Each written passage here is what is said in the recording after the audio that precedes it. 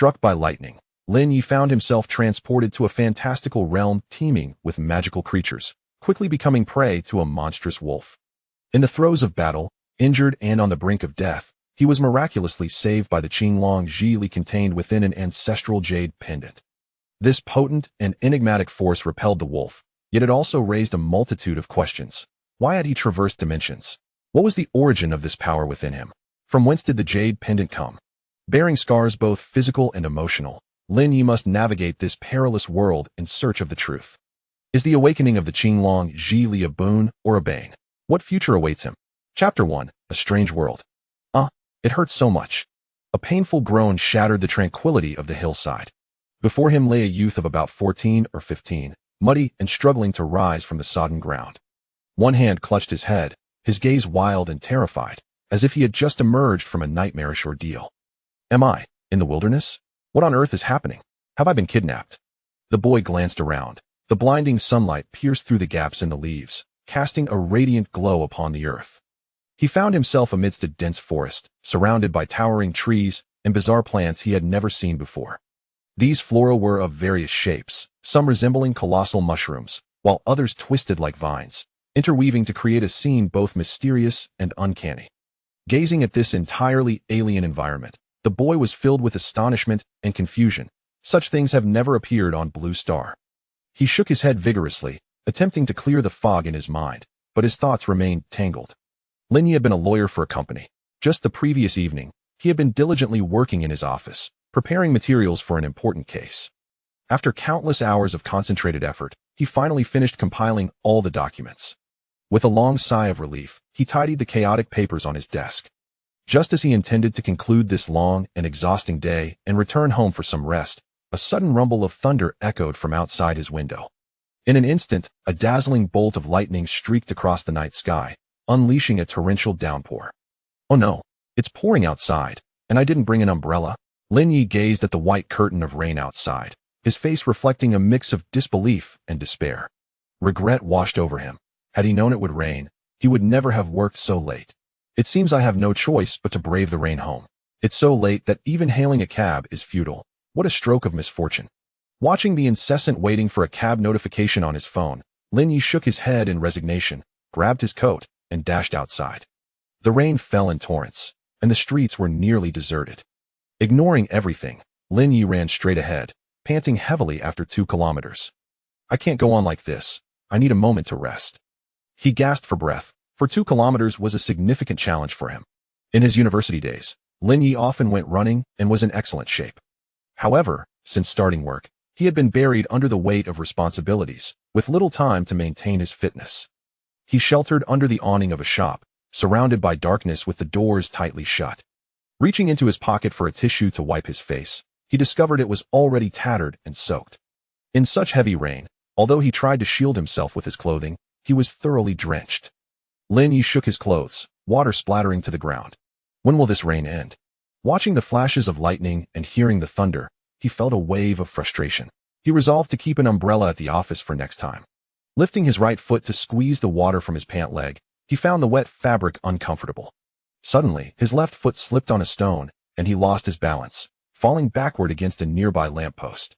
At that moment, a bolt of lightning struck, hitting the very lamppost he was near. The sudden surge of electricity coursed through Lin Ye, causing his body to convulse as if he were being crushed under a high-voltage line, and soon he lay lifeless. Oh no, this is the end for me. At that instant, a jade pendant hanging from his neck emitted a radiant blue light, enveloping his body, and in a moment, the pendant shattered, returning all to silence. The next day, passers-by discovered the scene and alerted the authorities. After gathering information, the police issued a statement urging the public to avoid standing near lampposts during thunderstorms to prevent lightning strikes. Lin Ye's previously muddled thoughts began to crystallize, as if a dense fog had lifted. He finally recalled that he had been struck dead by a sudden bolt of lightning. This was beyond comprehension and a stroke of terrible luck. Glancing down at his attire, he noted how utterly foreign it was compared to the styles he was accustomed to on Blue Star. As he reflected on the events that had transpired, he became certain he had indeed crossed into another world. Yet, what perplexed him was the absence of any memories from the original owner of this body. Just as Lin Ye struggled to comprehend this anomaly, A chilling and prolonged howl pierced the night. A woo. At the sound of the wolf's call, Lin Ye's heart lurched, and he became acutely aware of the imminent danger. Chapter 2. The First Order Magical Wolf. Lin Ye's eyes widened, his gaze intensely fixed on the grass ahead, his heart pounding as if it would leap from his throat. The unsettling sound drew nearer, each step resonating like a hammer against his heart. Suddenly, a shadow burst forth from the underbrush. Upon closer inspection, it was a massive gray wolf. Its eyes glinted with a cold light, fixated on Lin Ye with an insatiable malice, slowly advancing towards him. With each step, a low, terrifying growl emanated, akin to a roar from the depths of hell. A wolf? But how could it be so enormous? A mutation? Lin Ye stared in shock at the colossal creature before him, unable to suppress a gulp as his anxiety surged to an all-time high. This giant wolf was nearly twice the size of any he had seen on Blue Star, its sharp fangs glinting ominously, sending chills down his spine.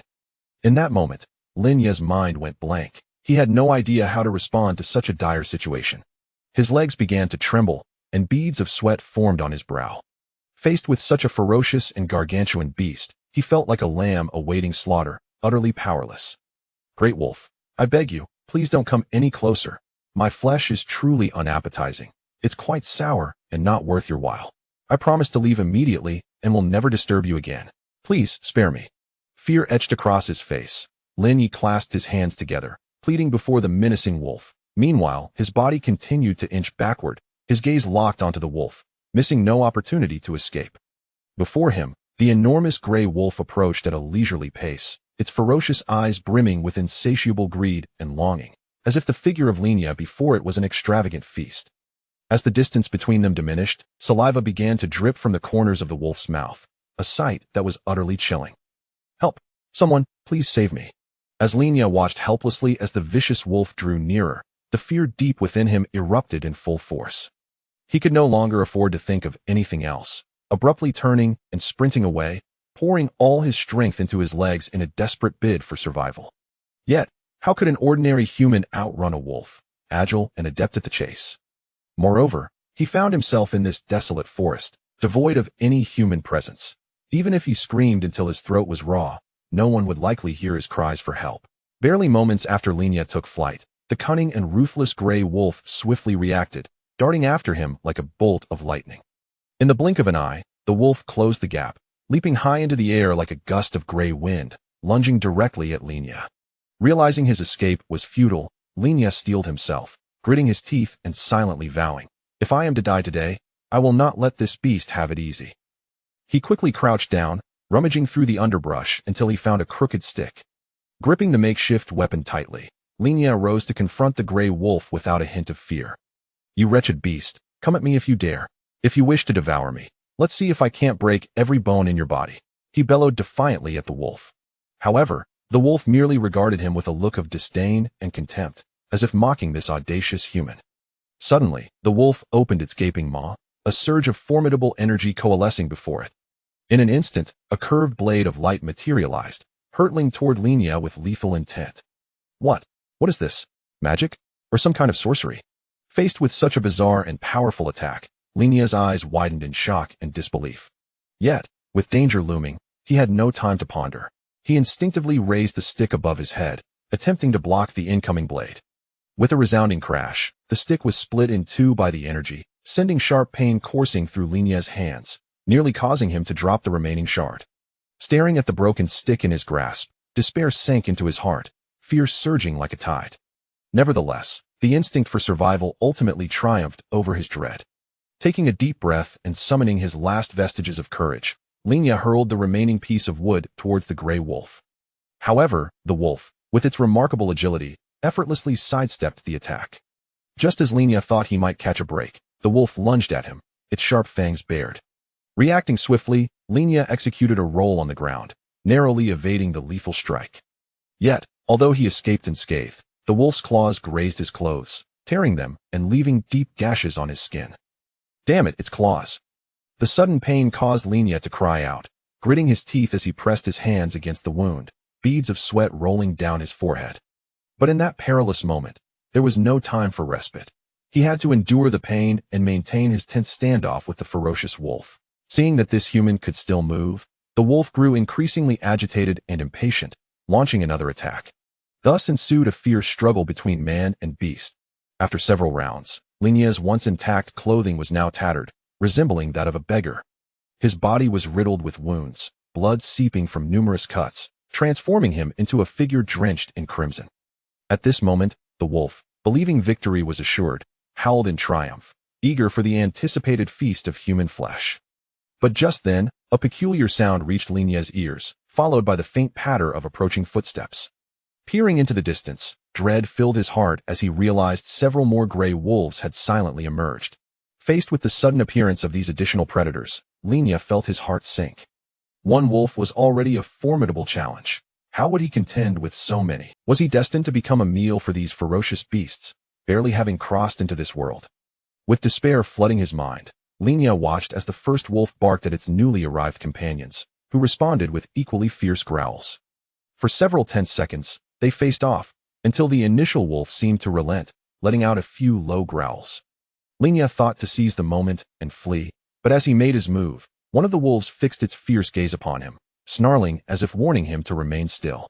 Tension gripped Lin Ye as he raised his hands in surrender, thinking to himself that these wolves seemed almost sentient, understanding human behavior. Thus, the first wolf and its newly arrived comrades forged an unspoken alliance and charged toward Lin Ye together. Surely not, brothers, have you all conspired to devour me?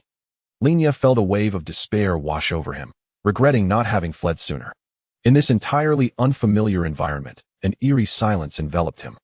Yet, he failed to recognize the ominous nature of this unnatural stillness. At that moment, Lin Ye's mood plummeted to the depths of despair, nearly drawing tears. He had envisioned his journey into this strange world as the beginning of an exhilarating adventure. Yet reality had dealt him a harsh blow. Before he could truly savor the novelty and excitement, his life was now gravely threatened, as if it could end at any moment. However, even in the face of such dire circumstances, Lin Ye mustered the strength to rise slowly. His previously bewildered and helpless gaze was gradually replaced by an unwavering determination, as if proclaiming to the world, even if death is inevitable, I will ensure these vile creatures pay dearly.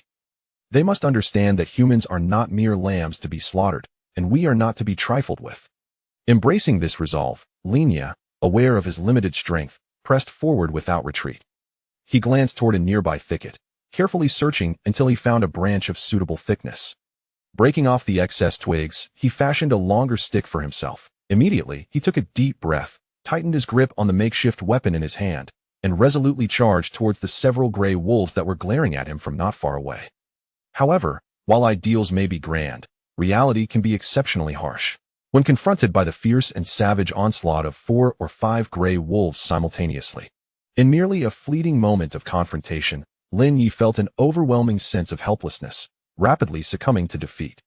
In the meantime, several deep and shallow wounds were inflicted upon him, blood continuously gushing from the injuries, staining his garments a crimson hue. It's over. This truly spells my complete demise, Lin Ye murmured in utter despair. Yet, the vicious gray wolves showed no sign of pity for his plight. Instead, they became increasingly frenzied, launching wave after wave of relentless assaults upon him. With bared fangs and claws, they lunged at Lin Ye, their sharp, cruel teeth mercilessly tearing into his fragile flesh. The excruciating pain compelled Lin Ye to emit piercing cries of anguish, echoing throughout the silent wilderness. Before long, overwhelmed by his injuries and drained of strength, Lin Ye's vision darkened, and he fainted. Just as Lin Ye was on the brink of being devoured, facing his imminent demise, an unexpected scene unfolded. Suddenly, his body began to emanate mysterious azure light. This glow surged forth like a tumultuous tide, rapidly expanding outward from Lin Ye's center. Accompanied by a powerful shockwave, the wolves intent on ending Lin Ye's life were forcefully thrown away, propelled far into the distance. Chapter 3: The Power of the Azure Dragon. At this moment, Lin Ye's body began to levitate slowly into the air, as if it were being upheld by an enigmatic and formidable force. Not only that, but a colossal azure dragon's ethereal silhouette could be faintly discerned surrounding him. The apparition was vivid and lifelike, with its claws bared and exuding an imposing aura that sent chills down one's spine. Strangely enough, Lin Ye's eyes were tightly shut, seemingly unaware of the happenings around him. Nevertheless, the powerful energy radiating from him was sufficient to instill fear in all directions. Suddenly, A thunderous roar of a dragon reverberated through the heavens and the earth. The sound was akin to a clap of thunder, deafening in its intensity, causing the nearby leaves to rustle violently. The once menacing gray wolves were instantly paralyzed with fear, their bodies trembling uncontrollably. Their wide, terrified eyes were fixed on Lin Ye and the illusory Azure Dragon. Although they could not comprehend this phenomenon, the terrifying aura emanating from it was undeniable. A deep sense of dread was evident in their eyes. They growled softly, attempting to mask their inner terror, yet their trembling voices betrayed their true feelings. Faced with this suddenly formidable human, the gray wolves could not fathom how such a transformation had occurred. Just moments ago, he had been an ordinary prey, and now he possessed such terrifying power. Moreover, the unique aura surrounding Lin Ye filled them with profound apprehension. It felt as though it originated from an ancient bloodline, causing their own magical energies to spiral into chaos, rendering them incapable of functioning normally. Among the pack, a larger gray wolf at the forefront clearly refused to relinquish its anticipated feast without a fight. It howled defiantly, releasing a fierce roar in an attempt to rally its companion spirits. Inspired by its call, the other gray wolves were ignited with primal ferocity, no longer hesitating as they bared their teeth and launched a brutal wind blade attack toward Lin Ye. In an instant, several green wind blades sliced through the air, whistling sharply as they raced toward him. These blades traveled at an astonishing speed, closing the distance in the blink of an eye. Meanwhile, Lin Ye, suspended in midair, lay in a state of unconsciousness, yet his body seemed to be controlled by this newfound power. In a split second, he swung his arms fiercely, and with a dazzling flash of light, a massive dragon-shaped energy suddenly materialized around him, coiling tightly. Then, Lin Ye thrust his hands forward, and that potent dragon-shaped energy shot forth like an arrow released from a bow, racing directly toward the wind blades. A resounding crash echoed as two energies of differing attributes collided violently, resulting in a cataclysmic explosion. The force of this explosion generated a powerful shockwave, akin to a tempest, uprooting the surrounding leaves and sending them swirling through the air. Amidst the chaos, the gray wolves, still reeling from the shock, witnessed Lin Ye descending with lightning speed. His fists, imbued with that formidable dragon-shaped energy, struck down upon the wolves with the force of a falling star. In mere moments, anguished howls pierced the sky as the wolves were sent sprawling, flung dozens of meters away by the terrifying force. Once they regained their footing, they exchanged frantic growls, seemingly devising a counter-strategy. Soon after, they rallied once more, baring their fangs as they lunged at Lin Ye, ready for another fierce confrontation. Yet, at that very moment, the latent power of the Azure Dragon within Lin Ye erupted once again. Such overwhelming strength was far beyond what a mere few gray wolves could contend with. This force guided Lin Ye's movements with blinding speed, engaging the wolves in a fierce battle. In just a few exchanges, the gray wolves were rendered powerless, blood spilling from their mouths, and their bodies marred with numerous wounds, a gruesome sight to behold.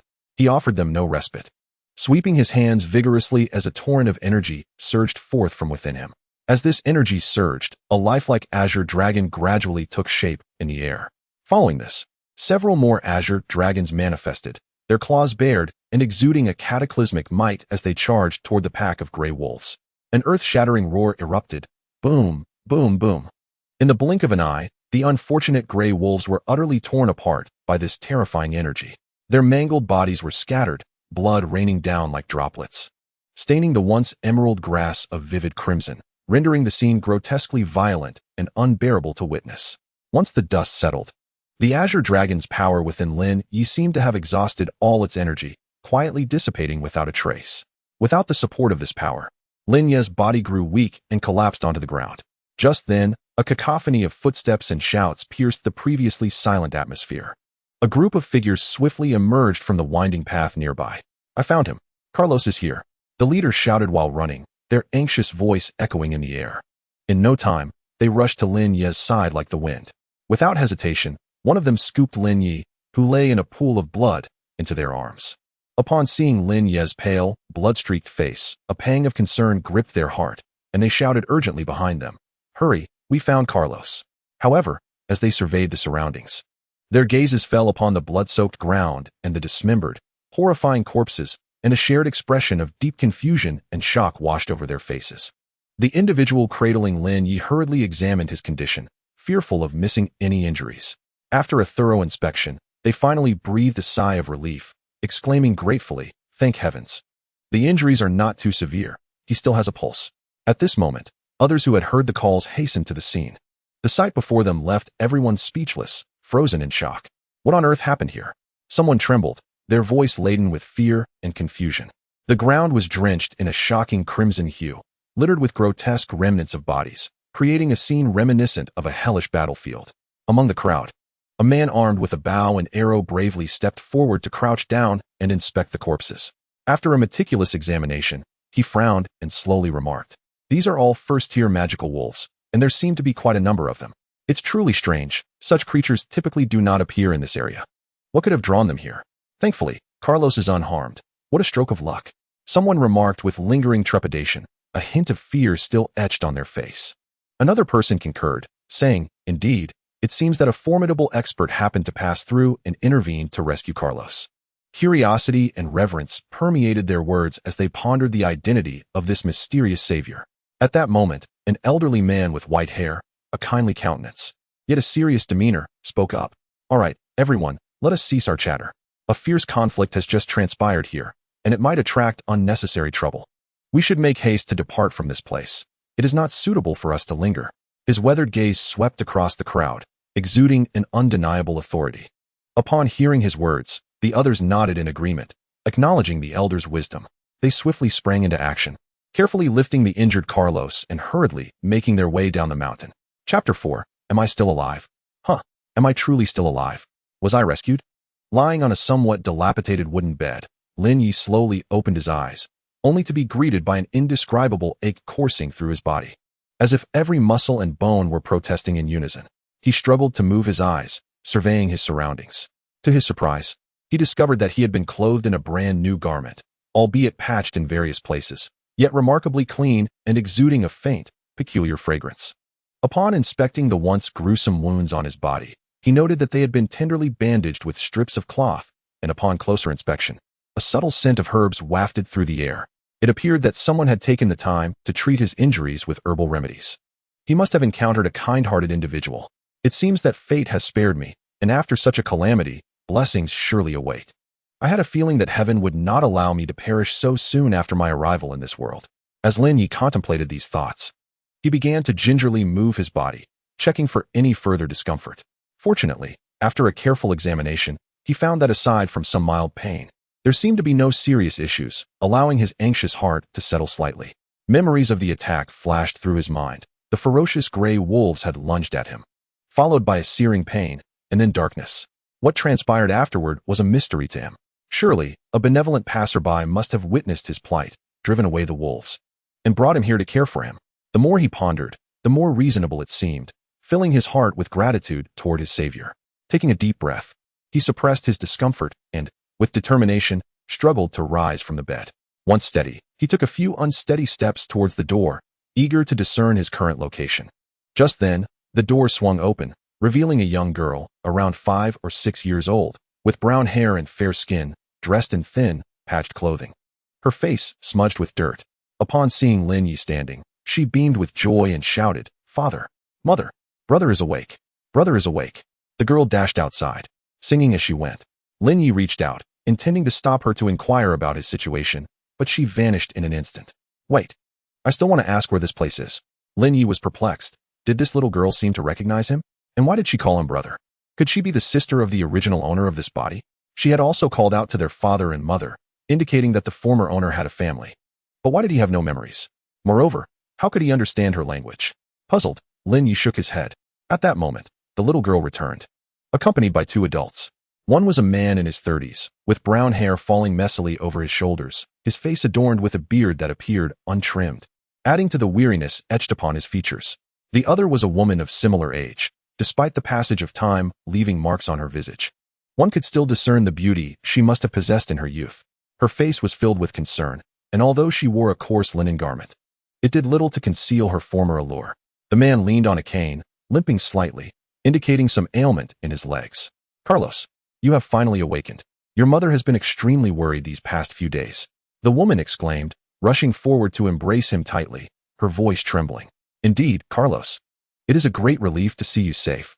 You must remember never to venture alone into the Sunset Mountains again. It is far too perilous for you at this time," the man added, his tone carrying a hint of reproach, yet brimming with concern. The two continued to express their worries and cares for him. However, Lin Ye wore an expression of skepticism, raising his hand to point at himself, incredulously asking, "Is my name truly Carlos? And are you my father and mother?" Upon hearing his words, the man's previously calm demeanor shifted, his brow furrowing in confusion and displeasure. "What is the meaning of this? Carlos, do you truly not remember? This is no jest." The woman beside him, equally alarmed, her beautiful eyes glistening with tears, trembled as she said, "Carlos, my child, could it be that you have lost your memory? What on earth has happened?" However, the individual addressed as Carlos was not truly Carlos, but Lin Ye. He had merely crossed into this world through an accident, occupying Carlos's body. Faced with the concerned inquiries of the crowd, Lin Ye internally lamented, yet he had to maintain an air of bewilderment. Thus, he concocted a story, stammering, I accidentally fell while climbing the mountain and hit my head on a large rock, and when I awoke, I found that I could not remember many things." As soon as he uttered these words, everyone present was taken aback, their eyes widening in disbelief as they gazed at him. Mouths agape as if they could fit an egg inside. Especially the woman, upon hearing that her son had encountered such misfortune, was overwhelmed with sorrow, tears streaming down her face like a torrential flood. She rushed forward, enveloping Carlos in a tight embrace, weeping and murmuring, "My child, you must not be harmed." Even the little girl seemed to grasp her brother's dire situation, blinking her large, watery eyes, pouting her lips, and bursting into tears. In that moment, the room was filled with heart-wrenching cries. Yet, at that juncture, the man finally spoke. Despite his own deep concern, his years of experience allowed him to maintain composure during this critical moment. He forcefully tapped his cane against the ground, producing a dull thud. Then, raising his voice, he declared, "Enough, Kailali. Stop crying. The most urgent matter now is to summon Uncle Flor from the village to properly examine Carlos." Upon hearing her husband's call, Kailali snapped out of her daze, ceasing her tears. She hastily wiped her face and hurried out the door in search of assistance. Moments later, the sound of hurried footsteps approached from a distance. Immediately following, Kailali hurriedly entered the house with an elderly gentleman, his hair a silvery white and his long beard flowing.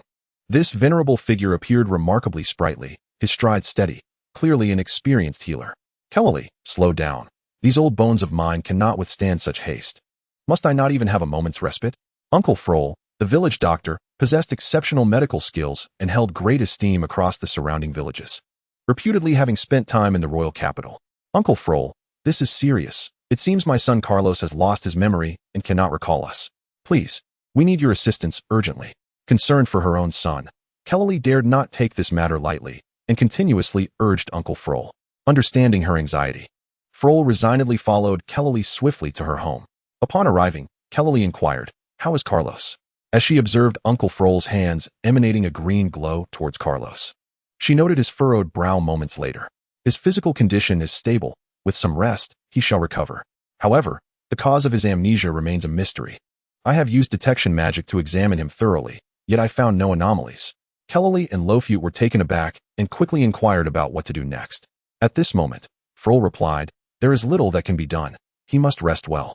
Perhaps with the passage of time, his memories will gradually resurface. Do not worry excessively. The most important thing is that he is safe." Kailali and Lofute wished to say more, but turned to see Carlos and could only nod in agreement. For them, as long as Carlos was unharmed, his amnesia was inconsequential. They could hope for his memories to return gradually. After Frol completed his examination, he prepared to leave. Kailali and Lofute wished to invite him for a meal, but he declined, stating he had matters to attend to at home. Subsequently, they encouraged Carlos to rest well and accompanied Frol out. As they walked, they expressed their gratitude, with Kailali retrieving a few copper coins from her pocket. Frol waved his hand dismissively, indicating it was unnecessary, and turned to depart. This left Kailali and Lofute standing there, profoundly moved. In the room, Lin Ye looked at the little girl before him and asked, "What is your name?" The girl, aware of her brother's amnesia, earnestly introduced herself. "I am Annie, your little sister. You must remember this and not forget." Lin Ye chuckled, instinctively reaching out to ruffle Annie's hair. "All right, I will remember. You are Annie, my dear sister." The sudden gesture startled Annie, causing her cheeks to flush as she dashed out of the room, leaving Lin Ye bewildered and unsure of what had gone amiss. Chapter 5. The sequence of events that night. Lin Ye lay quietly on the rickety wooden bed, tossing and turning, yet unable to slip into the realm of sweet dreams. The bed beneath him was unforgivingly hard, akin to a cold stone, No matter how he adjusted his position, comfort eluded him. In this moment, he longed for the soft, spacious, 2-meter-long bed at home, which had once provided him countless nights of peaceful slumber. Time passed slowly, and Lin Ye endured his restless night. After an indeterminate duration, he felt his eyelids growing heavier, and his consciousness began to blur. At last, after a prolonged struggle, he succumbed to fatigue and drifted into slumber. Within this dream, Lin Ye witnessed in a peculiar third-person perspective the moment he was struck by lightning. A brilliant flash of lightning tore through the sky, striking the lamppost beside him. In an instant, he was engulfed in dazzling white light, overwhelming pain coursing through him as he lost all sensation. Yet, at that moment, a miracle occurred. Lin Ye noticed the jade pendant around his neck had come into contact with his blood, suddenly radiating a faint blue light, accompanied by a deep, resonant dragon's roar. The light rapidly expanded, enveloping his entire being. Soon after, the brilliance receded like a tide, ultimately vanishing without a trace. And the previously intact jade pendant shattered into numerous fragments. Ah, so this jade pendant has transported me here. Lin Ye marveled inwardly. He had never anticipated that this seemingly ordinary pendant, which had accompanied him since childhood, concealed such mysterious and potent power. Previously, he had never sensed anything unusual about it. Lin Ye vividly recalled that this pendant had been entrusted to him by his grandfather during his youth, who had solemnly informed him that it was a cherished heirloom passed down through generations, urging him to keep it safe. Reflecting on this now, Lin Ye realized his grandfather's words were indeed true. Regrettably, ever since the tragic car accident that left him alone, he had lost that connection. The scene abruptly shifted, as if traversing time and space, revealing a realm imbued with mystery and surrealism. Here, the distinctions of up and down, left and right seemed to dissolve, with the light exuding a dreamlike and ethereal quality. Just then, accompanied by a resounding dragon's roar, a majestic, colossal Azure Dragon materialized before him. The dragon shimmered with resplendent blue light, gracefully navigating the sky like a streak of azure lightning. Its scales glimmered magnificently, each reflecting an ancient and regal aura. In no time, the dragon swiftly approached Lin Ye, its enormous eyes fixed upon him, revealing an indescribable depth and solemnity. Suddenly, the dragon opened its vast maw and spoke in human language. "O traveler, I am the Azure Dragon of the ancient dragon clan. In the past, I fell victim to treachery and, in despair, was compelled to preserve my essence within this jade. If fate allows, you may inherit my supreme power, the Azure Dragon's might. Alas, I was already on the brink of demise and could not impart further legacy. Such a lamentable circumstance is truly heart-wrenching. I earnestly hope that future generations will carry forth my strength and spread knowledge of the Azure Dragon clan's greatness." As the last words echoed, the dragon's entire form erupted in an extraordinarily brilliant blue light, akin to a blazing azure sun illuminating the sky, overwhelming Lin Ye's senses and rendering him unable to open his eyes. In the very next moment, the radiant dragon's body transformed into countless specks of light, scattering like meteors and vanishing without a trace. Suddenly, Lin Ye felt an invisible force pulling him from the depths of his profound dream. His body jolted, and he opened his eyes wide, gasping for breath, beads of sweat dotting his forehead, neck, and back. Was this merely a dream, or did all that transpire truly occur? Lin Ye murmured, his gaze reflecting confusion and uncertainty. The vividness of the dream had left him struggling to discern the boundaries between reality and illusion. Slowly, he turned his head towards the window, where beams of sunlight filtered through the curtains, warm and gentle. Lin Ye firmly patted his cheek, attempting to rouse himself from the haze of confusion. Yet at that moment, an unusual sensation surged from his chest, initially a mild warmth. It rapidly escalated into an intense heat. This sudden change startled Lin Ye, prompting him to hastily tear open his garment and look down. In the center of his chest, a vividly lifelike Azure Dragon tattoo had suddenly manifested itself. This dragon curled and coiled, its claws poised as if it could burst forth from his body at any moment. Even more peculiar, it emitted a faint azure glow. Lin Ye instinctively reached out to gently touch the dragon tattoo, only to find it possessed no unusual texture. It appeared seamlessly embedded in his skin, perfectly blending with the surrounding flesh. An Azure Dragon? Could this be the legendary power of the Qinglong? Lin Ye's eyes widened in disbelief as he gazed at the tattoo before him, his heart stirred by tumultuous waves of emotion. What he initially believed to be an absurd dream had unexpectedly materialized upon his very own body. After a brief moment of shock, Lin Ye took a deep breath, striving to calm the tumult of excitement within him. He then placed his hand over his chest, tenderly stroking the dragon tattoo as if in communion with it. Rest assured. Since fate has chosen to bestow this power upon me, I shall wield it wisely, allowing everyone in this world to witness the might of the Qinglong. Just as Lin Ye resolved within himself, a crisp knock at the door shattered the tranquility of the room. "Brother, are you awake?" came the sweet voice of his sister, Annie, from outside. "I'm up. I'm getting dressed." Lin Ye hurriedly covered the tattoo. It was his secret, and he preferred to keep it hidden for now. Until he grasped the nuances of this world, he would refrain from revealing his true self. Observing his already soaked clothing and pondering whether to change, he was fortunate to discover a set of new garments nearby. Though tattered, they were wearable, and after considerable effort, Lin Ye finally dressed himself.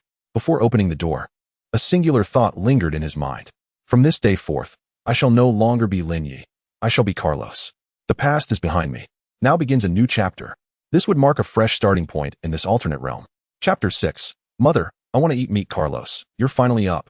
You look remarkably well, exclaimed his mother, Cholera, as she busied herself in the kitchen. Just in time, I've prepared a steaming breakfast. Come and have a taste. Annie, hurry and fetch your father for breakfast. As Carlos stepped out of the house, he was met with his mother's beaming smile, her simple face radiating joy. At that moment, Carlos appeared invigorated, clearly having shaken off the ailments that had troubled him, his recovery being quite satisfactory. Yes, I understand. Thank you, mother. Carlos responded while assessing his own physical condition. To his delight, the lingering pain that had once plagued him seemed to have dissipated significantly. Surely, the mysterious and powerful Qinglong energy had worked wonders. Yet, there was a slight disappointment. This extraordinary power had not left behind any valuable legacies such as spellbooks. Just then, Carlos noticed his father, Ruford, slowly emerging from the room with the aid of a cane. Despite some lingering emotional distance, Carlos politely greeted him. "Father, good morning." However, Ruford merely glanced at Carlos, nodded, and turned away without uttering a word, heading toward another room. Carlos watched his father's retreating figure, puzzled. Was the former owner of this body unwelcome in his father's eyes? Quickly, he shifted his focus to his surroundings. Upon closer inspection, Carlos finally perceived the true nature of their home. Before him stood several rudimentary wooden structures, their roofs thatched with a thick layer of straw, embodying the quintessential style of a thatched cottage. The yard was enclosed by a wooden fence, indicating the family's modest financial circumstances. Carlos resolved that once he fully recovered, he would find ways to improve his family's living conditions, ensuring a better life for them all. At the dining table, Carlos gazed at the bowls of dark, indistinguishable porridge set before him. Frowning, he cautiously leaned in to sniff, detecting a faint and fishy odor. In the center of the table rested a plate of vibrant green vegetables alongside a small bowl of unidentifiable meat. "Hurry and eat while it's hot, Carlos. If it cools down, it won't taste as good. You need to properly nourish your body," Cholera urged with a smile, promptly transferring all the meat from her bowl into Carlos's. "And here's some mountain chicken, delivered early this morning by Uncle Bart." She then regarded Carlos with a face full of love, her eyes brimming with concern and expectation. Just then, Annie, with a forlorn expression, gazed longingly at the bowl of fragrant mountain chicken, murmuring softly, "Mother, I also want to eat meat." Though her voice was barely audible, it reached every ear at the table. No sooner had she spoken than she was met with her mother's reprimand. "No, that meat is for your brother, who has just recovered from a serious illness and needs it to regain his strength. You must be considerate, do you understand?" Hearing her mother's words, Annie dared not protest further, her eyes glistening with unshed tears as she bit her lip, desperately trying to hold back her emotions. This moment left Carlos feeling exceedingly awkward. He quickly interjected, "Mother, I suddenly don't want to eat meat anymore. Please give all of it to my sister." Without hesitation, Carlos transferred all the meat from his bowl into Annie's. Her initially disappointed face blossomed into a radiant smile, akin to a blooming flower. Ecstatically, she grabbed her chopsticks and began to eat heartily, her satisfaction warming the hearts of those around her. At that moment, Ruford, who had remained silent until now, slowly spoke, his voice laden with regret and self-reproach. "Alas, it's all my fault. If I hadn't accidentally broken my leg while hunting, we wouldn't be in a position where we can barely afford meat. We're relying on the villagers' charity just to scrape by." He bowed his head deeply, filled with guilt over his helplessness and a profound sense of remorse towards his family. Observing this, Cholera quickly approached him with gentle reassurances. "Dear, please don't think like that. As long as we're alive and well, that is what matters most. Even if times are tough, I can forage for wild vegetables or help in the village to earn some meat to improve our situation. So please, do not dwell on such thoughts." If anything were to happen to you, how would the three of us manage? As Cholera spoke, her emotions surged, tears streaming down her cheeks uncontrollably. Annie, frightened by the scene, turned pale as she misunderstood the situation, believing her parents were upset over her eating her brother's meat, and she burst into tears, exclaiming, "I know I was wrong. I promise I won't eat it again. I'll be good, please believe me." At that moment, Carlos, who had remained silent, suddenly stood up. His youthful face now bore an expression of maturity and resolve that belied his age. With a slight furrow of his brow, he spoke in a deep and powerful voice. "Father, mother, you need not worry any longer. From this day forth, I am no longer a child, but a man of honor. The responsibilities of this household shall rest upon my shoulders, and I vow to care for you both with utmost dedication, ensuring that you endure no further grievances." After uttering these words, Carlos did not cease. He slowly approached his mother, gently stroking her back while softly comforting her. "Mother, please do not cry. I assure you, I will keep my word." Upon hearing Carlos's resolute declaration, Claire, who had been weeping bitterly, finally ceased her tears. She lifted her gaze to her son, who seemed to have matured overnight, her eyes filled with a sense of gratification as she murmured, "My Carlos has truly grown up." Roffert, witnessing the scene unfold, noted the determination in Carlos's eyes and the sincere sense of responsibility emanating from him. With a smile, he stepped forward, clapped Carlos on the shoulder with a hearty pat, and nodded in approval. "Good lad. You are indeed our pride. Now, let us not merely stand and talk, everyone. Please take a seat and enjoy the meal before it cools." At Roffert's words, the family gathered around the dining table, partaking in a breakfast imbued with warmth and emotion. After their meal, Carlos expressed a desire to stroll through the village and recollect some past memories, as he was currently amnesiac and needed to reacquaint himself with everything. Claire, concerned for his safety, insisted that Annie accompany him. Carlos agreed. Chapter 7. Understanding the village. As they walked, Carlos inquired of Annie about the village. The village was called Nuo Ding Cun, home to several hundred households. It boasted its own hunting team, and mothers along with other aunts occasionally teamed up to forage for wild vegetables nearby. Annie shared all the information she knew with her brother, while Carlos listened attentively, absorbing this newfound knowledge. Along the way, they encountered several villagers who were aware of Carlos's situation. They expressed their sympathy and greeted the two warmly, to which Carlos responded in kind. Just then, a figure approached, holding two rabbit-like creatures. "Uncle Bart," Annie exclaimed affectionately upon recognizing him. Bart smiled and greeted them, saying, "It is Annie and Carlos." This Bart was the man who had previously wielded a bow and arrow. Seeing that Carlos was physically well, he felt a sense of relief. "By the way, I caught 2 wild rabbits. Take one home to improve your meal. While it may not compare to a first-tier magic rabbit, it is still quite tasty." With that, he handed one of the rabbits to Carlos. Moved by the gesture, Carlos expressed his heartfelt gratitude.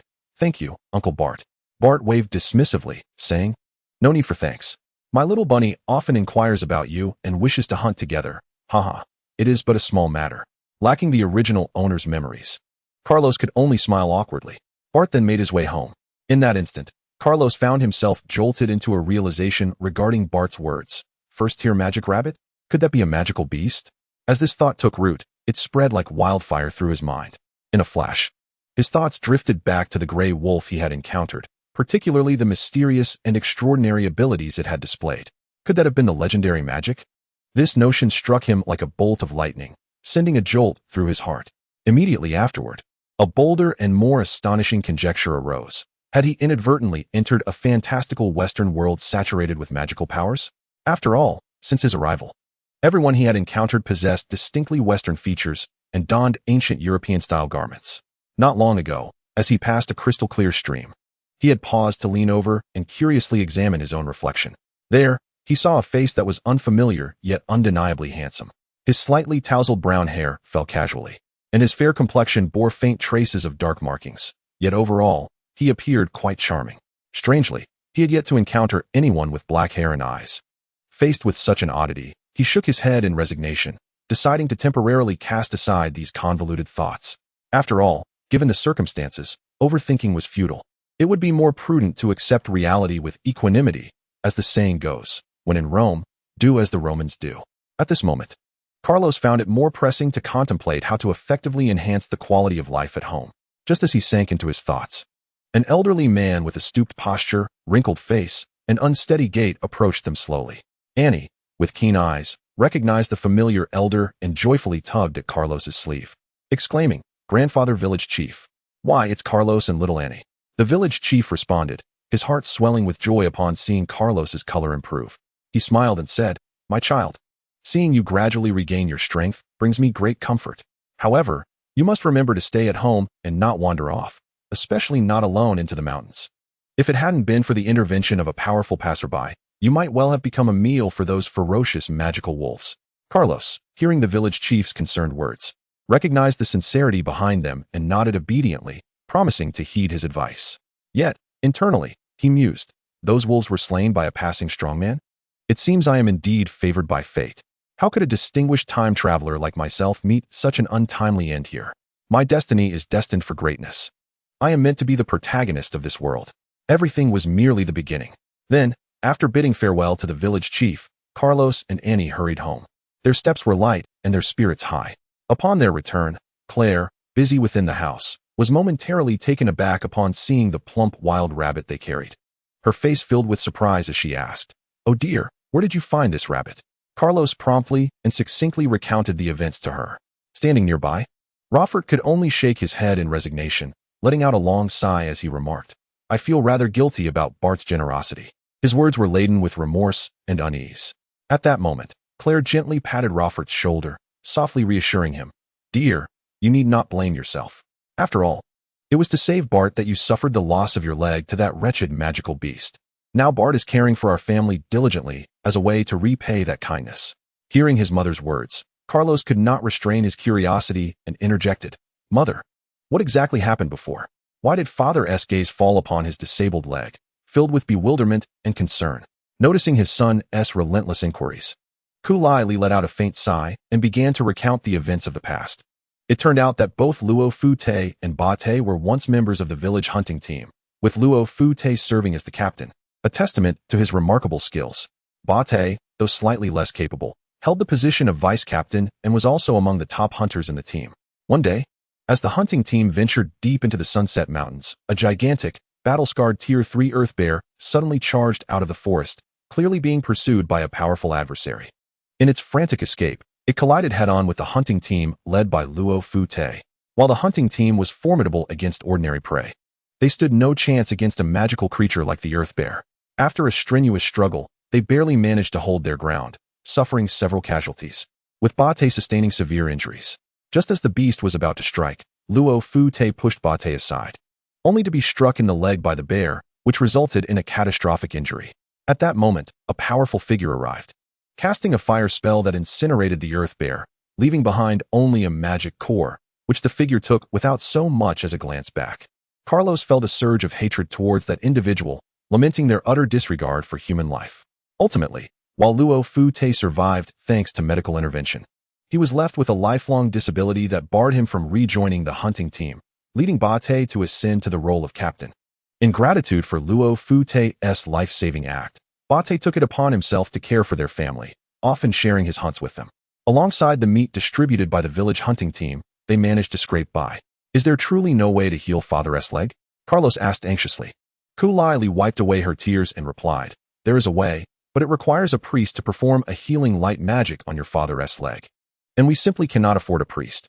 "Enough, Kulai Li, let the past remain in the past. This is my fate, and I have only brought hardship upon you." Luo Fu-Te resignedly accepted his plight. Kulai Li, casting a glance at Luo Fu-Te, fell silent and returned to her chores.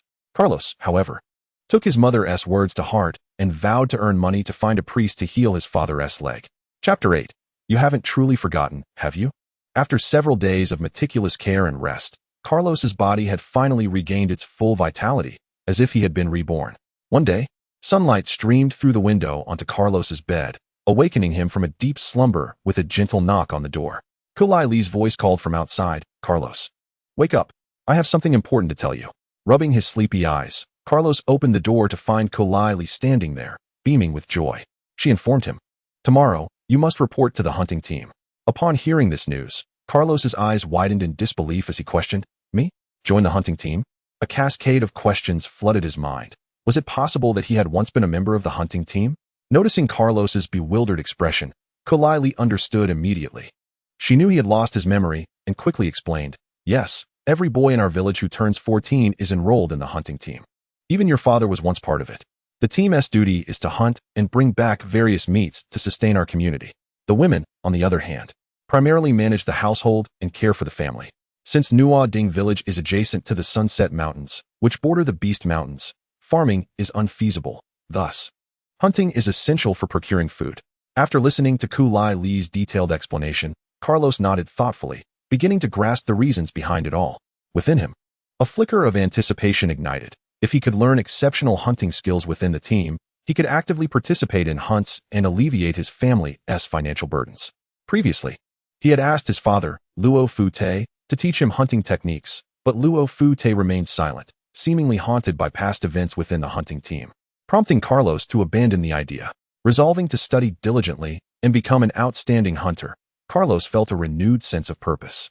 The following morning, as dawn broke with a soft light, the village buzzed with excitement. People emerged from their homes, converging towards the spacious central square, designated as the training ground for the hunting team. This vast open space was specifically allocated for the members to receive proper training, as the perilous task of hunting was one that strong men undertook, leaving the delicate task of domestic affairs to the women. "Good morning, Ras," someone greeted cheerfully. "Long time no see, Kenna." Familiar faces exchanged playful banter, heralding what seemed to be another promising day. Just then, several boys of Carlos's age approached, bursting with energy and vitality. The leading boy spotted Carlos and immediately broke into a radiant smile, greeting him enthusiastically. "Hey, Carlos, you finally made it. I've been waiting for you for ages. Training in the hunting team has been dull without you. I heard you faced a beast attack on the mountain. How are you feeling now?" Carlos, initially taken aback, struggled to recognize the boy. Observing his confusion, the boy's smile widened, and he exclaimed, "You can't have forgotten me. I'm Lu Ba-chi. We've been good friends since childhood." However, confronted with Lu Ba-chi's exuberance, Carlos could only shake his head in confusion, unable to recall who this person was. Feeling a bit awkward, he scratched his head and softly admitted, "I'm sorry, but I seem to have truly forgotten you." Seeing Carlos's bewildered expression, Lu Ba-chi felt a wave of exasperation wash over him. He covered his face with his hands and sighed deeply. At that moment, another bystander, who had been observing from the sidelines, burst into laughter, mockingly chiming in, "Haha, Lu Ba-chi, don't waste your breath. Haven't you heard the village gossip?" Poor Carlos not only got hurt, but also took a nasty fall that left him with no memory of the past. Perhaps he'll become a silly fool from now on. Haha. As soon as this person finished speaking, the companions surrounding him erupted into raucous laughter, as if they had just heard the most humorous joke in the world. Their laughter was particularly jarring and merciless. "Humph, Buruk, you truly are despicable. Look at Carlos now. And yet you continue to mock him, and you lot are no better." Before Carlos could respond, Rabasi, standing nearby, jumped in with a furious expression, passionately defending Carlos and vehemently reproaching the group. Observing this, Carlos quickly gestured for Rabasi to calm down while softly reassuring him. "Rabasi, don't be so impulsive. Take a breath. There's no need to get angry over such people. As the saying goes, if a dog bites you, do you really need to bite back?" After delivering this insightful remark, Carlos cast a knowing glance towards Buruk in the distance. Buruk, not one to be easily fooled, immediately understood the sarcasm in Carlos's words and was filled with rage. He pointed an accusatory finger at Carlos and shouted, "How dare you call me a dog?" However, just as he was about to unleash his fury further, he caught sight of Captain Bart approaching. Consequently, Buruk had no choice but to suppress his anger, angrily flicking his sleeves and shooting Carlos a venomous glare. With a heavy snort through his nose, he turned away, not forgetting to leave a menacing remark. "Humph, Carlos, this matter is far from over. Just wait and see." In the face of Buruk's threat, Carlos remained remarkably composed, shrugging nonchalantly, seemingly unfazed by the warning. At that moment, Captain Bart had approached. He first scanned the direction in which Buruk and his group had departed with an expressionless face. Then he turned his gaze towards Carlos and Rabasi, but refrained from making any comments. Following this, Captain Bart pivoted and strode confidently toward the platform, seemingly ready to assemble everyone for today's training. "Thank you, Rabasi," Carlos expressed sincerely, his eyes brimming with gratitude. Rabasi was indeed a person worth associating with. Carlos was pleasantly surprised by his unwavering support, a rare quality. This thought lingered in Carlos's mind. Feeling slightly bashful at Carlos's gratitude, Rabasi scratched his head and chuckled. "Oh, Carlos, why be so polite with me? We were once inseparable friends, brothers in arms. If it weren't for your support and encouragement, I wouldn't have had the courage to face off against Buruk and his gang. However, with a shift in tone, Rabasi's expression became serious as he lowered his voice to caution. But Carlos, you mustn't let your guard down.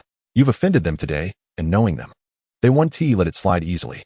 They might very well devise ways to retaliate against you in the future. Carlos merely smiled in response, patting Rabasi's shoulder confidently. Don't worry, Rabasi. The outcome is still uncertain. Until the very last moment, who knows who will win or lose? After speaking, Carlos's eyes radiated determination and fearlessness. Buruk also expressed his confidence, thumping his chest and stating that his father was Bart, and he could help if needed. It was then that Carlos realized that the child Bart had mentioned was indeed Buruk. He nodded, understanding that the previous owner had treated Buruk well.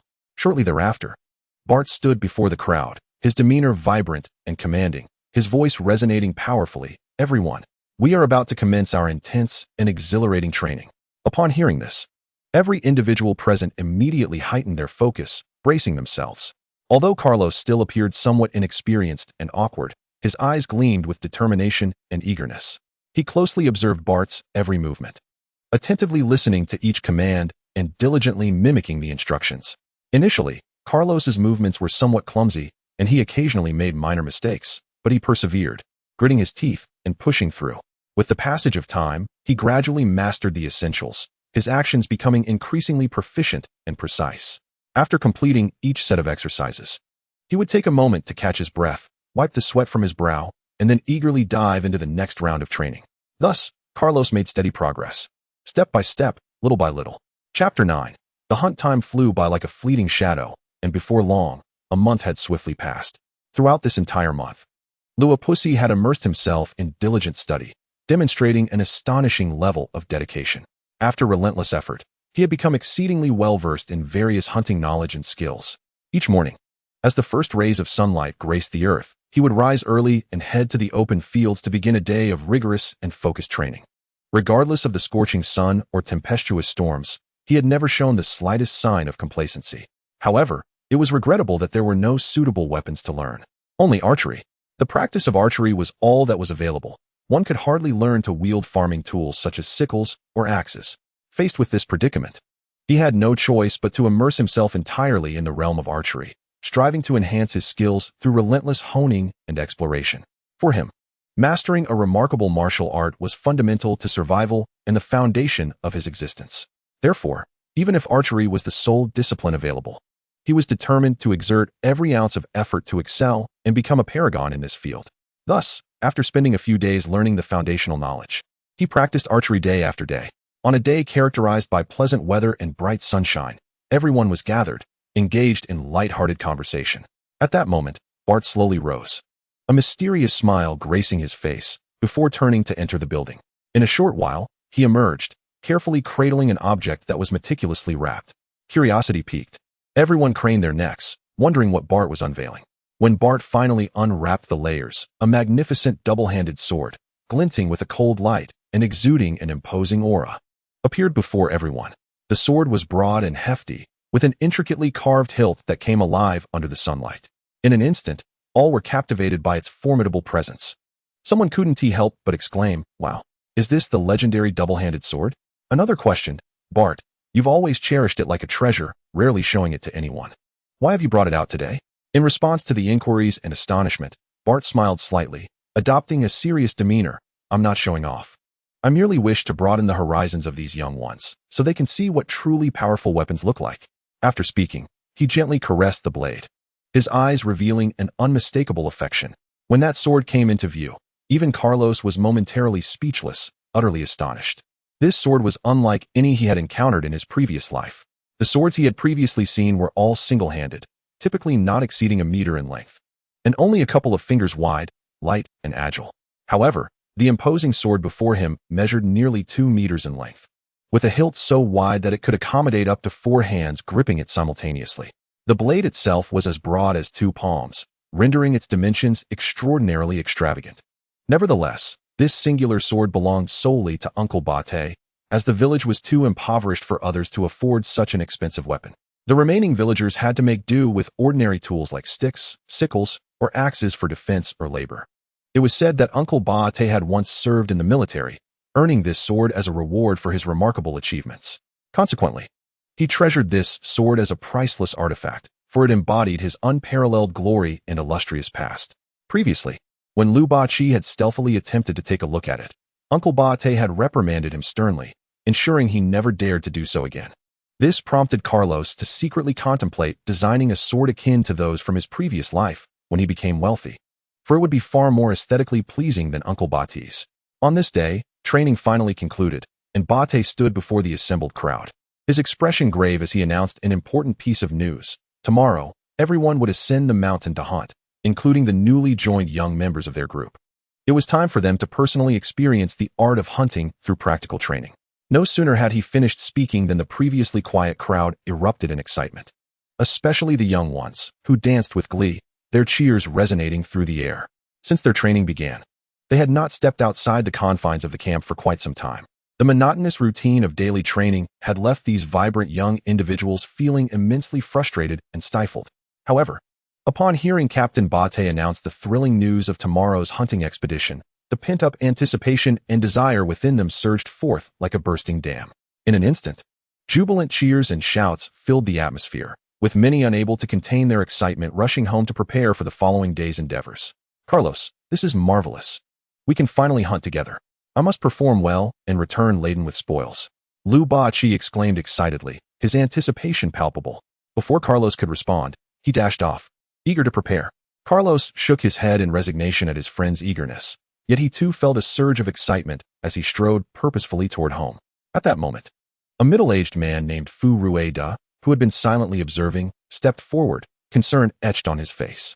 He looked at Bate and quietly inquired, "Bate, are you truly certain about taking them along? The longest any of these children have trained is barely a year. Is it not too dangerous to thrust them into hunting so recklessly?" In response to Fu Rueda's apprehension, Bate furrowed his brow, his expression gravely serious. He inhaled deeply and replied slowly, "Fu Rueda, I understand your concerns. Yet, the world we inhabit is merciless and cruel. Survival of the fittest is an immutable law. If we do not enable these children to mature swiftly and learn to navigate this chaotic world, our entire village may struggle to survive. Thus, despite the inherent risks, this undertaking serves as a test of their courage.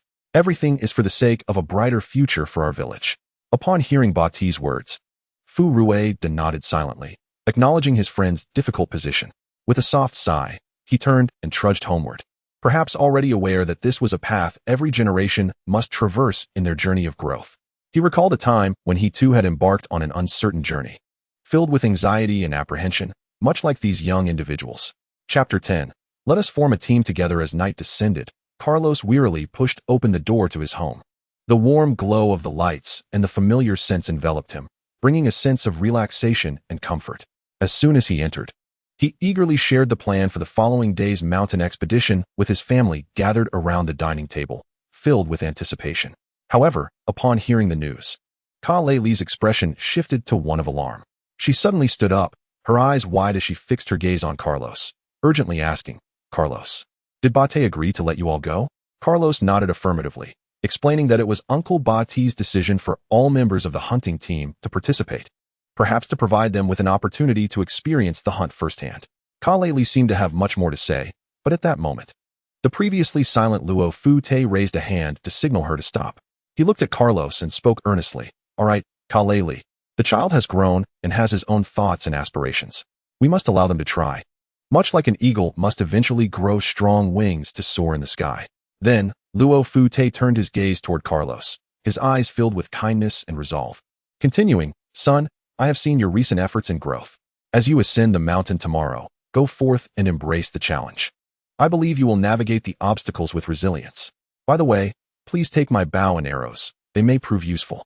But remember, regardless of the circumstances, ensure your safe return home." Carlos gazed at his father's serious yet affectionate face, a warm surge of emotion flooding his heart. He nodded vigorously, solemnly assuring, "Father, rest assured. I promise to return to you and mother unscathed." Seeing this exchange, Ka Lei, who had been anxious, fell silent. She quietly resumed her seat, hastily finishing her meal before rushing to her room, meticulously preparing the items Carlos would need for their ascent the next day. Meanwhile, Annie at the dining table appeared somewhat puzzled, her bright eyes darting back and forth as she attempted to decipher the adults' fervent discussion, ultimately coming up empty. Thus, She resolved to disregard the perplexing matters and focused her attention on the enticing bowl of food before her, savoring each bite. Time flew swiftly, and before long, dawn broke on the following day. The sky was just beginning to lighten, the faint glow of dawn streaming through the window into the room. Carlos, as usual, rose early. His movements swift and practiced. In less than 10 minutes, he was washed and packed, with a bulging backpack filled with essential gear and supplies. He took up his father's bow and arrows and confidently stepped toward the door. As Carlos reached the yard, he spotted his mother, Kaleli, standing there with a worried expression, her gaze never leaving him. Understanding that her son was embarking on a journey, she was filled with concern and apprehension, repeatedly admonishing, "My child, be cautious on this trip. Always prioritize your safety. If you encounter any danger, do not act recklessly, understood?" Carlos nodded earnestly, assuring her he would heed her words. In contrast, his father, Luo Fu-te, remained remarkably composed. He gazed silently at his son, poised to embark on his journey, and after a brief moment of reflection, uttered two simple, yet powerful words, "Go forth." Though his words were few, the trust and encouragement they conveyed were unmistakable. Upon hearing his father's words, Kalawose nodded emphatically once more, then turned to wave goodbye to his parents before resolutely stepping out of the house and embarking on an unknown journey. After traversing a path of moderate length, Kalawose finally arrived at the training ground. The training area was bustling with activity, evidently populated by numerous individuals who had arrived ahead of time. Some were gathered in small clusters, engaged in conversation, while others were quietly warming up alone, each face radiating excitement and anticipation. "Kalawose, over here." A thunderous call reverberated through the air, prompting Kalawose to instinctively turn his head. His gaze fell upon Labaki, who was beaming with a smile, vigorously waving at him and calling out his name. Kalawose hastened towards the source of the voice, reciprocating Labaki's greeting with enthusiasm. As he approached, he noticed another individual standing beside Labaki. This person was tall and handsome, yet his demeanor appeared somewhat shy and reserved, suggesting a familiarity with Labaki. Curiosity swelled within Kalawose, compelling him to inquire, "And who might this be?" Labaki, recognizing the confusion in Kalawose's eyes, chuckled and patted him on the shoulder, saying, "Ah, this fellow is Kalair, a good friend from our childhood." He continued, "However, he tends to be a bit introverted and doesn't speak much."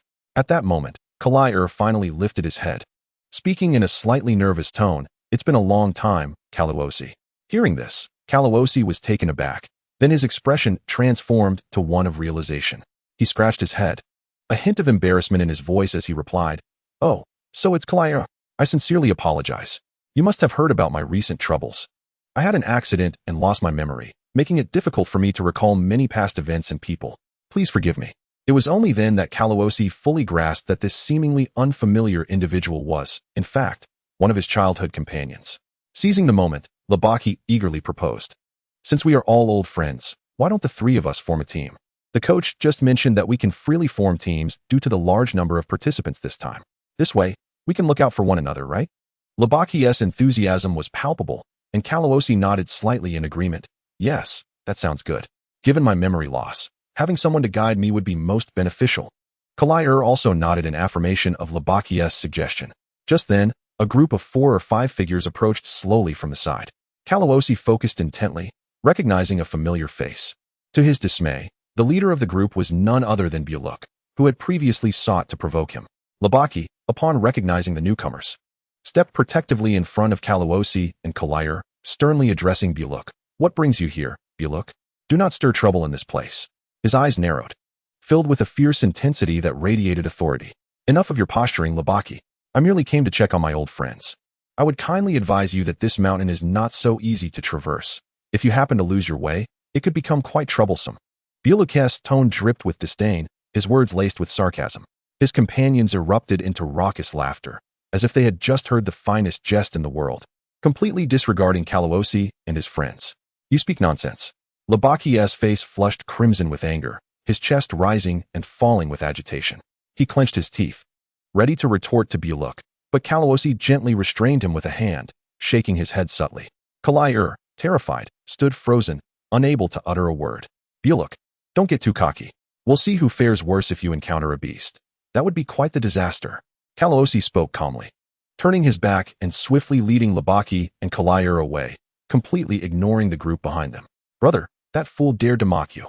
One of Buluk's lackeys rushed forward, a fawning expression on his face. However, before he could finish his statement, a sharp crack echoed as a handprint appeared on his face. Idiot. We don't need your input. Bullock snarled, raising his hand to deliver another slap to the other side of the lackey's face. He then turned to gaze at the retreating figures of Kalawose and the others, his eyes filled with resentment and bitterness, muttering through clenched teeth, "Kalawose, just you wait. One day, I will make you kneel before me and beg for mercy." At that moment, Bate began counting the members of the team. His keen eyes swiftly scanned the crowd, murmuring to himself. Shortly thereafter, he raised his voice. "All right, everyone is accounted for, and we can set off." With Bate's words, the hunting party of over 30 individuals erupted into a flurry of activity. Team members organized their gear, some wielding spears, others carrying bows, and some sporting sharp daggers at their waists. Bate himself bore a massive two-handed sword strapped across his broad back, moving with the determination of a mountain as he led the way at the front of the group. After approximately half an hour, the group finally arrived at the majestic foot of the Sunset Mountain Range. Kalawose, who brought up the rear, gazed at the endless expanse of towering peaks before him, a surge of heroic sentiment swelling in his heart. The mountains loomed grandly, inspiring awe in all who beheld them. Yet, Kalawose's gaze was resolute.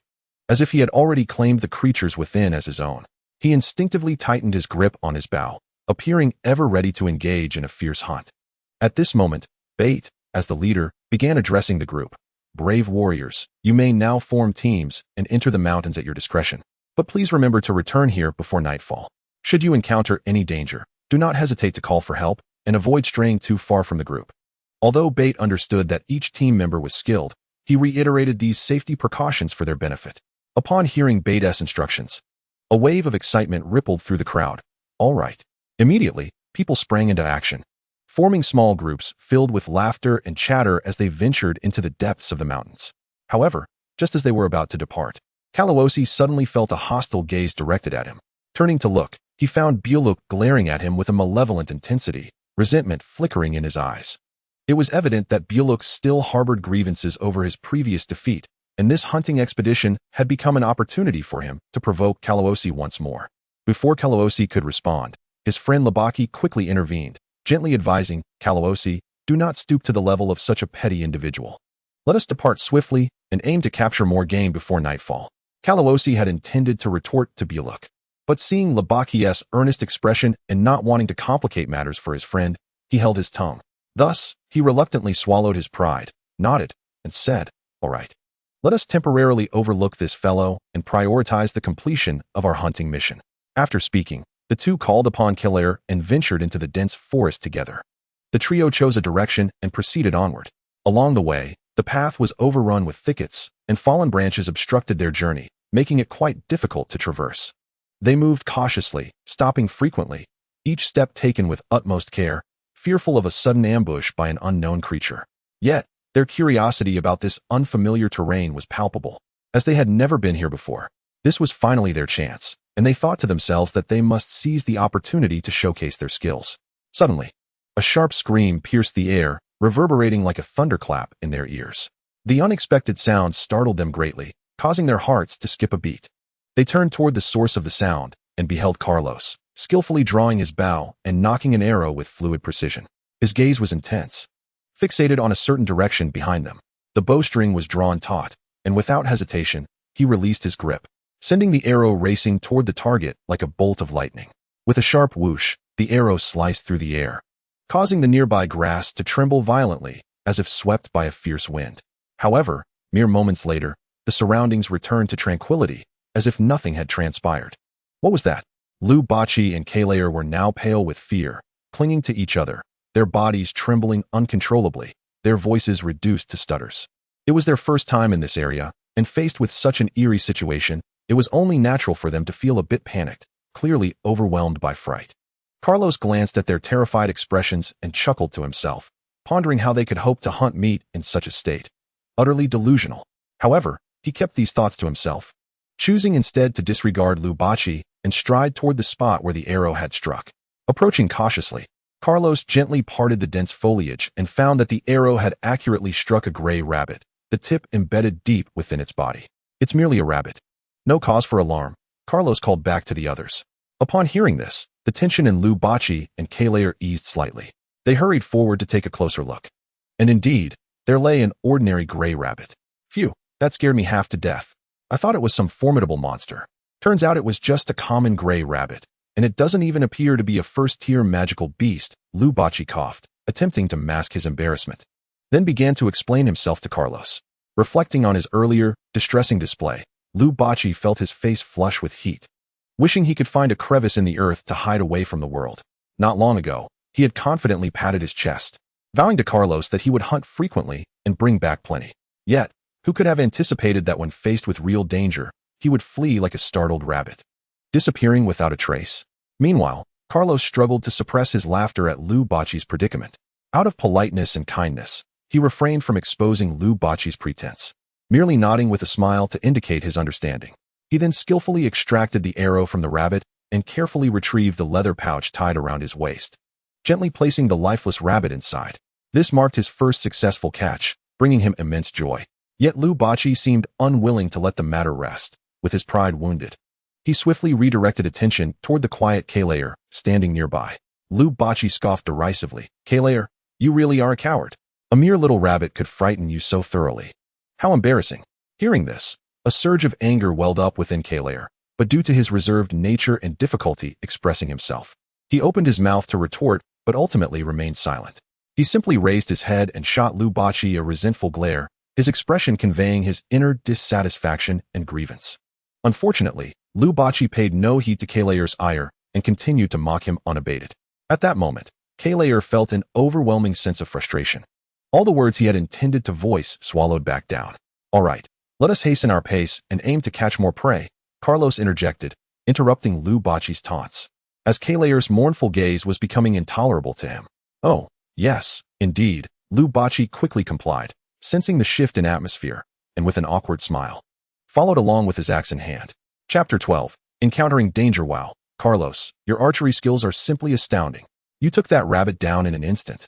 Truly remarkable. Lu Bachi exclaimed, his eyes wide with admiration. It is worth noting that he had also dedicated considerable time to honing his archery skills, practicing for several months. Yet his results had been far from satisfactory. Each time he drew his bow and released an arrow, it would invariably miss its mark, no matter how hard he tried. Over time, his confidence waned, and his performance deteriorated, ultimately leading him to abandon the pursuit of this skill. In contrast, Carlos had only practiced for a mere month, yet his proficiency had already reached such impressive heights. It was no wonder Lu Bachi felt astonished. Standing beside them, Kalayer gazed at Carlos with a similar look of envy, reflecting on Carlos's extraordinary abilities, even in the wake of his memory loss. He pondered the trials Carlos must have endured to attain such prowess. Upon hearing their praises, Carlos merely offered a modest smile. He alone understood that his rapid progress was a result of habits cultivated during his college years, where he frequently practiced archery with his roommates at the club. Through persistent effort and time, he had laid a solid foundation. Hence, when he returned to archery, he was able to adapt swiftly and enhance his skills at an accelerated pace. As time passed, Lu Bachi and Kalayer gradually regained their confidence and no longer hesitated. They seized their weapons and, spotting prey, took the initiative to strike. Although they were not yet capable of delivering a fatal blow, Carlos patiently guided them, and eventually, they too captured their own quarry. Haha, I finally caught my own prey, Lu Bachi exclaimed, his face beaming with joy as he held the squirming little creature in his hands, feeling as though this tiny life had become his most treasured trophy. Meanwhile, Kalayer clutched a writhing snake, his expression revealing both pride and fatigue. After all, to successfully capture these prey, they had expended a considerable amount of time and energy, truly putting forth significant effort. Indeed, you have finally managed to transcend your fears and take this crucial step forward. Carlos looked at the two individuals before him with immense joy, genuinely happy for their progress. He understood that if they could not overcome their internal fears of the unknown and danger, surviving in this perilous and challenging world would become exceptionally arduous. However, at that moment, a piercing and urgent cry for help abruptly shattered the tranquility. Help! Someone please! The desperate plea pierced the air like a sharp arrow, reaching the ears of the three individuals. In an instant, their previously relaxed and cheerful expressions solidified into grave concern, particularly for Rubak, whose face turned ashen, trembling involuntarily. He gazed at Carlos with a look of panic, stammering, "See, Carlos, did you hear that? It sounds like someone is calling for help." Carlos did not respond to Rubak's question. Instead, He listened intently to the cry for help and swiftly assessed the general direction from which the sound emanated. Without hesitation, he shouted, "Over there. Let us go check it out." Before his words had fully left his mouth, he dashed forward like an arrow released from a bow, sprinting toward the source of the distress call. "Wait!" Rubok called out urgently, attempting to stop Carlos. Yet, Carlos had already disappeared from sight, leaving only him and Claire exchanging glances. After a brief moment of eye contact, they sighed helplessly and hurriedly followed in Carlos's wake. Soon, they arrived at the location from which the cries had originated. In the distance, they spotted a cave where a massive black bear was ferociously charging at several individuals ahead of it. Carlos focused intently and inwardly exclaimed, "Isn't that Brooke and his group?" He observed Brooke and the others in a state of disarray, their faces painted with terror. Not far in front of them stood a colossal black bear, its body as imposing as a mountain, with sharp fangs peeking from its mouth and eyes glimmering with a fierce light. It appeared majestic and formidable, instilling fear in those who beheld it. How unfortunate they are to encounter such a behemoth, Carlos thought to himself. Just then, he noticed something unusual. The black bear suddenly raised its powerful forepaws and struck the ground with tremendous force. With a roar, the earth trembled violently, and rows of sharp spikes erupted from the ground like mushrooms after rain, rapidly surging toward Brooke and his companions. "This is bad. Is this magic? A magical beast?" Carlos's complexion changed dramatically as he exclaimed in horror. He could hardly believe that such a terrifying creature would appear in this seemingly ordinary place. Meanwhile, Rubok, witnessing the scene, was utterly terrified. His eyes widened. Mouth agape, he stammered. That's a first-level magical beast, the black bear. And it's using earth magic, spikes." After speaking, Rubok's legs weakened, and he trembled uncontrollably. He frantically sought refuge beneath a nearby tree, curling up tightly, as if that would shield him from the impending danger. "Boss, what should we do now?" One of the armed subordinates looked at Brooke with despair, his voice quivering. Brooke, too, wore a helpless and bitter expression, inwardly cursing, "Damn it. This is truly unfortunate. I came here to hunt more prey to prove I am stronger than Carlos. Who would have thought I would encounter this first-level magical beast?" Faced with such dire circumstances, he felt utterly powerless. Why have so many magical beasts appeared in these mountains recently? Weren't they just wild animals before? As the black bear unleashed its formidable attacks, Brooke could only fight back while retreating. However, their strikes proved ineffective against the bear, only serving to enrage it further, intensifying its assault on the group. Brooke and his companions sustained numerous wounds, bleeding profusely. At that moment, one sharp-eyed subordinate exclaimed, "Boss, look, aren't those Carlos and the others?" Upon hearing this, Brooke, who had not previously noticed, turned to follow the direction indicated by his subordinate, and indeed spotted Carlos and his companions approaching slowly. A cunning plan sprang to mind as Brooke's eyes glinted mischievously. With a sly smile, he commanded his followers, "Brothers, quickly follow me over there." Without hesitation, he led the charge toward Carlos's position. Though the others were puzzled, they obediently followed, rushing after him. Simultaneously, Carlos quickly became aware of Brooke's group charging toward him. When he saw the enormous, menacing black bear trailing closely behind them, his expression shifted dramatically, and he could not help but curse. "Damn it. These guys have brought that ferocious bear over here." He promptly called to Rubok and Claire, urging them to turn and flee. As they sprinted away, they lamented, "That wretched Rubok. He led the bear here. We stand no chance against it. Does he want us to die?" However, Brooke and his group paid no heed to their complaints. As long as someone could distract the terrifying black bear, they could seize the opportunity to escape peril. The enraged bear, seeing the humans scatter in all directions, let out a deafening roar. With powerful strides, it chased after them with lightning speed.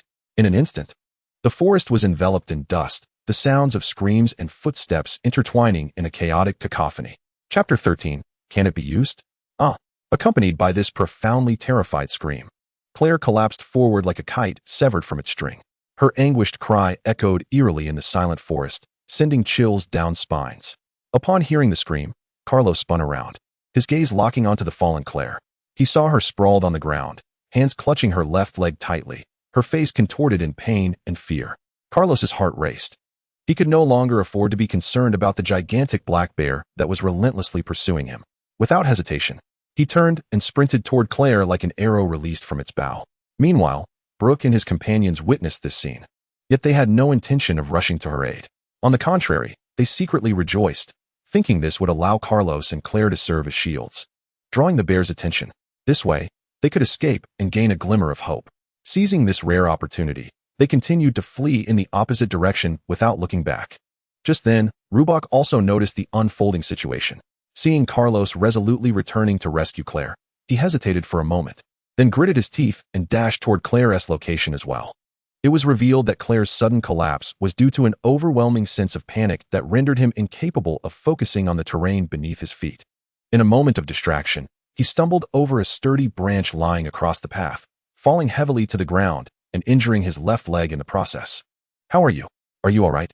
Carlos rushed to Claire's side, carefully helping him up while scanning him with a face full of concern, anxiously inquiring.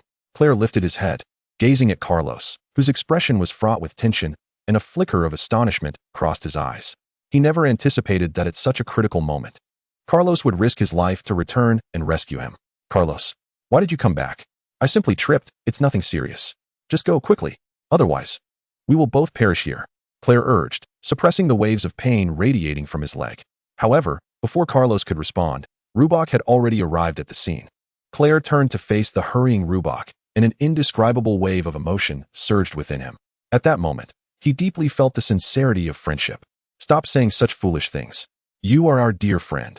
How could we abandon you to flee alone? That is not our way," Rubok exclaimed with wide eyes, his voice resolute.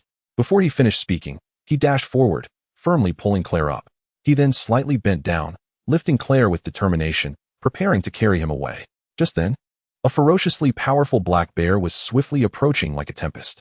The massive creature exuded an overwhelming sense of pressure, and it was now merely a few meters away from them.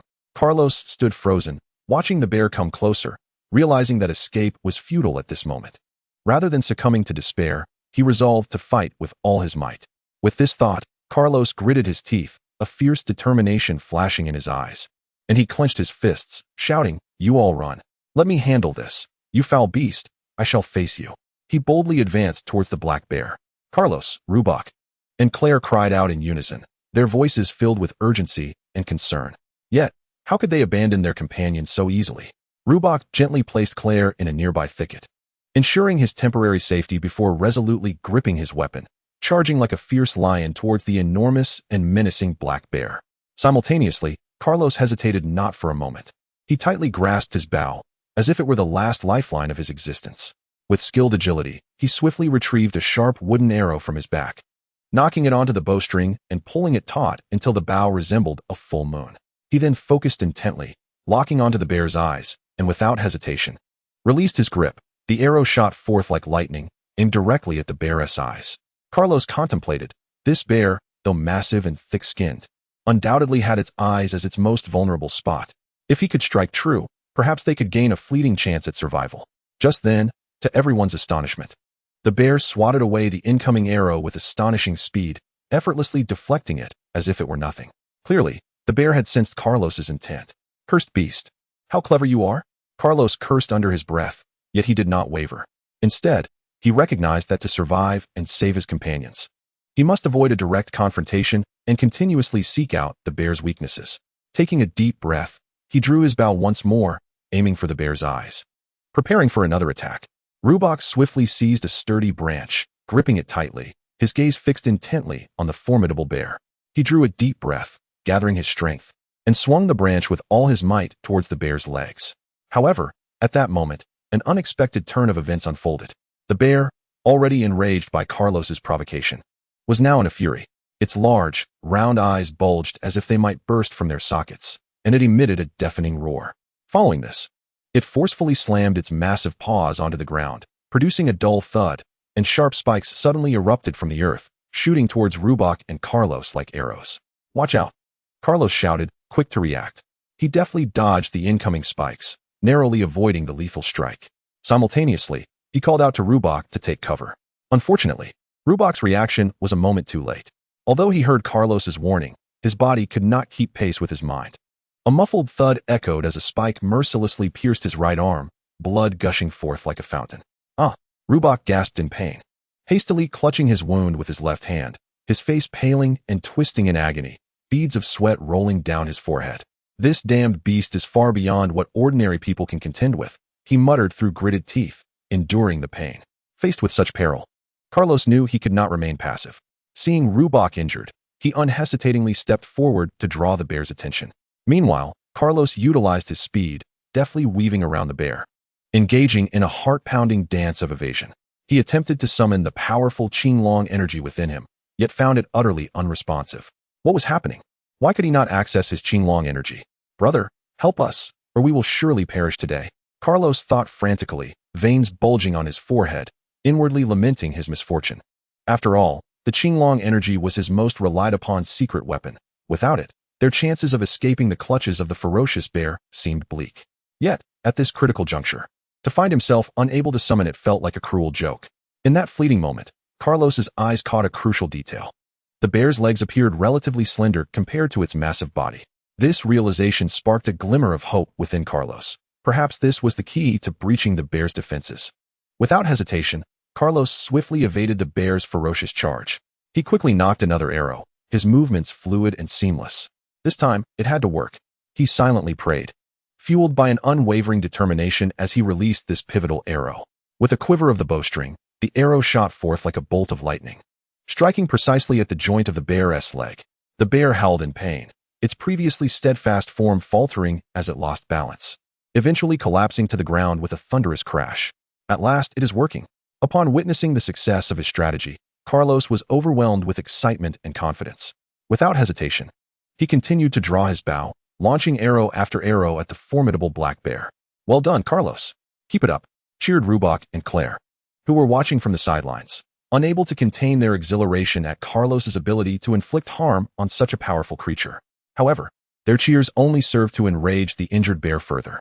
With wide eyes and a fierce snort, it unleashed a more ferocious barrage of earth spikes.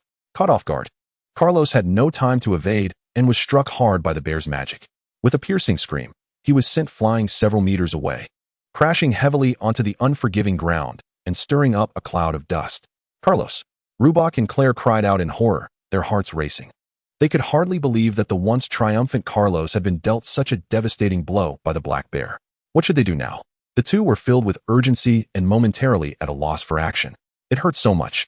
I never expected this beast to possess such intelligence. Am I to perish once again?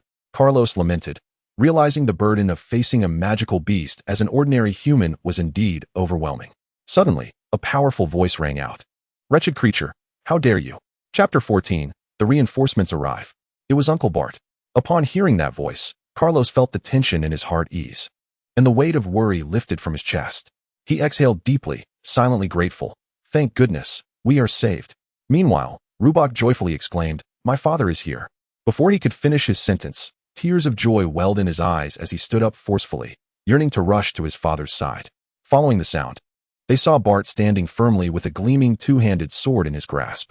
His imposing stature and well-defined muscles resembled an immovable mountain. At that moment, his piercing gaze was fixed intently on the ferocious black bear, as if he could see through to the enemy's very core. Sensing Bart's formidable presence, the bear hesitated, remaining stationary and growling softly instead of attacking. Just moments earlier, Bart had been resting beneath a large tree. Ever since they entered the forest, he had remained on high alert, not daring to let his guard down for a moment. He was ever watchful for any signs of magical beasts, ensuring the safety of the group. It was then that he caught sight of Brooke and the others frantically rushing out of the woods. Brooke, why have you come out in such a panic? Did you find nothing all morning? Bart asked, his brow furrowing in confusion at the sight before him. Upon realizing that the questioner was Instructor Bart, Brooke's face, which had been twisted in fear, instantly transformed into one of deep remorse.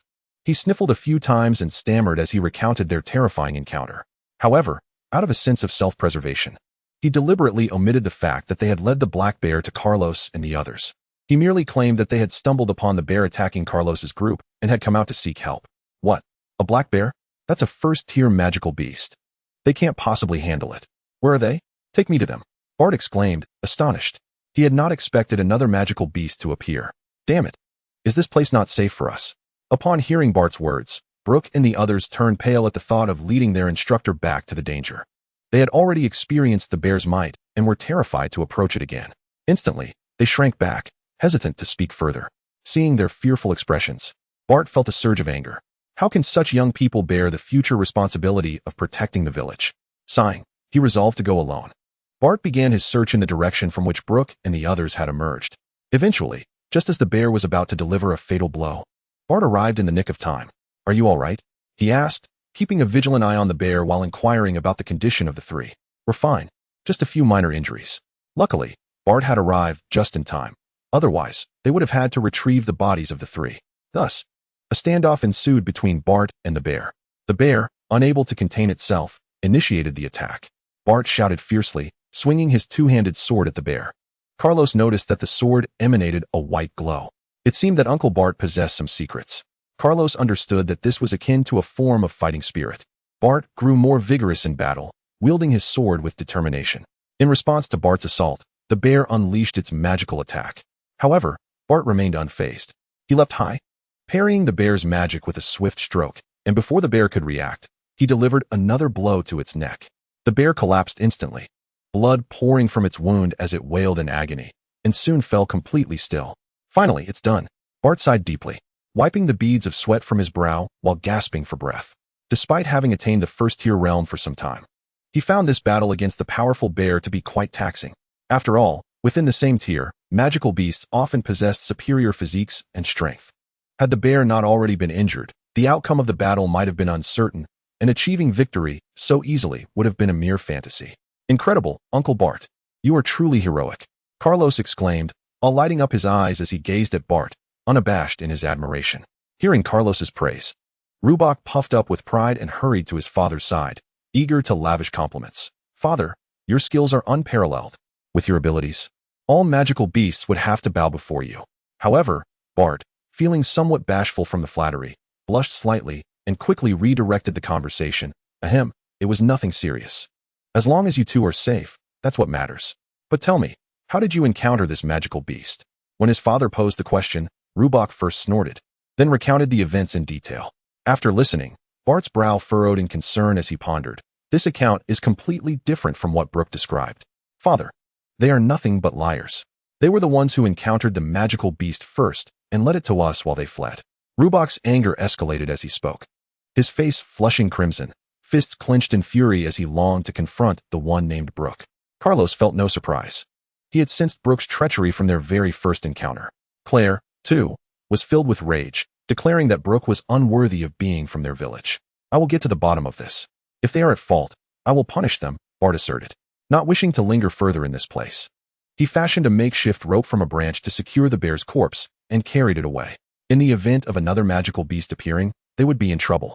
Carlos and the others nodded in agreement, and together they pulled the black bear out. At the foot of the mountain, many members of the hunting party had gathered, waiting for Bart and the others.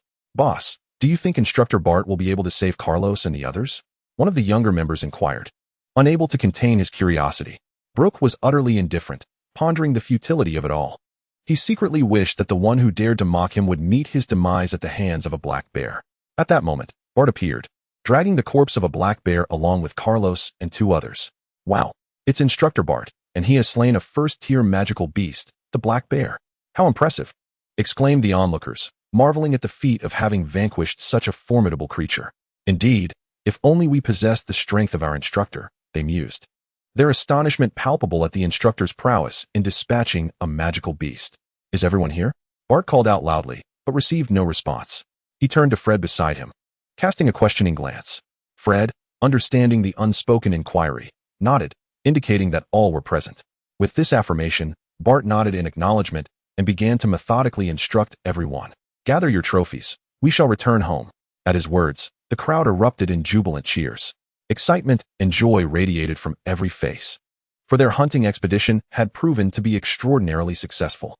They had not only captured numerous ordinary beasts, but had also surprisingly taken down a powerful magical beast. With such bountiful spoils, they need not worry about their livelihood during the harsh winter. They could enjoy peace of mind. None considered the implications of why magical beasts had appeared in their vicinity. Only Fred wore a troubled expression, recalling the previous encounter with the magical wolf and now the black bear, sensing that the situation was far from simple. While the others reveled in the joyous atmosphere of their harvest, Brooke and his companions displayed signs of anxiety, their faces pale. It became apparent that Bart's gaze upon them had held a deeper meaning, as if he had discerned hidden truths. Carlos and the others exchanged knowing smiles, remaining silent. One of the younger members, named Cross, leaned close to Brooke and whispered, "Boss, do you think Instructor Bart has discovered us?" Brooke furrowed his brow, feeling a sense of unease. However, he dared not jump to conclusions and quietly replied, Let us not speculate. We shall discuss it later. With that, he took the lead, hastening towards the direction of the village. Chapter 15. Accountability. Upon reaching the village entrance, a vibrant and warm atmosphere enveloped them. Villagers approached, their faces alight with uncontainable joy. Wonderful. Everyone has returned safely. Someone in the crowd exclaimed, prompting a chorus of cheers and applause. Look, they have brought back so many trophies. Others shouted, pointing at the various spoils slung over the hunter's shoulders. What is that large, dark object? Inquisitive eyes were drawn to a peculiar shape, prompting questions. Someone recognized it as the magical bear, prompting awe from the crowd. The lively chatter filled the air, yet all faces radiated bright smiles. For they knew that these abundant provisions would suffice for a hearty feast for the entire village and sustain them for an extended period. Just then, a sweet, melodic voice called out, "Brother!" Carlos looked up to see his mother, Kalilai, holding his younger sister, Jenny, waiting at the village entrance. Upon spotting her brother, little Jenny excitedly waved her chubby hands, repeatedly calling, "Brother, brother!" Seeing this, Carlos quickened his pace towards them, joyfully shouting, "Mother, sister, I am back." "Carlos, you are hurt," Kalilai exclaimed, noticing the bloodstains on his clothes as she anxiously searched for the source of his injury. Jenny, hearing her brother was hurt, burst into tears. Carlos hurriedly reassured her, stating that it was merely a minor injury and nothing to worry about. However, Kalilai remained concerned, taking Carlos by the hand and leading him home. Carlos, seeing no alternative, followed her, glancing back at Rubak, who nodded in understanding. Once home, Kalilai fetched a clean shirt and tended to Carlos's wounds, finally feeling reassured. Although Rothfort feigned indifference, worry lingered in his eyes. He was not one for words, but cared deeply from the shadows. Even little Jenny helped, her small face serious, demonstrating her understanding despite her youth. Witnessing this, Carlos felt a warm sensation in his heart. There was truly no place like home. The following morning, sunlight filtered through the leaves, casting dappled shadows on the village path. The village buzzed with activity as people busily moved between homes. Suddenly, a voice rang out from afar. "Carlos, come to the square to collect your allocated meat." The call shattered the morning's tranquility. Upon hearing his name, Carlos quickly set down his tools and hurried towards the square. Upon arriving, he spotted Rubak already waiting to collect his share of meat. "Carlos, how are you feeling?" Rubak greeted him with a smile. Carlos nodded gently, indicating he was much better, and inquired about Rubak's injuries. Rubak laughed heartily, nonchalantly responding, "Just a minor scrape. My father patched me up well. I'm completely fine now. A little injury like this won't hold me back." He patted his sturdy chest, as if to showcase his robustness. Then, lowering his voice and glancing around cautiously to ensure no one was eavesdropping, Rubak leaned closer to Carlos and whispered, "I have a secret to share. My father visited Brooke and his crew last night. The matter was rather unsavory, so it had not been widely discussed. He had visited each of their homes individually. My father gave them a stern reprimand and has instructed their parents to keep them grounded for a few days. Their parents promised to discipline them properly and ensure such events never recur." Rubak's face gleamed with a hint of pride as he shared this. Carlos nodded in agreement. After all, they were part of the same village, and if the punishment was too severe, others would inevitably investigate, leading to the truth being uncovered and their families ostracized. The villagers were united in purpose, all striving for the betterment of their community. After collecting his share of meat, Carlos bid farewell to Rubak and returned home. "Wow, so much meat. Mother, I want to eat meat," Jenny exclaimed, her eyes sparkling at the sight of the plentiful provisions. Kalilai, equally astonished by the quantity, recalled the days when each household received only a small bowl. Life was indeed improving. With great delight, Kalilai accepted the meat and headed to the kitchen to prepare a meal. Soon, the aroma of delicious meat wafted through the air. The family gathered around the table, joyfully savoring their feast. Suddenly, a flash of inspiration struck Carlos as he recalled the dazzling white light that shimmered from Uncle Bart's sword. His heart brimmed with curiosity and wonder, prompting him to eagerly inquire about it from his father. Upon hearing his son's question, Rothfort was momentarily taken aback, but a look of nostalgia crossed his face as he began to recount a long-forgotten tale from many years ago. In days of yore, Luo Fute and Bate were both in the bloom of youth, having distinguished themselves as the finest hunters in their village through remarkable prowess. However, for ambitious young souls yearning to unleash their grand aspirations, the confines of a humble village could never contain their restless spirits. Thus, they resolutely embarked on a journey into the wider world. Along the way, they weathered storms, traversed myriad unfamiliar lands, and encountered a plethora of novel experiences. Ultimately, After much contemplation, the two resolved to enlist in the military, hoping to make their mark on the grand stage of the army. Yet, fate proved unkind. Despite Luo Fute's fervent passion, he tragically failed to meet the stringent military assessments and was regrettably eliminated. Faced with such an outcome, Luo Fute harbored a sense of injustice and repeatedly sought explanations from the relevant authorities, only to be met with cold indifference. In utter despair, he returned to his hometown, heart heavy with disappointment. Meanwhile, Bate successfully remained in the military. As time passed swiftly, 5 years flew by in the blink of an eye. One day, the familiar figure of Bate reappeared at the village entrance, having returned safely, and to great acclaim. It was said he had received a reward, a formidable double-handed sword. Even more astonishing was the rumor that during his time in the army, Bate had mastered the enigmatic art of Duki. Unfortunately, he had only achieved the first tier of this formidable skill. When asked why he had returned to the village, he stated his intent to protect it. Ka Luosi, brimming with excitement, had long desired to witness Duki, as he could not yet harness the power of Qinglong. He wished to learn this new strength for added security. However, he was reminded that previously, others had inquired, but Uncle Bate had sternly warned against teaching Duki without military permission, under penalty of death. Luo Fute anticipated his son's curiosity and hastily advised him to abandon such thoughts. Disappointed, Ka Luosi soon reconciled himself to the idea that he would eventually learn Duki upon reaching the big city. After dinner, he ventured out to practice, seeking a secluded spot to sit and attempt to summon the power of Qinglong. After all, should danger arise, he could not afford to be powerless. However, after a prolonged effort, he was unable to activate the energy within him. Half an hour later, he conceded defeat, deciding to focus on honing his archery skills instead. Through the recent expedition to the Sunset Mountain Range, he gained a renewed understanding of his archery. Thus, he resumed his training with vigor. Chapter 16. The crisis approaches at this moment, within a grand and exquisitely designed mansion, where pavilions and towers were harmoniously arranged amidst a backdrop of artificial hills and a shimmering pond. A man was playfully engaging with a lithe young woman. Suddenly, a soldier hurriedly approached, kneeling on one knee to report to the young man in charge. "My lord, I have successfully located the wretched spawn." The young man furrowed his brow and dismissed the woman, who, aware of his ruthless nature, quickly withdrew in fear. The leader, tall and handsome, yet exuding an ominous aura, narrowed his eyes and coldly inquired, "Speak. Where is he now?" The soldier, not daring to delay, hurriedly replied, "My lord, the wretched spawn is currently in Noding village, and it is said he now goes by the name Ka Luosi." Upon hearing this news, the young man sneered, contemplating darkly, "How vexing. I cannot believe that a cursed old man actually managed to save him. If my father learns he still lives, I may lose my claim to the lordship." He resolved that such a scenario could not be allowed to unfold.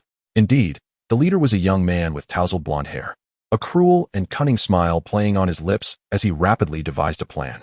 Suddenly, he seemed to come to a grave decision, gritting his teeth and commanding, "Immediately send someone to eliminate them completely. Remember, do not use our own men to avoid leaving any trace." "As you command, young Master Saluo," the soldier replied, swiftly departing to carry out the orders. Watching the soldier's retreating figure, the young man named Sa Luo murmured, "My dear brother, why must you still exist? It is indeed a pity. Father has been searching for you all these years, and now I have found you first. However, to ensure absolute certainty, I must implement my plan without delay." With that, he strode purposefully out of the mansion to consult with his mother on the next steps. Meanwhile, Ka Luosi remained blissfully unaware of the impending danger. Since the harrowing expedition to the mountains, Bate, the village chief, had decisively issued an edict. No villagers were to venture into the mountains for hunting activities in the near future. The reason was simple. During previous hunts, they had repeatedly encountered terrifying magical beasts. These creatures were ferocious and powerful, posing a significant threat to the villagers' safety. To ensure the well-being of every villager, Chief Bate was compelled to make this difficult decision. Yet, the youthful and adventurous Ka Luosi disregarded the chief's prohibition. One morning, while his parents were still asleep, he stealthily slung his bow and arrows over his shoulder and set off alone toward the Sunset Mountain Range. For Ka Luosi, this clandestine venture was not merely a hunting trip, it was a test of his courage and abilities. As the sun began to set, he finally made his way home, bearing several plump game on his back. Upon returning, his parents were both pleased and anxious at the sight of his bountiful catch. When they inquired about his exploits, Ka Luosi casually remarked, "I merely went out to hone my skills." Although his parents were skeptical of his explanation, they could not deny the confidence radiating from their son and refrained from pressing the matter further. In the following days, Ka Luosi returned home almost every afternoon laden with game. Despite his assurances that he would not venture deep into the mountains, only remaining at the relatively safe foothills, his parents could not shake their worry. They repeatedly cautioned him to exercise utmost caution and never to underestimate the dangers. Fortunately, Ka Luosi attentively heeded their advice and earnestly promised to safeguard his well-being. Gradually, his parents' anxiety began to ease. During this time, Ka Luosi encountered no magical beasts, managing to sneak off to hunt without Uncle Bati's notice. Previously, Ka Luosi, filled with curiosity, had eagerly asked Uncle Ba-te whether all magical beasts possessed magic cores. Uncle Ba-te patiently explained, typically, only magical beasts of third tier and above will gradually develop precious magic cores within them. As for those of first and second tier, they often lack sufficient magical power to form cores. Listening intently to Uncle Ba-te's detailed explanation, Ka Luosi nodded thoughtfully, grasping the essence of the matter. As days passed, Ka Luosi increasingly embraced this adventurous and challenging lifestyle. Every day, he successfully captures a variety of delectable game with his exquisite hunting skills, not only alleviating the food shortages at home, but also providing a stable supply of sustenance for the entire family. Whenever he witnesses the satisfied smiles of his loved ones, Carlos's heart brims with immense joy and pride. The days ahead promise to be bright. With him around, his family will surely lead a happy life. As the sun sets like a crimson orb, casting a gentle red hue across the earth, Carlos beams with a radiant smile, holding 2 plump rabbits he has just caught, secretly contemplating the delightful roasted rabbit feast he will enjoy that evening. Filled with this elation, Carlos joyfully strides toward the village. Along the way, he imagines the warm scene of his family gathered around the campfire savoring the feast, quickening his pace with each step. However, just a short distance from the village, Carlos suddenly halts as if struck by a spell. No, it cannot be. This is impossible, he murmurs, his voice laced with disbelief and terror. His eyes widen as he fixates on the village ahead. The once tranquil and harmonious settlement, with its curling wisps of smoke, has vanished, replaced by a scene of raging flames engulfing the sky. The fire blazes upward, illuminating the heavens in a gruesome shade of scarlet. Father, mother, sister. Carlos cries out in anguish, abandoning the game in his hands as he rushes toward the village in a frenzy. Inside the village, a group of menacing, brutish figures brandishing sharp weapons wreak havoc. Corpses lie sprawled across the ground, blood flowing freely and converging into dark red streams, creating a horrific sight. Brothers, stop dawdling and get to work. Let's see if the employer's target is here. A scar-faced man snarls, spitting toward the others. Not here, boss. I don't see him either. Have they already escaped? The crowd clamors, each person reporting the situation in a cacophony. Damn it, what bad luck. Where the hell is that brat? The scar-faced man, furious at their failure to find the person after all this time, kicks a corpse in frustration, sending it flying several meters. When Carlos finally bursts into the village, the sight before him sends chills down his spine. Who are you? Why have you slaughtered them? Carlos demands, his eyes ablaze with fury. Boss, it's him. One of the henchmen suddenly exclaims, pointing excitedly at Carlos. Oh, the scar-faced leader turns to see the newcomer, a gleam of excitement in his eyes. You little brat. I never expected you to escape from outside. But it's fine. Since you've come to us, you've saved us the trouble of searching for you. At this moment, Carlos glares at the group of villains with bloodshot eyes. Pain and rage swell within him as he recognizes familiar faces among the fallen. Kind-hearted Claire, strong Rubach, and other members of the hunting team. What are you? Why have you brutally murdered them? Carlos grits his teeth, his voice trembling with anger. The bandits erupt into laughter at his question. Why did we kill them? What a foolish question, you little brat. We are ruthless bandits. Murder and robbery are our daily bread. Did you expect us to show mercy? The scar-faced man retorts with a derisive laugh. Indeed, the thrill of killing was exhilarating. Watching these pathetic souls beg for mercy filled my heart with delight. Another bandit chimes in, his words laced with cruelty. Oh, I even found a rather pretty woman while killing. I simply couldn't resist, another bandit adds with a lewd grin, uttering unspeakable words. Carlos, you are so stingy. I thought you would let me join in the fun, but you took her life instead. It's been so long since I've been with a woman, I got carried away. Unable to contain his fury any longer, Carlos draws his bow and shoots an arrow. You beasts, all of you deserve to die.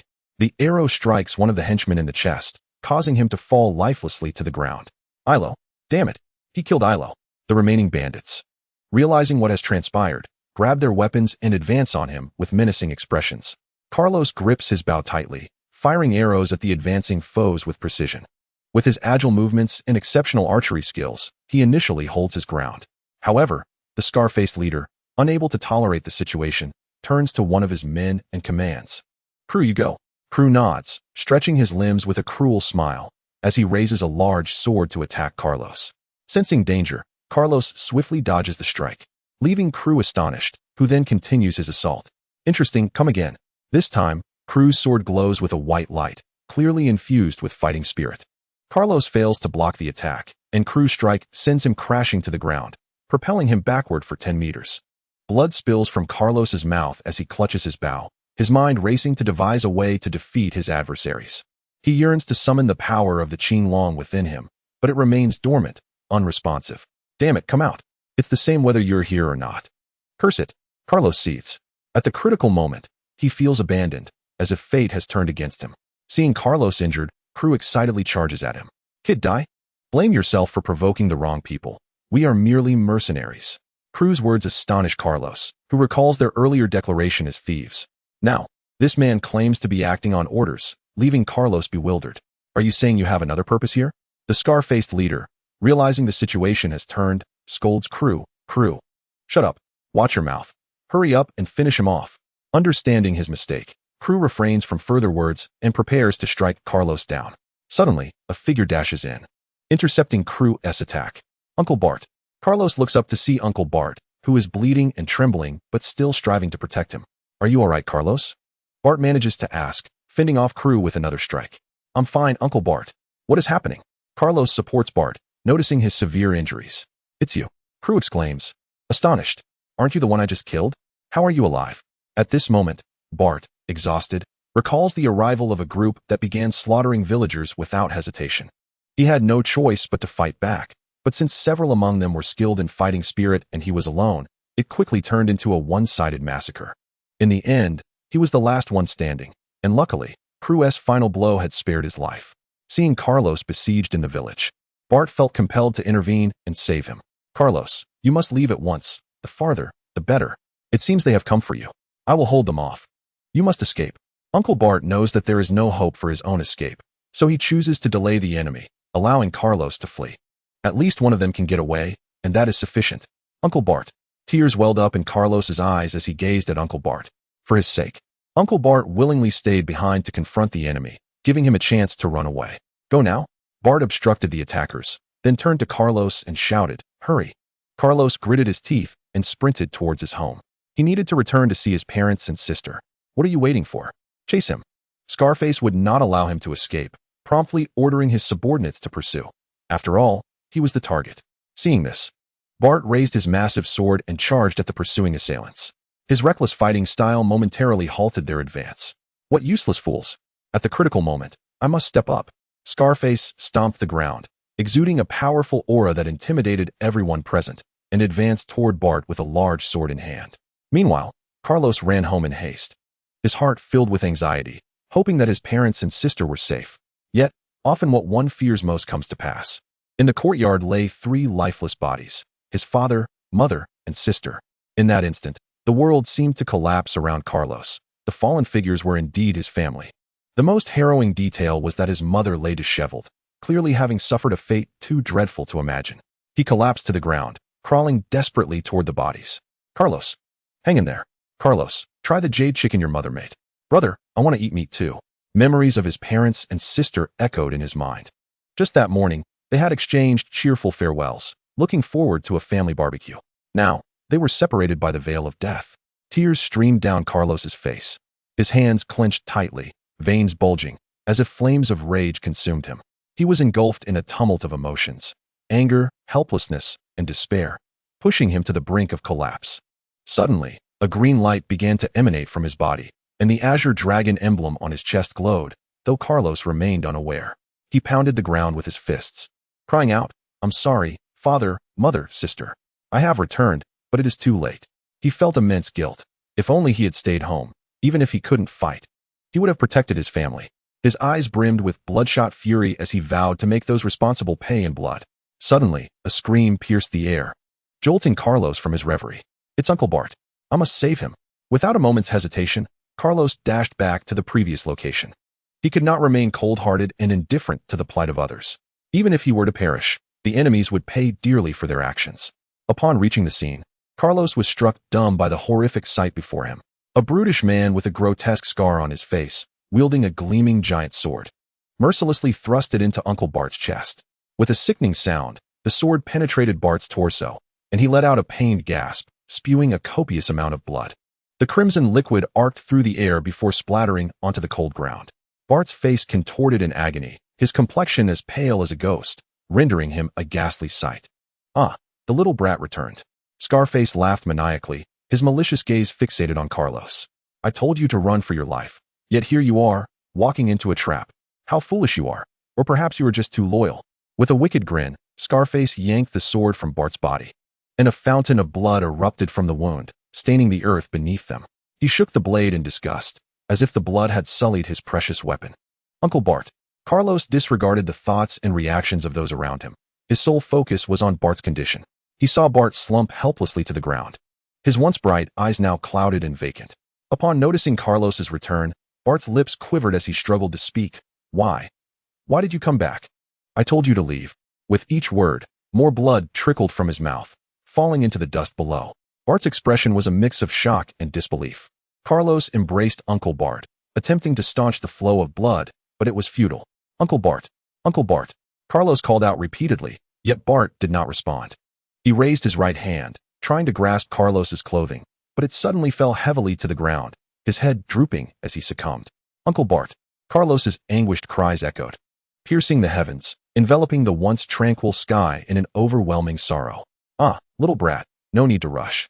I will soon send you to join your family." Scarface sneered, brandishing his gleaming sword as he advanced step by step towards Carlos. The scene was so tragic that he could not resist prolonging the torment. Such an amusing little brat was not someone to be easily dispatched. With bloodshot eyes filled with rage and hatred, Carlos's clothes were stained crimson, presenting a terrifying sight. He fought back tears, trembling as he seized a heavy sword from the ground, lunging recklessly at Scarface, shouting, "You wretched beast, I will make you pay with your life." However, the sword was far too heavy for the young Carlos, who had never wielded such a weapon. After a single swing, he was easily disarmed by Scarface. In an instant, Scarface struck again, the sharp blade slicing across Carlos's chest like lightning. A dull thud accompanied a surge of blood that erupted from the wound, creating a ghastly mist in the air. Carlos staggered backward, pain overwhelming him. "Pathetic little brat, do you truly believe you can contend with me? An individual of the second tier? How naive and foolish." Scarface reveled in his triumph, his grotesque and twisted visage inciting a deep-seated loathing within Carlos.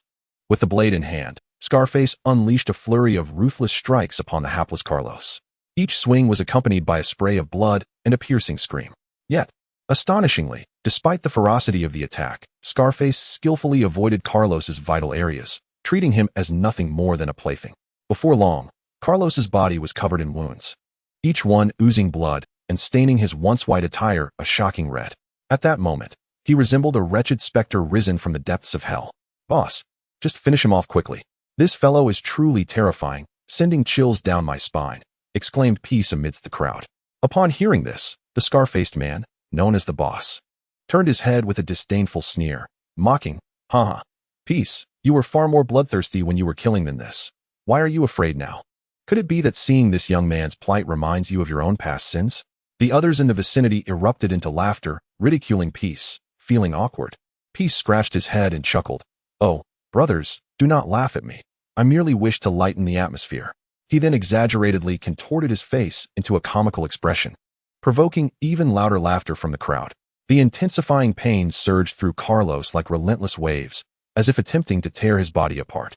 This excruciating agony brought him close to unconsciousness, and his awareness began to fade. At that moment, he felt utterly weak and limp, as though all the sinews and bones had been extracted from his body, rendering even a single finger impossible to move. Was this how it was to end? No. I refuse to accept this. I have yet to avenge my deep-seated grievances, to eradicate this detestable rabble. Carlos roared within, the fierce indignation and fury sustaining the last remnants of his consciousness. At this juncture, the menacing figure of the scar-faced villain appeared to grow weary of tormenting Carlos. He grinned maliciously, raising his glinting sword high, poised to deliver a fatal blow. "Farewell, Ignorant brat. Oh no, I should say, it's a forever goodbye. Ha ha ha. However, in that critical moment, an unexpected turn of events unfolded. Carlos's previously feeble body erupted with a dazzling azure light, akin to a rising sun, illuminating the entire darkened space. With the emergence of this azure radiance, an immense force surged forth, propelling the scar-faced man violently away for dozens of meters. What on earth is happening? All present were left dumbfounded by this unforeseen occurrence, gazing in disbelief at Carlos, their eyes wide as saucers. Chapter 19. Dragon? Dragon Clan. This ever-mounting power caused Carlos to widen his eyes, his face a mask of incredulity. Just a minute ago, he had believed he was on the brink of death. Yet now, an ineffable strength surged forth from deep within him like a flood unleashed. Carlos stood there, seemingly frozen in place, acutely aware of the force coursing through his veins, bringing sharp stings and warmth wherever it flowed. However, this discomfort was short-lived, quickly replaced by an unprecedented sense of comfort and exhilaration. At that moment, a faint azure glow began to envelop Carlos, ethereal and elusive, resembling wisps of smoke. Accompanying the azure light, a deep and resonant dragon's roar suddenly echoed, reverberating through the sky with a deafening intensity. Carlos looked down in astonishment, witnessing a remarkable transformation in his hands. His once smooth skin began to roughen, rapidly sprouting hard dragon scales that shimmered with a profound azure hue, seemingly imbued with boundless power. Subsequently, his palms twisted and morphed, fingers elongating and merging until they transformed into two razor-sharp dragon claws. Staring at his newly formed dragon claws, Carlos could scarcely believe his eyes. Instinctively, he flexed his fingers, feeling the immense strength surging from his fingertips. A wave of ecstasy washing over him. Could this be the power of the Azure Dragon? It is truly formidable. I never imagined my hands could morph into such mighty dragon claws. Just at that critical moment, the power of the Azure Dragon unexpectedly surged forth at the last possible instant. Had it been delayed, even for a moment, everything would have been irrevocably lost. My heavens, he is no human, but a beast. A wave of sheer terror swept through the crowd. People stared in disbelief at the sight before them, watching as Carlos's arms and hands transformed into fearsome dragon claws, gleaming with a chilling light. Their mouths gaped open, as if they could fit an egg inside, continuously murmuring the word beast. Could it be that the sound of the dragon's roar indicates a connection to the mysterious and powerful dragon clan? Someone quavered, their voice laced with shock and uncertainty. A monster. This fellow is undoubtedly a monster. Fear spread like a plague, and the previously boisterous crowd fell into chaos. Some turned pale, their legs trembling uncontrollably, instinctively retreating. Others cowered in corners, shivering with fear, too terrified to utter a sound. Carlos smiled, but it was a smile that sent shivers down spines. I am not of the Dragon Clan. I am merely an ordinary human. However, the scar-faced man, seasoned and unperturbed unlike the others, fixed his sharp gaze upon Carlos, pondering, "Humph, you must be employing some sort of secret technique." However, such techniques typically have a time limit, and when that time elapses, you will inevitably reveal your flaws. Haha, your secret will soon be mine. With that thought, the scar-faced man bellowed, "You lot, do not be afraid. There is nothing to fear. Rush at him and subdue this brat. Anyone who dares to falter will be the first to face my wrath." Under his coercion, the previously terrified henchmen, though trembling, steeled themselves and lunged at Carlos. The rest, compelled by the boss's authority, had no choice but to shout for courage and charge at Carlos together. Now it is my turn. Empowered by newfound strength, Carlos felt confident. Dealing with a group of lackeys was child's play. He dashed toward them, moving with such speed that none could discern his presence. Where did he go? Where is he? Someone shouted anxiously, fear and confusion evident in their voice. Too fast. So fast that it is utterly invisible. What manner of monster is this? Another voice trembled, as if already terrified beyond reason. Everyone, be cautious. Please, be careful. Someone shouted hoarsely, but by now, the crowd had plunged into sheer panic. Faced with such a terrifying scene, these once arrogant and self-assured individuals now turned as pale as sheets, their legs trembling, some even soiling themselves in fright. After all, they had never encountered such a bizarre and perilous situation. Just then, two dull thuds resonated, and one individual, caught off guard, felt as if his chest had been struck by a heavy hammer, pain radiating throughout his body. Instantly, he flew backward like a kite with its string cut, crashing to the ground, unable to move. Almost simultaneously, a piercing scream echoed. Another person clutched his arm tightly, wailing in agony as blood gushed from his wound. staining the ground crimson. The remaining fortunate ones, witnessing the horror, were paralyzed by fear. They had lost all courage to resist. Without the slightest hesitation, they discarded their weapons and turned to flee, wishing they could sprout wings to escape this dreadful place. However, their hopes were swiftly dashed. A chilling sneer echoed behind them. "Do not be hasty. None of you shall escape today. Not a single one will live." Before the words had fully left his lips, a shadow flashed like lightning, and the one attempting to run was immediately seized by Carlos. Subsequently, Carlos unleashed a powerful punch, brutally penetrating the man's abdomen. With a soft, sickening sound, the man's eyes widened in disbelief. He glanced down at his gaping wound, blood gushing forth from his mouth. His hands twitched feebly before they fell limp, and his body crumpled to the ground, lifeless. It wasn't long before this once menacing group met their demise. The ground was littered with their lifeless bodies, and the stench of blood hung heavily in the air, inducing a sense of nausea. In the end, only the scar-faced man remained, standing there alone. His face pale as ashes, trembling uncontrollably, eyes filled with despair and fear. As he beheld the figure of Carlos, resembling a deity of death, the scar-faced man had lost all will to resist. Watching as Carlos approached with measured steps, like a frightened dog, he suddenly collapsed to his knees, trembling and weeping, pleading with the cold-faced Carlos. "I beg you, spare me. You are magnanimous. I promise I shall never commit any wrongdoing again." Yet, in response to such abject supplication, Carlos merely curled the corners of his mouth into a sardonic smile. "Do you think these few insipid words will move me to spare your life? Do not dream. The sins you have committed are beyond reckoning. So many lives in this village have been extinguished because of you, and their vengeful spirits are watching from above. This blood debt must be repaid with your own." Carlos's eyes blazed with fury, as if he intended to reduce this wretched soul before him to ashes. At that moment, the scar-faced man suddenly spoke. "I can tell you who sought to kill you. We were merely hired to do a job." Upon hearing this, Carlos fell silent. "Will the villagers be resurrected? I do not need to know who seeks my life, nor do I wish to know." Seeing Carlos's resolve unyielding, the scar-faced man steeled himself and suddenly revealed a vicious glint in his eyes. Seizing the opportunity while Carlos was distracted, he sprang to his feet, gripping a gleaming sword with both hands, and struck fiercely at Carlos with all his might. Clearly, he hoped to snatch a glimmer of life through this despicable ambush. But Carlos was not one to be underestimated. Despite the swiftness of the scar-faced man's actions, Carlos, with his profound strength, had already anticipated the malicious intent before he even moved. In an instant, as the sword was about to cleave him, Carlos evaded, moving like a specter, and firmly grasped the sword's blade. The scar-faced man was taken aback, desperately trying to wrench the sword free, but Carlos's grip was unyielding, akin to iron pincers, and no matter how hard he struggled, he could not escape. After a brief stalemate, Carlos bellowed, exerting a tremendous force that surged forth like a tidal wave. With a sharp crack, the seemingly indestructible sword was effortlessly snapped in two by Carlos's bare hands. Staring at the remaining hilt in his grasp, the scar-faced man was filled with terror, his eyes bulging, mouth agape, as if to swallow an egg. At that moment, Carlos wasted no time, wielding the broken sword. And with a swift motion, a deadly arc of light flashed through the air. In an instant, a large head soared upward, tracing a graceful arc before crashing heavily to the ground. The severed head belonged to the scar-faced man, still bearing the look of shock and fear etched upon his face. With the scar-faced man's demise, this harrowing life-and-death confrontation finally reached its conclusion. After dispatching the scar-faced man, Carlos's previously taut nerves relaxed abruptly. However, due to the excessive exertion of his formidable powers, his body exceeded its limits, leaving him unable to sustain himself. With a dull thud, Carlos swayed a few times before collapsing to the ground like a great mountain, reverting to his original state, and instantly plunging into a deep unconsciousness. Suddenly, a roar of a tiger echoed through the air. A winged red tiger descended upon the scene.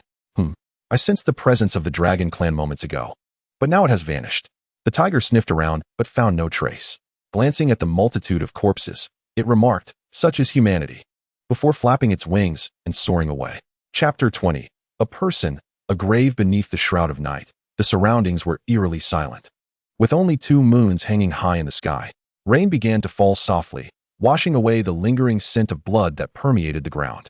The pungent odor of blood flowed away with the rainwater, as if seeking to cleanse the sorrow and pain buried within this place. The raindrops fell upon Carlos, soaking his clothes. The biting cold seeped through the fabric, chilling his skin and causing his body to tremble involuntarily, his fingers twitching. This coldness gradually roused Carlos from his stupor. Am I still alive? Carlos struggled to open his eyes, feeling as if his entire body were in agony. Gritting his teeth, he used his hands to push against the ground, striving to rise bit by bit. Once he regained his footing, Carlos slowly turned his head to survey his surroundings. He beheld the corpses of the thieves sprawled haphazardly, their blood staining the earth around them. In stark contrast, the bodies of the villagers lay peacefully, yet lifeless. He recalled the moment when the scar-faced man delivered his final strike, a surge of power erupting within him. He recognized it as the strength of the Qinglong. This was his first experience of the Qinglong's might, a terrifying force that intoxicated him, allowing him to personally slay those brutes. After extinguishing the last life, he felt utterly drained, collapsing into unconsciousness. Father, mother, sister, Uncle Bate, Labachi, Claire, and all the villagers, I have finally avenged you. His voice, laden with profound sorrow, echoed across the desolate ground. Yet, despite achieving vengeance, the anguish in Carlos's heart remained unabated. These kind and innocent villagers suffered this fate solely because of his existence. Brutally slain, in a sense, he had brought this calamity upon the entire village. Reflecting on this, Carlos could no longer contain the overwhelming sorrow surging within him. He buried his face in his hands, tears streaming through his fingers. But Carlos knew he could not remain engulfed in grief. He inhaled deeply, suppressing his sorrow to regain composure. The rain continued to fall from the sky, yet Carlos could not afford to dwell on it any longer. He bent down, mustering all his strength to lift the villagers' bodies one by one, carefully making his way outside the village. He sought a suitable place to bury these innocent lives, granting them a peaceful rest. As for the loathsome thieves' corpses, Carlos had no desire to cast them another glance. Had it not been for the fear of soiling his hands, he would have relished the opportunity to mercilessly chastise these scoundrels to vent his pent-up rage. However, at this moment, he had no time to dwell on these vile individuals. His sole desire was to ensure that the villagers could rest in peace. Time ticked away, and the rain gradually subsided. As the horizon began to brighten with the first light of dawn, Carlos finally completed the grim task of transporting all the villagers' bodies to a hillside designated as their final resting place. He dragged his immensely heavy form forward, each step seemingly requiring the last vestiges of his strength, yet he persevered.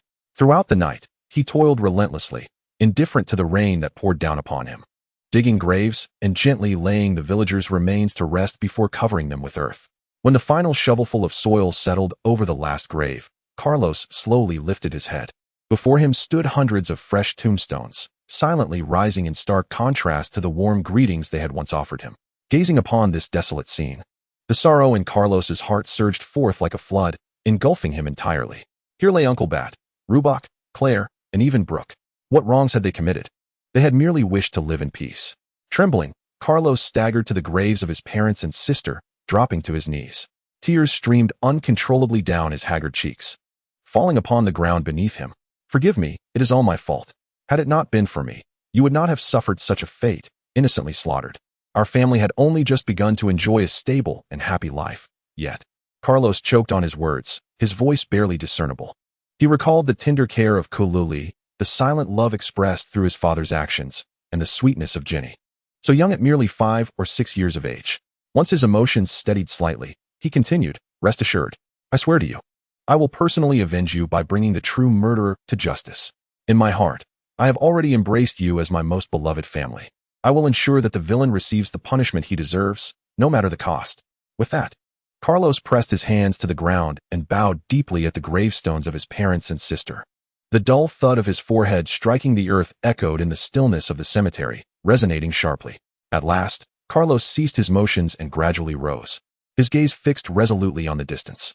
In that moment, his eyes were devoid of confusion and sorrow, replaced instead by an unwavering, ruthless determination. Father, mother, sister, may your spirits grant me the strength to fulfill my vow, and let me swiftly exact vengeance upon my enemies, so that I may comfort your souls. From that instant forth, revenge became the singular purpose of Carlos's existence. Regardless of the obstacles that lay ahead, he would sever all impediments. As he felt his stomach grumble, Carlos realized with alarm that he had gone nearly a day without food. He returned home, gathered some provisions and clothing, and prepared to leave the village. With no one left, he saw no reason to remain. Half an hour later, he arrived at the village entrance, glancing back at the graves with a vacant stare. In a fleeting moment, they seemed to beckon him with smiles, causing tears to well up in his eyes. He took a torch and ignited everything in the village. If there was no one left, then everything must burn, including the bodies of the thieves, ensuring that outsiders would no longer disturb this place of peace. Carlos felt fortunate that no wild beasts had invaded while he lay unconscious. Otherwise, he would not have survived. Little did he know that the absence of such creatures was due to the lingering aura of the winged tiger that had previously visited, which had intimidated them into retreat. It was evident that its level was formidable. Watching the fierce flames consume the remnants of the village, he was engulfed in a torrent of thoughts. From now on, no one would disturb this place. It would be a sanctuary, devoid of its former vibrancy. Carlos knelt before the hundreds of graves, bowing deeply. I am leaving. But one day, I shall return. With that, he shouldered his belongings and set off in a determined direction. Chapter 21. Encountering robbers. Merciful heavens. Are you trying to kill me? Why have I not yet found a town? Carlos glared at the fork in the road before him, his heart ablaze with frustration. For 2 whole days since departing the village, he had not glimpsed even the shadow of another village or city. How unfortunate. Why had I not thought to check for a map before burning the village?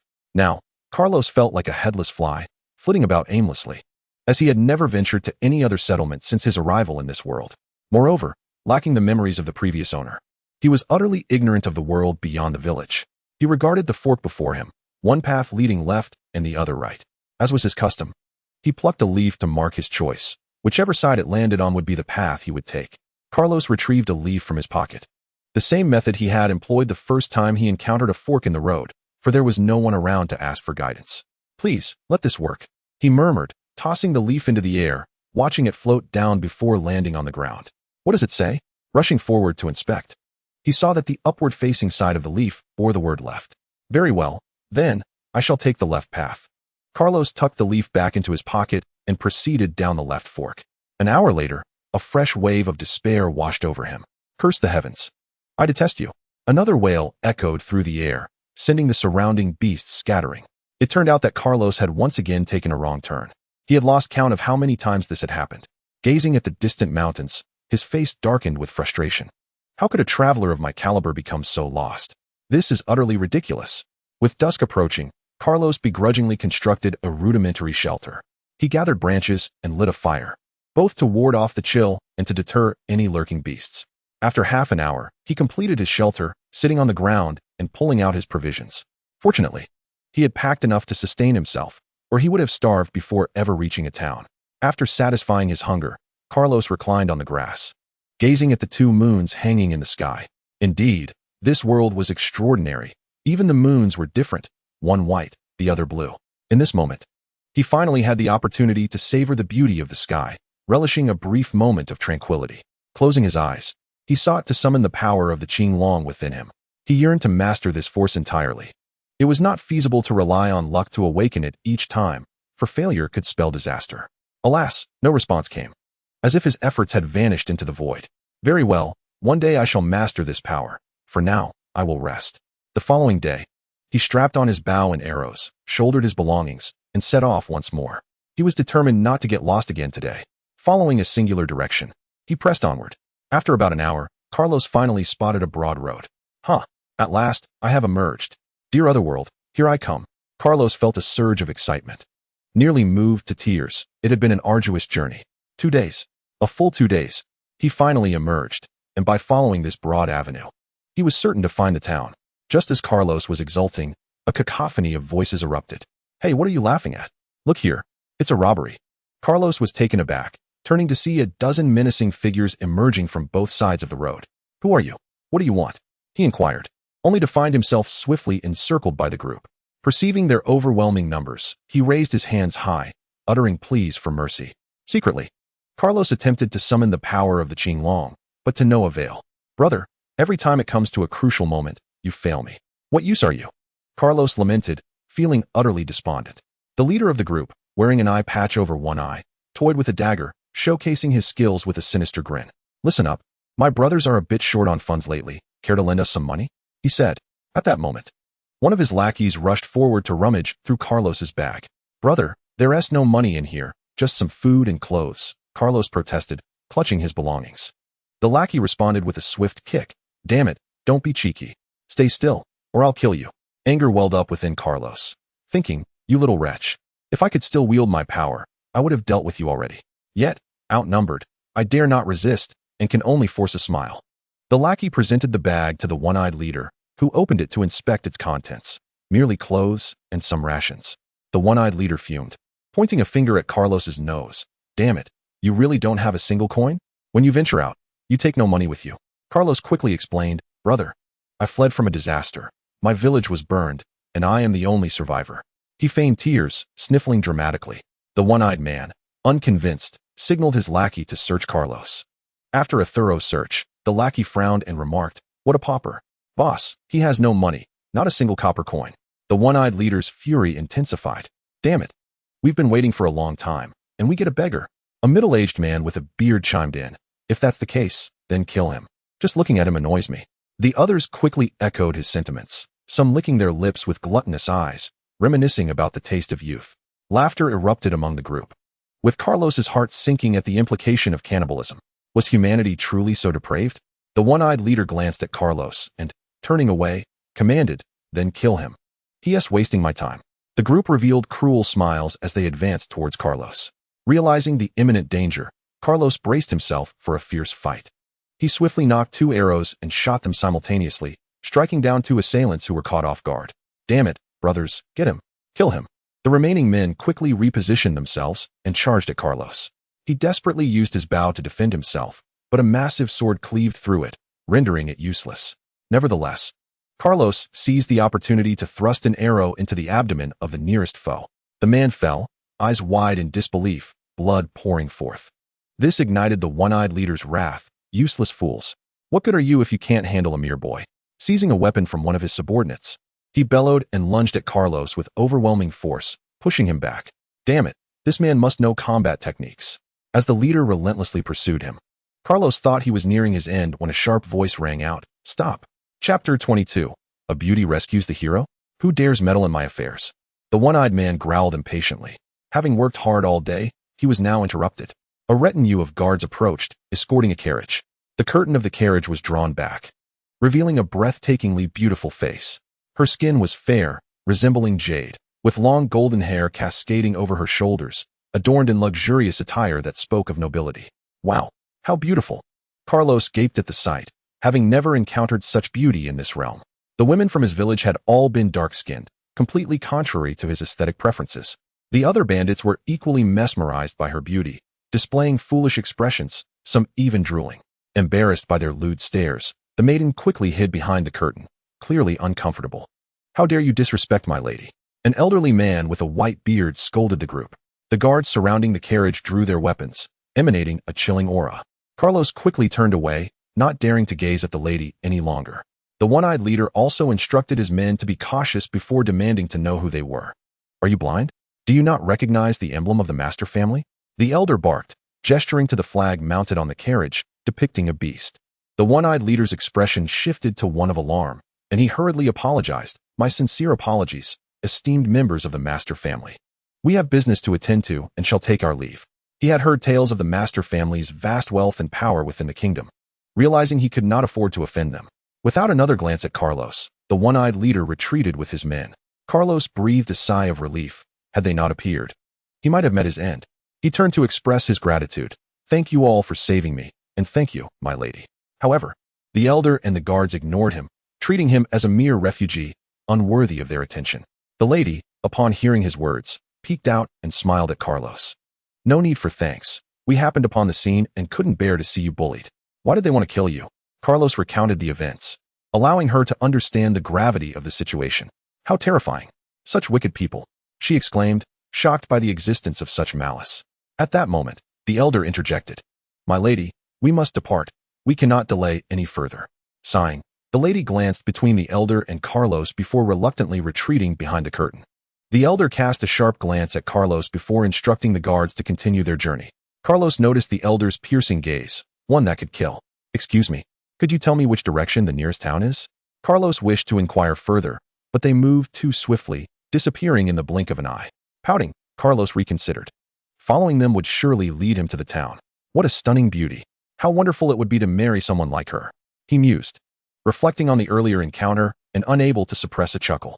Alas, I neglected to inquire about her name. Resigned, Carlos decided to leave it be, believing that one day they would cross paths again. After an hour had passed, Carlos gazed at the towering city walls ahead and could not suppress a cheer. He had finally emerged. Haha. The passers-by around him looked on in astonishment, their expressions akin to that of bewildered fools. Carlos managed a sheepish smile in response. The city was remarkably grand, with the inscription Mofa Jidu adorning its facade. It appeared that magic could be learned here, and Carlos was filled with anticipation, eager to witness it firsthand. However, a question nagged at him. Why did he lack the memories of his original self, yet understand their language and script? It was a perplexing matter, but he decided to set it aside, knowing the words spared him the need to learn them anew. Before him, the city walls bore a striking resemblance to the ancient fortifications seen on television back on launching. Tall earthen walls adorned with creeping vines, exuding a sense of profound history. At the city gate, a contingent of soldiers patrolled, maintaining order to ward off any malefactors. Carlos took a deep breath, secured his bundle, and adjusted his bow and arrows before stepping forward with determination into the city. Just as he was about to cross the threshold, a soldier intercepted him. Hey, what do you think you're doing? Have you forgotten the rules? Everyone must pay to enter the city, the soldier barked, his face contorted with anger. Carlos, taken aback, was at a loss. Pay to enter?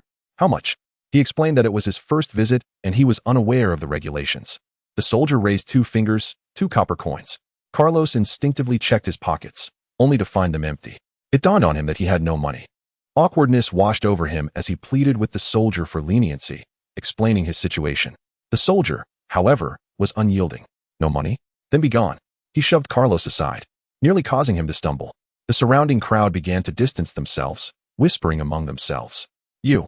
Carlos felt a surge of anger. What kind of absurd rules were these? Just as he was about to voice his frustration, he heard a familiar voice. Looking up, he saw the beautiful woman he had encountered earlier. This time, she was not in a carriage and was accompanied only by the elderly man from before, seemingly set to depart. Miss, it is a pleasure to see you again, Carlos greeted warmly. Selena nodded in acknowledgement. The old man frowned, clearly displeased at the sight of Carlos. The soldiers, recognizing Selena as status, saluted respectfully. Inquiring about the situation, Selena learned of Carlos's plight and instructed the old man. Grandfather Kelly, please lend him some money. Reluctant to intervene, Kelly hesitated, but Selena waved him off with a serious expression. Reluctantly, he produced a pouch of coins and handed it to Carlos. You're fortunate. Our young lady has a kind heart. Carlos was taken aback by her generosity. This is too much, he protested. You mentioned being robbed and lacking funds. Consider this a loan to be repaid later. Selena signaled to Kelly and turned to leave. Grateful. Carlos thanked her and watched her retreating figure, lost in admiration. Hey, are you going to stand there all day? An impatient soldier urged. Upon seeing the coins in Carlos's hand, their eyes bulged with envy. How they wished the coins were theirs, but they dared not offend a member of the Masite family. Of course I will go through.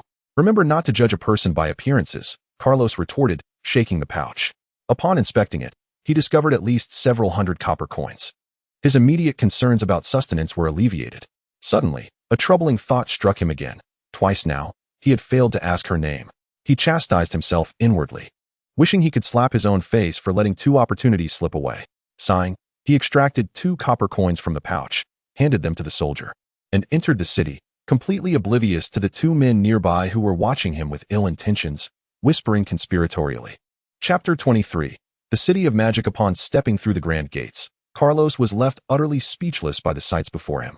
The buildings lining the streets were of peculiar architecture, some resembling colossal mushrooms, while others appeared as if they floated in midair like castles. People donned an array of colorful attire, some wielding various magical implements. To his astonishment, he spotted a dwarf hammering away at an anvil, wielding a small hammer, while several other dwarves busied themselves nearby. So, this is what dwarves look like, he mused, observing their stout forms, full beards, and surprisingly muscular arms.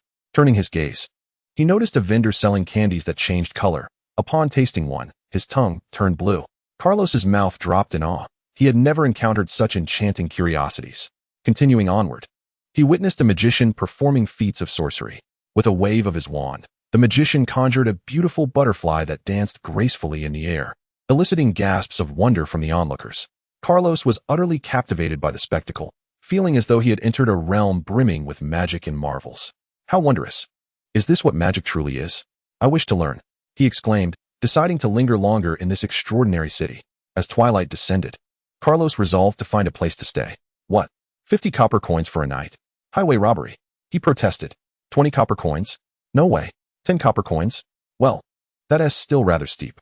After checking his pouch, which held around 300 copper coins, he wore a look of exasperation. He had visited several inns, but the prices were beyond his means. With his limited funds, how long could he afford to stay? It seemed he would need to seek employment. Otherwise, he would find himself homeless. Ultimately, through perseverance, Carlos discovered a modest inn that charged only 2 copper coins per night, tucked away in a secluded alley. Due to its remoteness, with little foot traffic or trade, the proprietor had been compelled to lower prices to attract guests. This suited Carlos just fine. He merely needed a place to rest. After a quick wash, he sank into a deep slumber, filled with contentment. Meanwhile, elsewhere, a crash echoed as a man furiously smashed a cup onto the floor. What? You say they have all disappeared? The subordinate reported tremulously. Why yes, young master. We have searched extensively, but found no trace. We suspect they may have been killed. What about that wretched Spawn? Have you found his body? The young man inquired urgently. And no, when we arrived, the entire village had been burned to the ground. Nearby, we discovered hundreds of new graves, but none bore the name Carlos, the soldier stammered, not daring to breathe too loudly. What a useless bunch. Useless? You cannot even kill one person? What are you all good for? The young man, Saluo, seethed. He had previously dispatched men to eliminate Carlos, only to discover he had escaped. In the midst of his fury, an elderly man entered the room. Grandfather Luaka, what brings you here? The elder, Saluo's steward, replied, Young master, I have received new intelligence. That Carlos has appeared in the City of Magic, and he is still alive. The City of Magic? Saluo murmured, then declared, then arranged for more men to eliminate him. At that moment, Steward Luaka intervened, saying, Young master, the place is crowded and chaotic, not suitable for a confrontation. Remember, there are spies at the Lord's side. We must be cautious to avoid losing our efforts. Let him leave the city, and then we will. Luaka squinted his eyes, revealing a knowing smile. Very well. We shall heed Grandpa Luaka's counsel and allow that wretched Spawn to live a little longer. It is a concession on our part, Saluo replied, his fists clenched tightly. He harbored unwavering trust in Grandpa Luaka, as he was his mother's most trusted confidant. Fear not, he cannot escape our grasp, Luaka said, stroking his beard with utmost confidence. The following day, Carlos rose early, eager to familiarize himself with the city, as he intended to reside here for a while. Being unfamiliar with the surroundings could pose significant challenges. Thus, Carlos ambled through the city, and before he realized it, midday had arrived. He decided it was time for a meal, growing weary of the dry meat he had been consuming daily. Spotting an extravagant tavern, he resolved to indulge in the culinary delights of this foreign realm. Upon sitting down, he noticed a menu-like inscription on the wall, complete with prices. The cheapest item was 5 silver coins. Carlos felt a wave of embarrassment wash over him. Regardless of the location, money held paramount importance. 1 silver coin was equivalent to 100 copper coins, and after calculating, he realized he could only exchange his meager funds for 3 silver coins. Insufficient even for the lowest priced dish. Under the disdainful gaze of the attendants, Carlos left in defeat. With his purse feeling light, he could merely observe the lavish establishment. Thus, he casually purchased some black bread-like items and a porridge-like paste from a roadside vendor. Although somewhat unpalatable, he persevered and quickly departed after finishing his meal. This modest repast cost him 5 copper coins, leaving Carlos feeling quite distressed. He regretted not having looted the village's treasures before burning down the houses. While walking through an empty alley, he was confronted by 2 shadowy figures. Who goes there?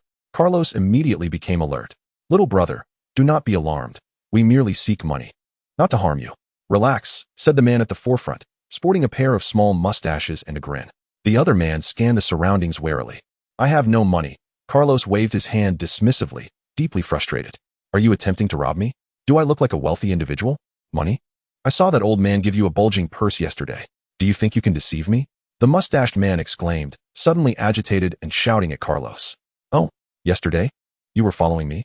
Carlos realized that the old man's act of handing over the money had not gone unnoticed, and they had been tracking him ever since. Enough of this nonsense.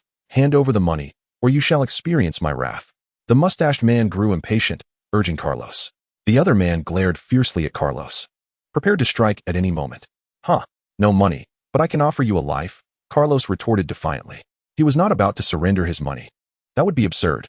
Cursing the one who offers you a drink, old too, attack. The mustached man, enraged, called upon his companion to join him.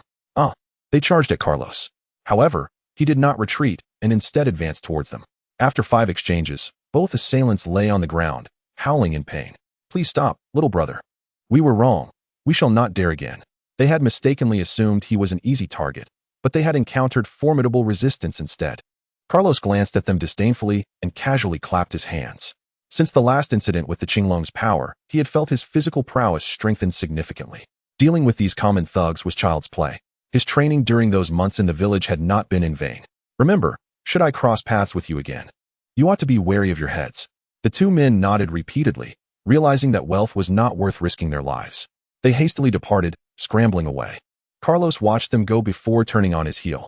Chapter 24. Registering as an adventurer 2 days later, as dawn broke, Carlos rose early. After a brief wash, he donned a set of lightweight clothing and organized his belongings. His early rise was motivated by a decision to join the mercenary guild and become an adventurer. This notion was not a capricious whim, but rather the fruit of careful contemplation. Deep within, he yearned for freedom more than a mundane job in the city. In his previous life, Carlos had experienced the weary toil of laboring like a beast with little reward. The feeling of being shackled and unable to control his own life had left him exhausted and disenchanted. Having acquired hunting skills and a decent proficiency in archery, he believed he could capture some low-level beasts and trade their pelts for monetary gain. Just yesterday, he witnessed a group of individuals entering a general store with various furs, successfully selling them for a substantial amount of copper coins. Reflecting on this, Carlos felt a surge of confidence, convinced that becoming an adventurer would provide a temporary escape from his financial woes. The Mercenary Guild, a realm brimming with mystery and boundless possibilities, was also known as the Adventurers Guild. It had branches across the continent and was located on an exceptionally bustling street in the south of the city. Here, throngs of people surged, and the din of merchants echoed. Shops lined both sides of the street, and the sounds of bargaining filled the air. Among the crowd, the most striking figures were those clad in various forms of armor. Some donned heavy, sturdy plates, wielding razor-sharp swords or battle axes, their strides firm and resolute, exuding the air of seasoned warriors. Others brandished wands shimmering with arcane light, their graceful forms concealing unfathomable magical prowess. These individuals, hailing from diverse backgrounds and possessing distinct skills, gathered here to undertake one thrilling adventure after another. Welcome. How may I assist you today? A melodious voice greeted Carlos as he stepped inside. He looked up to see an opulent bar counter that resembled a dazzling jewel, capturing the attention of all who entered. Behind it stood a stunningly beautiful woman, clad in a meticulously tailored qipao that showcased her graceful figure. Her long, cascading black hair brushed against her snow-white skin, accentuating her delicate features. At that moment, the enchanting woman beamed at Carlos, who felt a tinge of embarrassment under her warm gaze. His cheeks flushed slightly as he stammered, "Oh, hello? I would like to register as an adventurer." "I see. No problem at all. Please come this way to fill out the necessary forms," she replied with a smile, gracefully retrieving a yellowed piece of paper from beneath the counter. She also handed him a pen seemingly crafted from feathers. Carlos thanked her hurriedly and took the paper and pen with care. As he examined the form, he noted the detailed information required: name, profession, level, and areas of expertise. Among others, Carlos pondered for a moment, reflecting on his ordinary existence, devoid of any remarkable qualities to boast about. Thus, he dutifully filled out the form according to the actual circumstances and respectfully returned it to the ever-smiling beauty. At that moment, an elderly man nearby, who was observing the tasks, gestured towards the woman. "Oh, Laya, I've come here numerous times, yet you have never smiled at me. Is it because this young man is handsome, and you've become infatuated?" Upon hearing this, laughter erupted from those around them. Laya's face flushed with embarrassment as she retorted, "Oh, go on, focus on your tasks. Have you all finished?" The group awkwardly dispersed. "Little brother, pay them no mind. They are merely a bunch of lecherous old men." Speaking as they do, Laya hastily clarified to prevent Carlos from misunderstanding. Carlos assured her that it was of no concern and then inquired about matters relating to adventurers. Laya enthusiastically explained to him. After half an hour, having grasped the essentials, Carlos expressed his gratitude. Laya waved her hand dismissively, indicating that it was her duty. She handed Carlos an identification badge, stating, "This is your proof. You are now classified as an F-level adventurer. To advance in rank, you must undertake more tasks. Many challenges are arduous when tackled alone. You may choose to form your own team or join another." Carlos glanced at the task board nearby. Hunt a level 9 magical beast, the rampaging bear, for 1,000 gold coins. Obtain the snake gall of a level 7 magical beast, the silver phoenix snake, for 800 gold coins. Collect 20 level 1 magical rabbit pelts for 300 copper coins. Suddenly, Carlos's attention was captivated by the information regarding the collection of level 1 magical rabbit pelts. For someone with a modicum of experience like Carlos, acquiring these pelts, while not easy, was indeed feasible. After a brief contemplation, he resolutely declared, "Yes, I have decided to accept this task." Upon hearing his response, Lin Ye smiled and nodded, saying, "Very well, please hold on for a moment while I record the task information you have accepted. Additionally, this badge will not only reflect your rank within the Adventurers Guild, but will also meticulously document each task you complete. You must understand, this is a source of great pride for our Adventurers Guild." As she spoke, excitement and pride radiated from Lin Ye's expression, as if she were the creator of this remarkable innovation. Carlos nodded appreciatively, then bid farewell to Lin Ye and exited the guild. Truly, he was a fearless young calf, embarking on this venture alone. Lin Ye watched Carlos's retreating figure, murmuring to herself. Upon leaving the city, Carlos headed along the left path, making his way towards the distant, towering mountain range. According to Lin Ye, that was the infamous Magical Beast Mountains. Legends spoke of countless ferocious and powerful beasts lurking within the depths of this vast mountain expanse. However, on the outskirts, only lower-level beasts roamed, as if adhering to a strict hierarchy where the deeper one ventured, the more formidable the creatures became, thus attracting numerous adventurers seeking fortune. With his backpack slung over his shoulder and bow in hand, Carlos ventured towards the mountains. The passers-by were accustomed to adventurers like him and paid him no mind. In the Magical Beast Mountains, the most ruthless were not the beasts, but the humans. Here, life was as insignificant as grass, and the act of killing for treasure was commonplace. Therefore, Carlos remained vigilant, ever attentive to the sounds around him. Chapter 25. The Magical Beast Mountains. Entering the mountains, Carlos declined offers to join others in a party. Unfamiliar with them, he chose to remain cautious and prefer solitude for safety. As he gazed into the dense forest ahead, Carlos cautiously stepped into the thicket, his eyes sharply focused on his surroundings. Suddenly, a white magical rabbit appeared in his line of sight. This was precisely what he sought. He drew his bow and nocked an arrow, ready to shoot, when he heard a faint rustling sound. Turning his head, he spotted a vividly colored large snake slithering towards him, the level 2 magical beast, the colorful snake. He had purchased a bestiary and a map of the Magical Beast Mountains from the Adventurers Guild, which detailed the various routes and layouts of the beasts. It had cost him 50 copper coins, leaving him with a twinge of regret. Realizing he was no match for the creature, Carlos turned on his heel and fled. The colorful snake pursued him relentlessly, determined not to let this human escape. Just as despair began to settle in, Carlos noticed a group of people resting ahead. Filled with urgency, he dashed towards them, disregarding everything else, and deliberately created a loud commotion to capture their attention. "Run! A magical beast is coming," he shouted, his voice booming like thunder in the air.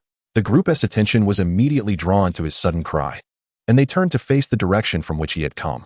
At that moment, a massive, vividly colored snake lunged at them like a flash of lightning. "Damn it, kid!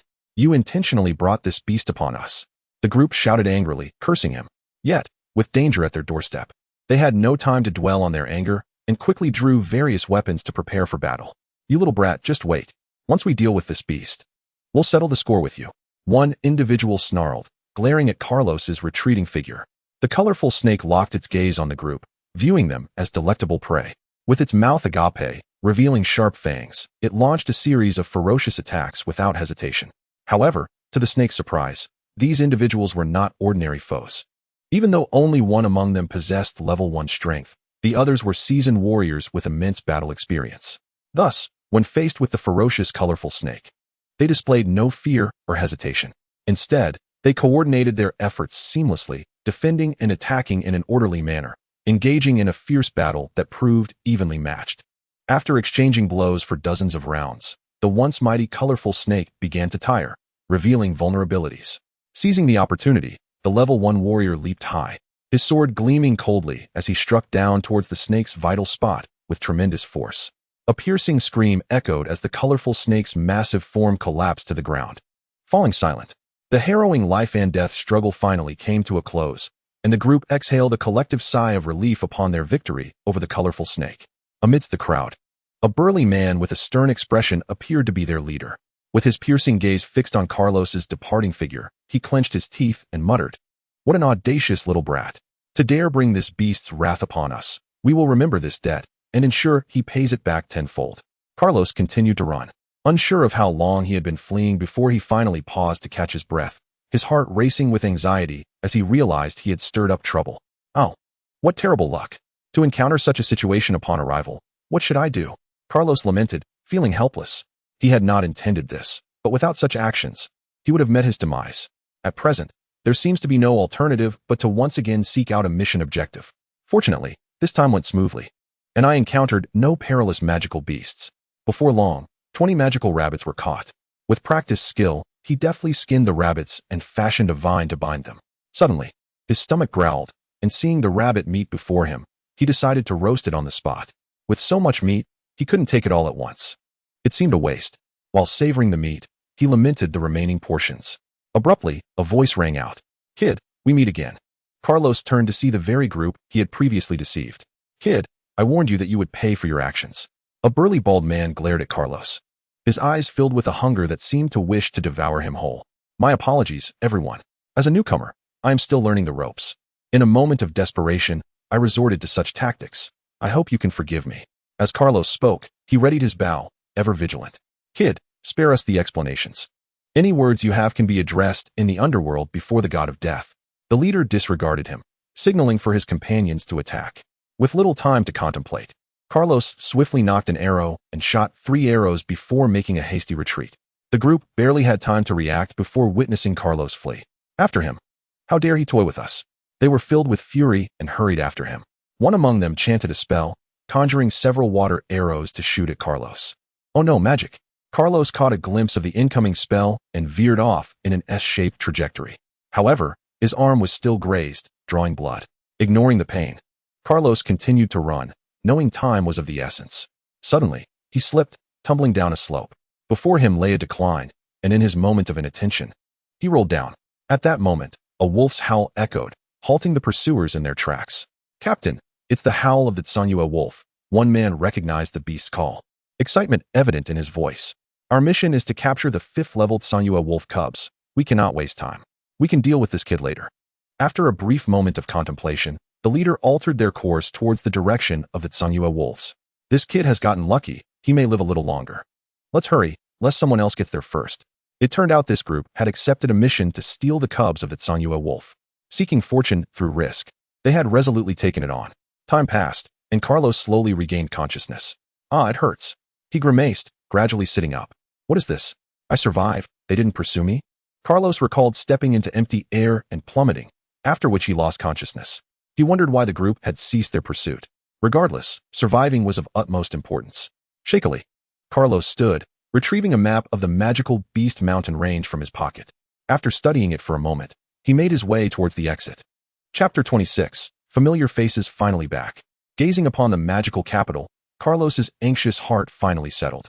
At this moment, he was exceedingly cautious, fearing an encounter with that group might lead to further trouble. Fortunately, he made it through unscathed and arrived safely. Next time, I must proceed with caution. What a pity about that bag of rabbit pelts. It was worth 300 copper coins. Alas, as long as I have my life, I need not fear earning money. Upon reaching the inn, Carlos found some medicine nearby to tend to his wounds, washed up, and then retired for the night. The next day, Carlos awoke feeling invigorated. He unwrapped his bandages, astonished to find his wounds had already scabbed over, likely due to the enhancement of his physique from the Qinglong power within him. So this is the power of the Qinglong. What a pity it is merely a passive skill, and I cannot yet master it. Carlos harbored a deep desire to harness the strength within him as soon as possible. Shaking his head, he suppressed his thoughts and prepared to depart. At the mercenary guild, a familiar voice greeted him. "Little brother, here to submit a mission?" As Carlos opened the door, he was met by the smiling visage of a beautiful woman, none other than Lin Ye. Carlos felt a bit awkward, rubbing his nose. I encountered some issues on the way and lost my items. Is that mission still available?" Lin Ye, without mocking him, smiled casually. "Little brother, that mission was completed yesterday afternoon. You were just a step too late. It has now concluded."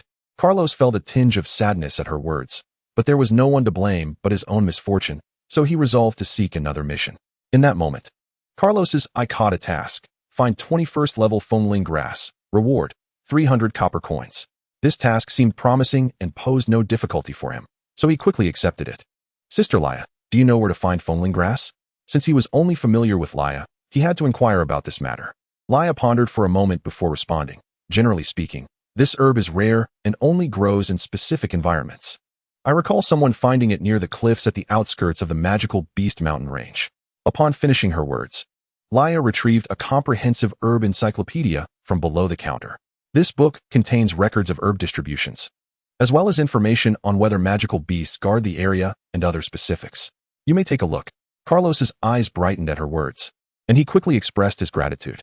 Suddenly, Laya extended her hand with a smile. That will be 30 copper coins. So expensive? Carlos felt a pang of pain in his wallet, having thought it would be a free gift. Who knew there was a charge? He considered haggling, but Laya insisted that the price was set by the guild and was non-negotiable.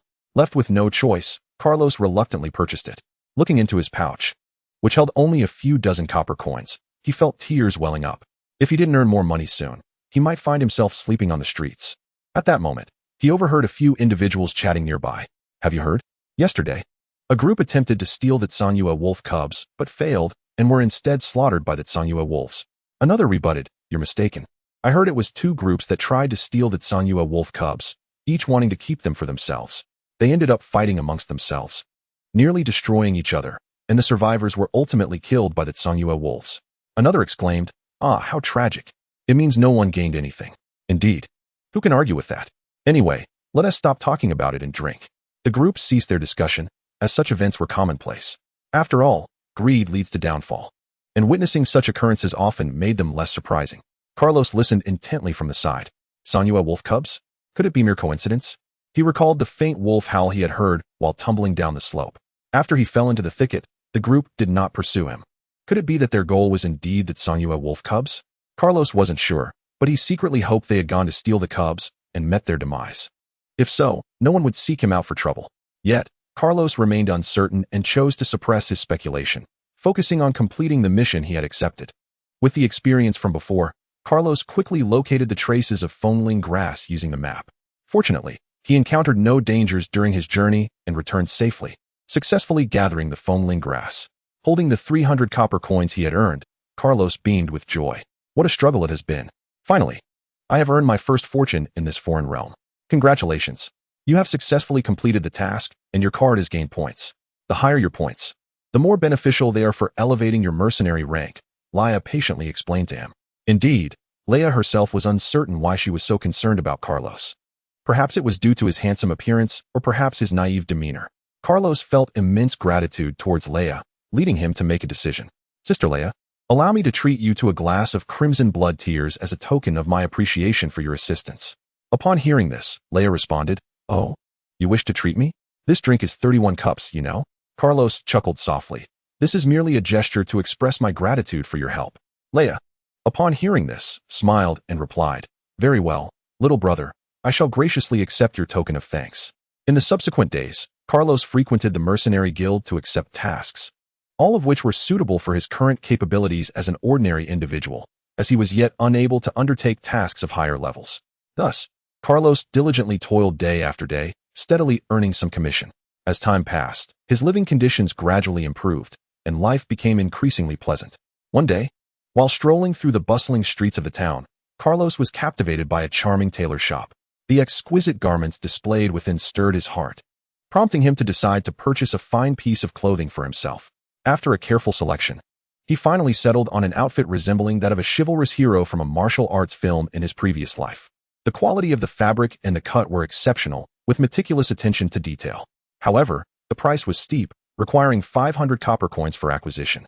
In the past, Carlos would have hesitated at such a cost, but now, having earned enough through his own labor, he finally had the means to buy this long-desired attire. Previously, Carlos had only 2 coarse garments in his backpack. Each time he donned them, it felt as if he was draping a rough burlap sack over himself, which was quite uncomfortable. Thus, upon acquiring the new attire, he eagerly discarded the old garments, filled with joy as he changed into the new outfit. The sensation of the new clothing was remarkably different, and Carlos relished it, almost wishing to rid himself of the old clothes entirely. Yet he refrained, for he now possessed only one decent piece of clothing. Clad in his new attire and armed with a bow, Carlos set out on a task beyond the city. This particular mission involved procuring the teeth of a mole, with a modest reward of merely 200 copper coins. The task was not difficult for him, so he accepted it. Just then, a commotion erupted at the city gate. A group of imposing guards marched, in orderly formation, escorting a lavish carriage adorned with resplendent decorations and countless dazzling jewels that sparkled brilliantly under the sun's rays. Curiosity piqued, Carlos edged closer to observe, pondering who could command such an impressive display. Just as he was engulfed in contemplation, a gentle breeze lifted a corner of the heavy curtain draping the carriage. In an instant, a youthful and handsome face emerged, captivating the crowd's attention. With striking eyebrows and starry eyes, a prominent nose, and slightly upturned lips, the young man exuded an extraordinary aura. At that moment, their gazes met, and Carlos felt an inexplicable sense of familiarity. A shock coursed through him, leaving him puzzled as to why he felt this way. He vigorously shook his head, attempting to dismiss the peculiar sensation. The young man within the carriage also noticed Carlos, a knowing smile gracing his lips as he slowly spoke. "Ah, dear brother, we finally meet." To Carlos's astonishment, this young man was none other than Sorrow, the individual who had once sought to have him assassinated. He held a portrait of Carlos in his hand. 3 days later, Carlos, as usual, ventured out to complete tasks. Suddenly, he heard voices from the crowd nearby. "Hey brother, let's hurry. The Magic Academy is recruiting in the square." Another replied, "I want to go. I've heard they only accept those under 18. I just turned 19 this year." One individual chuckled. "What is there to be afraid of? Just pretend to be younger. If we miss this opportunity, who knows when the next will come?" The prospect of the Magic Academy's recruitment surprised Carlos. He realized that his current body seemed to be around 16 years old, which meant he still had a chance to learn the wondrous art of magic. Elated, he made the swift decision to abandon his ongoing task, prioritizing the rare opportunity to participate in the recruitment event. He hurriedly made his way toward the recruitment location, surrounded by a bustling crowd, creating an atmosphere of excitement. Upon arriving at the Magic Square, Carlos beheld a sea of people gathered to register. In the center stood a line of individuals adorned in magnificent attire, unmistakably the esteemed instructors from the royal capital's Xingqian Magic Academy. At that moment, an elderly man with a spirited demeanor stepped forward, raising his hands slightly to call for silence. Once the crowd settled, he cleared his throat and proclaimed, "Ladies and gentlemen, please listen. The esteemed teachers from the royal capital's Xingqian Magic Academy are here today. We are offering free testing opportunities for all. But note that we are only accepting students under 18. If you exceed this age, kindly depart to avoid displeasing the noble mages. Now, please form a single file line." He continued, "and we shall begin the testing one by one." The elderly man turned to the dignified figure standing beside him, a sycophantic smile adorning his face as he slightly bowed. "We appreciate your presence, esteemed sirs." Yet, the man merely nodded indifferently, shifting his gaze away from the elder and addressing the others with an authoritative tone. "All right, we may commence the testing now." As soon as he finished speaking, the previously orderly line began to move swiftly, forming a long queue. The mages on stage began to rummage through their pockets, and soon, each produced a crystalline orb that shimmered with a mysterious light. "Could this be the legendary magic testing stone?" gasped a voice from the crowd. As if a new continent had been discovered, the surrounding individuals erupted in excitement, whispering and speculating among themselves. "It is said to reveal each person's attributes. What luck to witness it today," another exclaimed. Anticipation and anxiety filled the air as the crowd buzzed with eagerness for the forthcoming tests. Just then, a middle-aged man donned in splendid robes, his golden hair shining brightly, advanced to the forefront of the crowd. His expression was stern, and his piercing gaze radiated a chilling aura that instilled fear in those around him. He bellowed loudly, "Everyone, quiet down. Form a line to undergo the test. Anyone who dares to disobey orders and disturb the peace will have their qualification for the test revoked." As these words left his lips, an overwhelming aura of terror swept across the entire venue. Every individual present felt the immense power, stirring a deep sense of trepidation within their hearts. Consequently, the cacophony that once filled the air transformed into an oppressive silence. No one dared to utter a word or make any transgressive movements. The test officially commenced. Fire magic, intermediate, qualified. Earth magic, intermediate, qualified.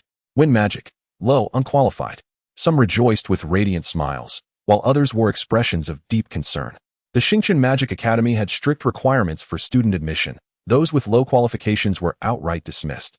For the fortunate few endowed with talent, being selected meant embarking on a path to glory, becoming the pride of their families. However, for those with inferior talents, acceptance of their mundane fate was the only recourse. As their parents' fervent hopes disintegrated into ephemeral illusions at that moment, time flew swiftly, and soon it was Carlos's turn to step forward. Standing before the crystal ball, his heart raced and his breath quickened. The instructor beside him calmly advised, "Do not be anxious. Simply place your hand gently upon it as you usually would." Regardless, Carlos found it challenging to quell the turmoil within. Taking a deep breath to steady himself, he slowly extended his hand toward the crystal ball. For an extended period, the sphere emitted no light whatsoever, not even a flicker. Observing this, the instructor overseeing the test furrowed his brow slightly and murmured, "This is strange. How could there be no attribute?" This unusual occurrence surprised even the typically composed instructor, who immediately turned to quietly converse with his fellow instructors. At this moment, Carlos felt a sense of urgency burning within him. Fixating on the muted discussion among the instructors, feeling anxious and entirely uncertain whether this situation constituted a pass.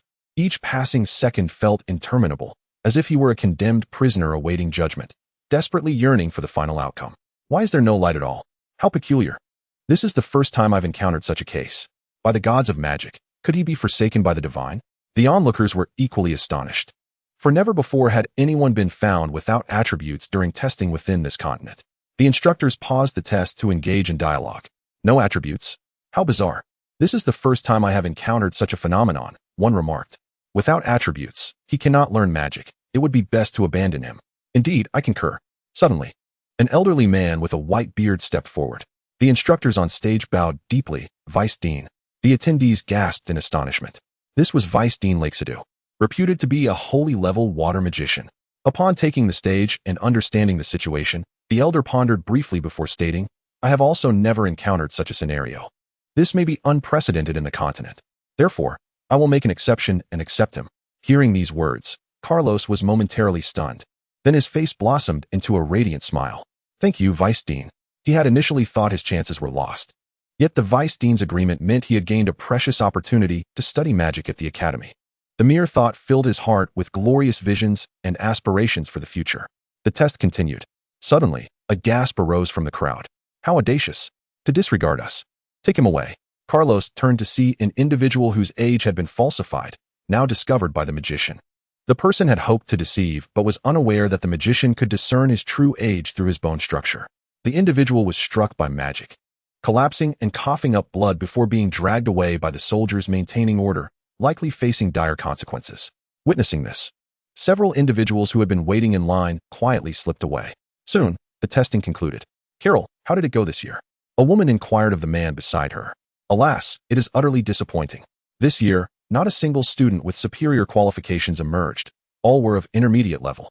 The man shook his head, his expression heavy with resignation. "Indeed, my situation is no better. I too have not discovered any students of superior qualifications.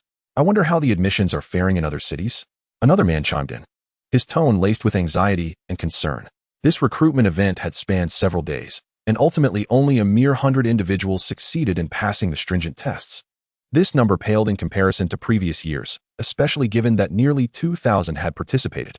As discussions swirled around, a middle-aged man clad in resplendent attire stepped forward, proclaiming, "Silence, everyone. Tomorrow morning, all who have passed the test are to gather here promptly. We will escort you to the academy." With that, he turned and strode away with assured steps. Carlos observed the unfolding events, contemplating the path that lay ahead.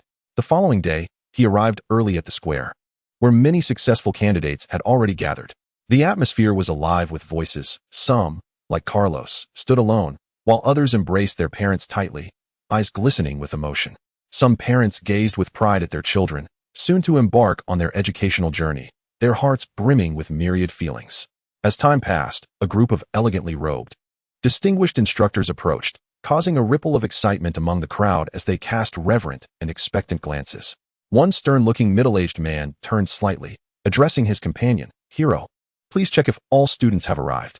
Hero nodded respectfully and swiftly made his way through the throng, counting the attendees one by one. Shortly thereafter, he returned to the middle-aged man, his expression grave as he reported, "Sir, 5 students have yet to arrive." Upon hearing this, the middle-aged man's face remained impassive. He merely gazed up at the sky and coldly stated, "There is no need to wait any longer. The Xingshan Magic Academy does not require those who cannot even arrive on time." With that, He gestured for another attendant to arrange for the escort and prepared to depart immediately. Following orders, the attendant blew a sharp, clear whistle. In an instant, 10 massive, imposing griffins appeared before the crowd. Their grand wings unfurled as they let out resounding calls that echoed through the air, creating a deafening chorus. This formidable presence instantly captivated every individual present, leaving them awestruck as they regarded these powerful creatures with astonishment. Wow!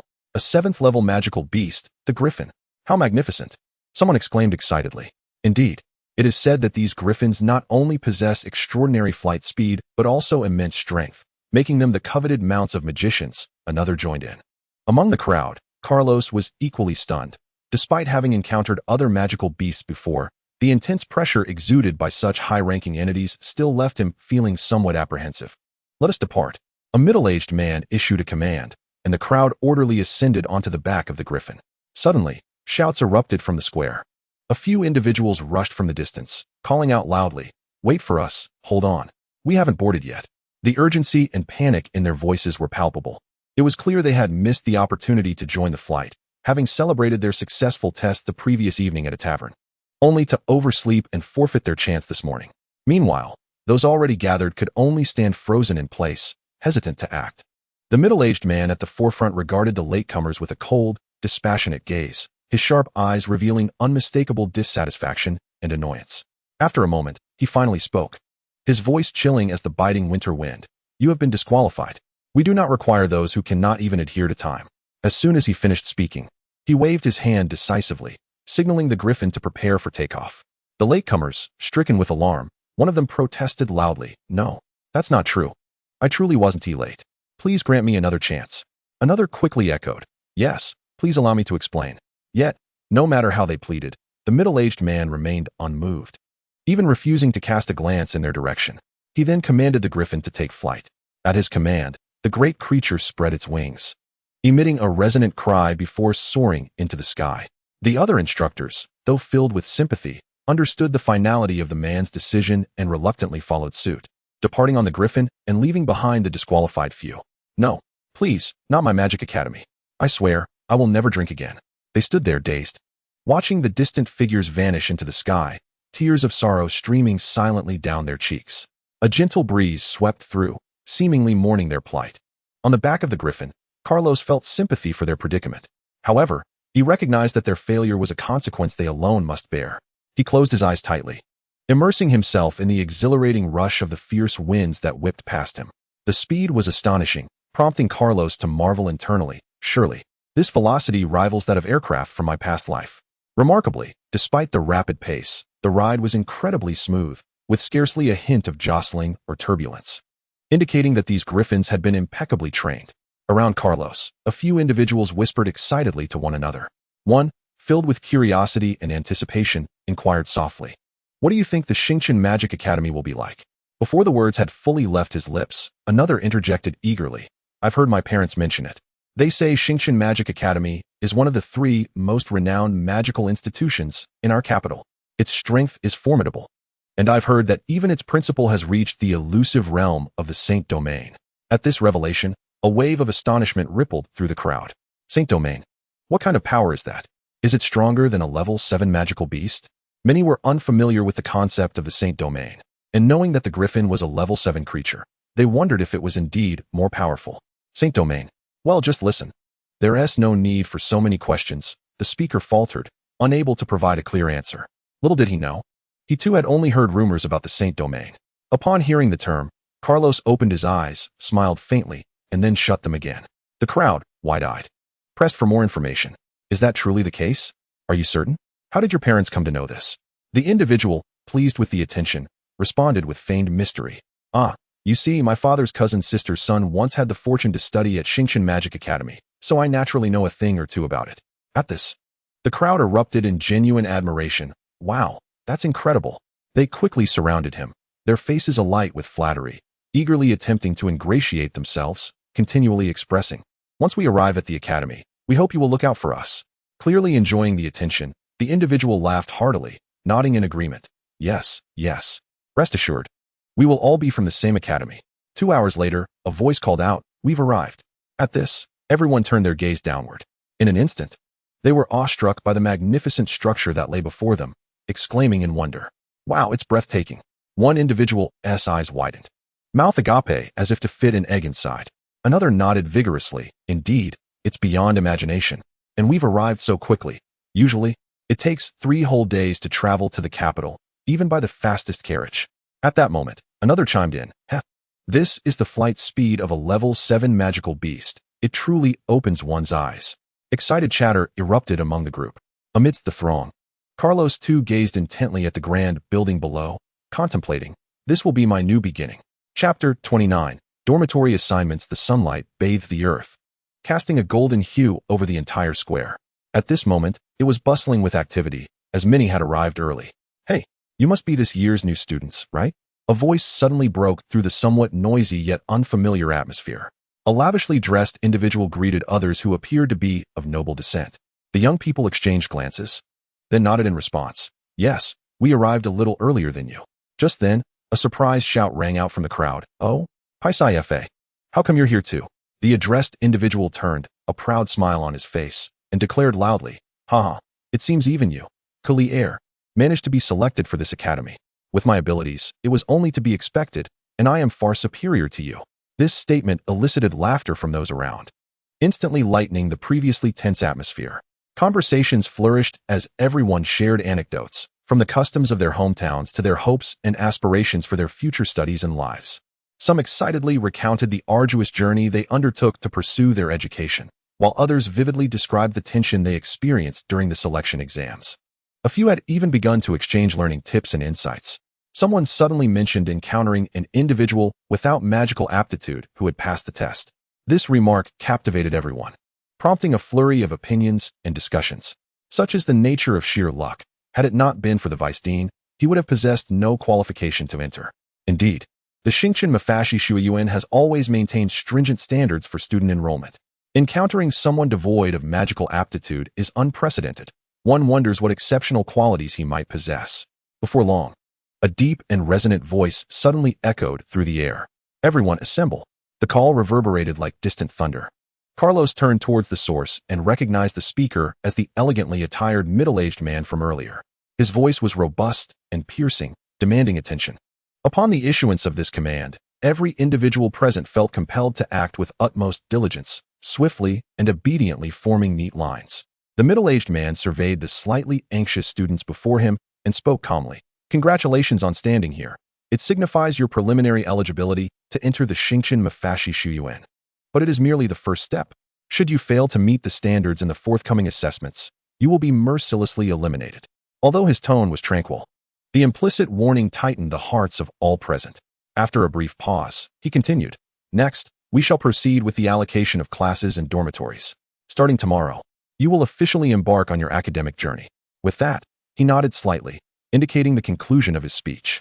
Then, seemingly recalling something important, the middle-aged man whispered a few words to a younger man beside him. The young man nodded in response, and the middle-aged man turned and strode away, leaving behind a composed silhouette for everyone. "Now, we will arrange you into dormitories in groups of 4, randomly assigned. The instructors will categorize everyone based on your test results into several classes, followed by the random allocation of dormitories. It took us a full hour to complete this task. I am so hungry. Let's find a place to eat." After a long wait, Carlos finally received the key to his dormitory room. His stomach grumbled, prompting him to seek nourishment. Others, too, had stood for quite a while and were equally famished. Thus, they inquired among the academy's staff and proceeded to the dining hall. "Wow, it's enormous." Upon entering the dining hall, the group was taken aback by its opulence. The place was resplendent, and the variety of food was astonishing, overwhelming their senses. What? A portion of braised magical rabbit costs 50 copper coins, and black bread costs 10 copper coins. This is exorbitant. Carlos felt as though the sky was collapsing around him. The prices were staggering. He was on the verge of tears. Thankfully, the instructors had previously mentioned that as long as one passed the tests and entered the academy, the tuition fees for the 5-year program would be waived. Moreover, new students enjoyed a 1-year exemption policy, allowing them to dine in the cafeteria without charge for the first year. After that, meals would incur costs. Therefore, Carlos resolved to earn some money during this period. Otherwise, he would struggle to afford meals. Holding the student identification card issued by the instructor, Carlos prepared to collect his food. This card contained personal information and was required for access at various locations, ensuring that only Academy students could utilize it. This evoked a sense of nostalgia in Carlos, reminiscent of his previous life. The alchemy of this otherworldly realm was impressive. Such feats were indeed achievable. After finishing his meal, Carlos followed the provided instructions to locate his dormitory, room 403. Upon opening the door, he discovered another occupant inside, who greeted him with enthusiasm. "Hello, I am Lin Ye. It is a pleasure to meet you." Carlos reciprocated politely. "Hello, my name is Carlos." "Oh, Carlos, I know you. You are the one without magical aptitude." Lin Ye suddenly recalled having seen him during the earlier tests. Carlos awkwardly touched his nose and coughed. "Indeed, that would be me." Realizing he had misspoken, Lin Ye quickly apologized. At that moment, another person entered, munching on meat.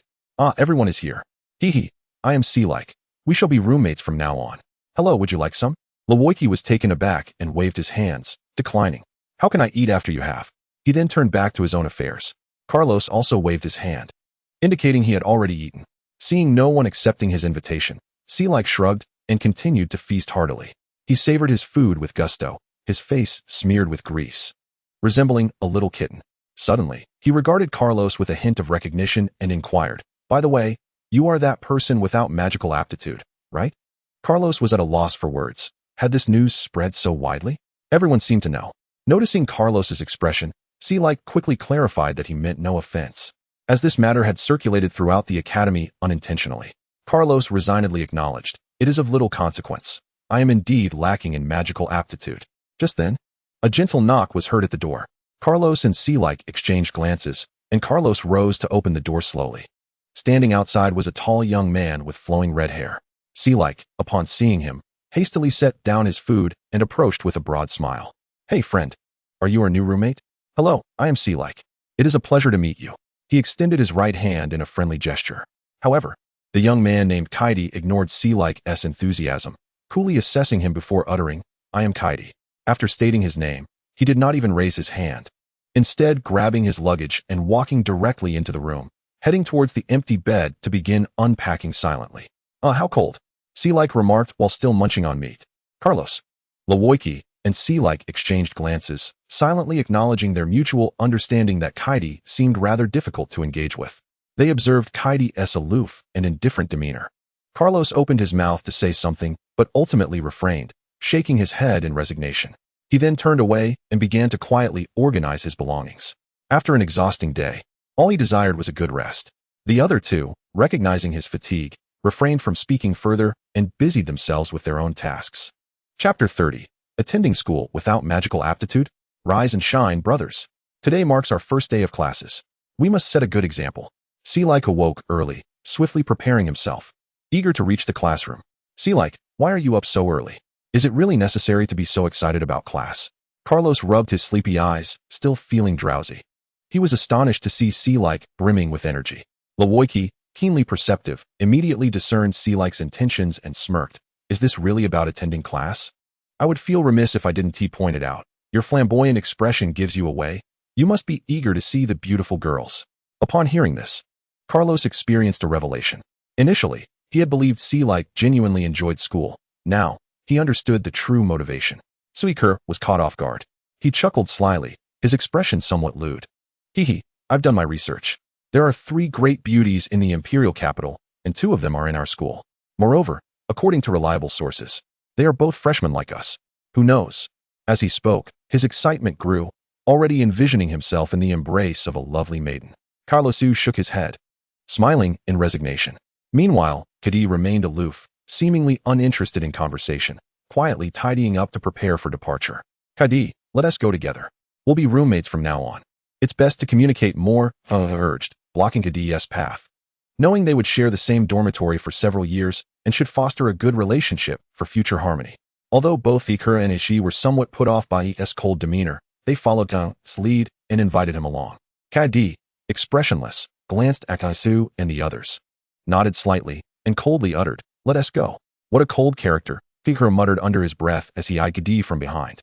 Lin Ye, witnessing this, playfully wrapped his arms around Sahar's neck, urging him to quiet down and move forward. "Hey, wait, my neck." Kahu laughed heartily and continued toward the classroom. Inside the classroom, a group of boys buzzed with excitement. Wow, it's Miss Tina from the Maher family, a true noble among nobles. So beautiful. And there's Lan Wu from the Boisulan family. They're in the same class as us. What an honor. They gushed, discussing the two beauties before them, their eyes glimmering with admiration. The surrounding girls shot them jealous and envious glances, wishing to take their place. What's with the staring? Haven't you seen a beauty before? Keep looking, and I'll gouge out your eyes. One fiery-haired beauty exclaimed, rolling her eyes in irritation. She had one hand on her hip, a foot perched on a bench, pointing at the group of boys. Her words sent shivers down their spines, redirecting their gazes elsewhere, fearful of provoking her. They had heard tales of Lan Wu's prowess. Legend had it that anyone who dared to tease her once had their leg broken. The other blonde beauty giggled, covering her mouth. Lan Wu, mind your words and actions. You are a lady. How will you find a suitor if you behave like this? Lan Wu, hearing this, pouted and whined. Oh, you're teasing me. I don't want to marry. It's all my father's fault for insisting I come to this academy. I was perfectly content at home. Sana playfully tapped Lan Wu on the forehead, smiling as she said, your father must have his reasons. He wants you to learn proper noble etiquette. Not to act like a tomboy, wielding swords and blades. Humph. I don't want to learn etiquette. I just enjoy practicing swordplay. Lan Wu protested, her frustration growing as she vented about her father. Lin Ye, with a resigned smile, replied, all right, you're right. She rubbed her forehead. Acknowledging that Lan Wu's stubbornness was part of her charm, she always did things her way. Meanwhile, Kathu and his companions entered the classroom. Look, a beauty. Oh, and a celebrity. Sinkirk's keen eyes scanned the room the moment he stepped inside, locking onto the two beauties in the center. It's indeed two of the three great beauties of the imperial capital. As Anu surveyed the classroom, he noticed the absence of traditional desks, replaced instead by benches, suggesting students were expected to sit and listen attentively to their instructor. Suddenly, he spotted a familiar face, his heart leaping with excitement. It's you. What a surprise to see you here. He had not anticipated encountering the beauty who had aided him previously by providing funds to chase away those bandits. Lin Ye, too, recognized him, recalling the incident with a smile. Oh, it's you. I didn't expect to see you at the academy. By the way, I never got your name. And thank you for your help. About that money. Kanu, slightly flustered in the presence of someone he admired, stammered, Kanu. Lan Wu, with her eyes fixed on Kalasu, positioned herself protectively in front of Lin Ye. What do you want being so close? Are you trying to charm Lin Ye? Carlosu gasped, astonished by her boldness. This is our first meeting, and you're already so fierce? Lan Wu retorted, don't pretend. Your eyes are glued to Lin Ye. Don't deny it. She was indignant, having witnessed many vying for Lin Ye's affection, who was gentle, beautiful, and gracious, universally adored. Lan Wu, please stop talking. Lin Ye, flustered, quickly covered Lan Wu's mouth, preventing further outbursts. She turned to Ganfu, apologizing. I'm sorry, Lin Wu has this tendency to speak without thinking. Please don't take offense. Lan Wu, eager to continue, found her mouth firmly shut by Lin Ye, her eyes darting in frustration. It's nothing. Haha. This lady has misunderstood, Kazu reassured, then took a seat beside Sankara and Mifi. The other students regarded Kazu with peculiar glances. Isn't that the one without any magical aptitude? He actually came to the academy. Yes. I heard the vice principal personally approved his admission. Could he be related to her? Of course. Otherwise, how could someone without magical potential gain entry to the Xingqian? Though their voices were hushed, heard every word clearly. Lin Ye and Lan Wu exchanged astonished looks. Realizing he was the talk of the academy, a person tested and found devoid of magical ability. Luoyichi, sensing the murmurs, retorted, is this the etiquette your parents taught you? Talking behind someone's back? Seiku chimed in, adopting a sarcastic tone, Nichi, don't engage with them. They are a bunch of ignorant folks who lack respect for others. Why bother? Kazu was taken aback by his newly acquainted roommate's defense, feeling an unexpected warmth in his heart. Seiku elbowed Kazu, a mischievous grin on his face. Hey bro. It seems you've made a connection with one of the three great beauties. Are you too? Kazu quickly interrupted, don't say such things. We merely crossed paths. She helped me once, and I just wanted to express my gratitude. Luoyichi teased, well, being close to the source of beauty certainly has its advantages. I guess my chances are gone. Sulikuro wore a similarly dejected expression. Me too. Who would have thought you'd get ahead of me, Kalasu? Kadi remained silent, meditating quietly. Stop talking nonsense, or she might hear you, Kalasu cautioned. Noticing the protective stance of the beauty beside Tha. At that moment, footsteps echoed through the room as everyone settled down, preparing for the lesson. A middle-aged man entered, casting a serious gaze over the students. Chapter 31 The History of the Continent. My name is Iwensi, and in the years to come, The responsibility of guiding you will fall upon my shoulders. As you, dear students, have just stepped into this hallowed academy, I shall take this moment to recount the origins of the continent upon which we stand." While delivering his speech, he noticed Carlos, but merely cast a fleeting glance without further acknowledgement. Then, after clearing his throat a few times, Teacher Iwensi began to narrate. "The land beneath our feet is known as Luaga Dalu, a realm said to have been crafted by the great creator God himself. In ancient times, humanity did not reign over this expanse. Rather, humans occupied the lowest tier of the food chain. The creator God fashioned myriad beings and bestowed upon them deities to oversee their affairs before ultimately succumbing to slumber. This era witnessed fierce rivalry among countless races, with the mightiest among them being the formidable dragon race, the elegant and enigmatic elven race, and the valiant beast race, among others. Each of these races possessed astonishing powers and talents, rightfully claiming dominion over the continent at that time. However, conflicts abounded among the races, and the gods frequently clashed as well, leading to death and injury. Eventually, the creator God awakened and established the divine realm for the deities, decreeing that they could no longer return to Luagadalu. As time flowed and the world transformed, the present circumstances have undergone a monumental shift. Through prolonged development and evolution, humanity gradually ascended to become the sovereign of this land. Teacher Iwensi tirelessly recounted the history of the continent. At that moment, the atmosphere in the classroom presented two starkly contrasting scenes. Carlos was fully engrossed in the teacher's discourse, his bright eyes fixated ahead, fearful of missing any crucial detail. For someone of his humble origins, acquiring such precious knowledge was indeed a rare opportunity. In stark contrast, the majority of students from noble families appeared somewhat lethargic and drowsy, having heard similar tales since childhood, rendering them disinterested. Fortunately, around 10 other common students, like Carlos, listened intently, acutely aware of their disadvantage in accessing information compared to their aristocratic peers, thus cherishing this invaluable learning opportunity. The teacher then elaborated on the abilities bestowed upon the myriad races by the deities, categorizing them into two forms, fighting spirit and magic. Over years of development, these powers were classified from 1st to 9th tier, followed by the holy tier, and ultimately the divine tier. Upon reaching the divine tier, one could break through to ascend to the divine realm. However, among the trillions of beings on this continent, only a handful have attained the divine tier, highlighting its formidable challenge. Our principal, indeed, is a master of the holy tier. As Teacher Iwensi spoke, pride illuminated his countenance. The students below widened their eyes, their minds filled with dreams of one day becoming masters of the holy tier themselves. Teacher Iwensi continued, explaining that the world is composed of magic, which in turn is constituted of magical elements. The fundamental elements include gold, wood, water, fire, earth, as well as wind, thunder, light, darkness, ice, and others. At that moment, a student raised their hand and inquired, "Teacher Iwensi, what element of magic do you practice?" "I am a fire element magician, a 7th tier magician." Iwensi promptly raised his right hand, reciting an incantation. "O God of magic, grant me the power of fire element." Fireball technique. Suddenly, a large fireball erupted in his hand, fiercely ablaze. Wow, incredible. Although the students had witnessed magic before, the spectacle still left them in awe. This is the fireball technique of fire magic. Through practicing meditation, we absorb magical energy, and by reciting the incantation for fire magic, we can unleash fire spells.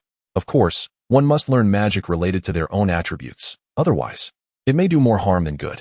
Teacher Iwensi, with a gentle smile, patiently elucidated each point of knowledge. He gracefully moved his hand, causing the blazing fireball to leap in his palm as if it were alive. His performance was nothing short of exquisite, leaving the audience in wonder. Undoubtedly, Teacher Iwensi successfully captivated the attention of all the students, firmly holding their thoughts in his grasp. Sitting in the back, Carlos was especially exhilarated, his eyes sparkling as he fixated on the searing fireball. His heart brimmed with an insatiable desire for magic, eagerly yearning to attempt it himself. For him, the opportunity to learn magic was undoubtedly a dream come true. Subsequently, Teacher Iwensi began instructing everyone in the art of meditation. While he primarily taught fire magic, not all students possessed fire attributes. However, as he noted, there are many commonalities among various forms of magic, which is why theoretical knowledge is paramount. Thus, he explained the principles, key points, and precautions of meditation in an accessible manner, hoping to help them establish a solid foundation. Gradually, Carlos closed his eyes, beginning to meditate in accordance with the teacher's instructions. After half an hour, he sensed the lively elements surrounding him, including fire, water, wind, and myriad others. Yet, he was perplexed, having previously tested negative for any magical attributes. Logically, someone without magical aptitude should not be able to successfully meditate or perceive magical elements. Yet now, he could see elements of all attributes. Suddenly, Carlos recalled the Qinglong. It is said that the Qinglong is one of the 4 ancient divine beasts, possessing extraordinary abilities and capable of traversing heaven and earth. Perhaps it was due to the power of the Qinglong that he could perceive various elements. However, he had no intention of revealing this. As human hearts are inscrutable, one can never be certain if others might harbor jealousy and wish to do harm. Carlos continued his deep meditation, and suddenly his consciousness was transported to a different realm. What is this? The Qinglong? He beheld a magnificent Azure Dragon coiling within this space. Its elegance so vividly lifelike. Carlos, feeling a surge of inspiration, soon grasped some information. It seemed that as his strength increased, he would gradually master the power of the Qinglong. This revelation filled Carlos with joy. For possessing the power of the Qinglong without the ability to wield it was undoubtedly discomforting. Now, with diligent practice, he could one day fully harness the power of the Qinglong. Carlos gradually opened his eyes, and his companions, Silike and Lin, hurriedly gathered around, inquiring about his meditation experience. I couldn't sense any magical elements. It appears I must cultivate fighting spirit instead.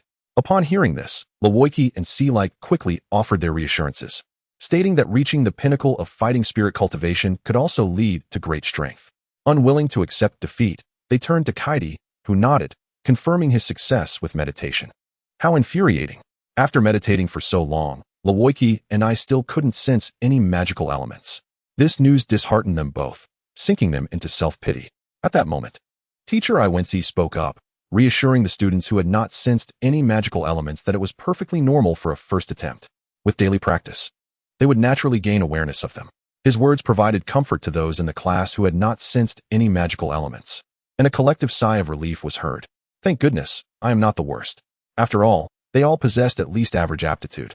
Carlos turned to glance at Selina, wondering if she had succeeded in her meditation.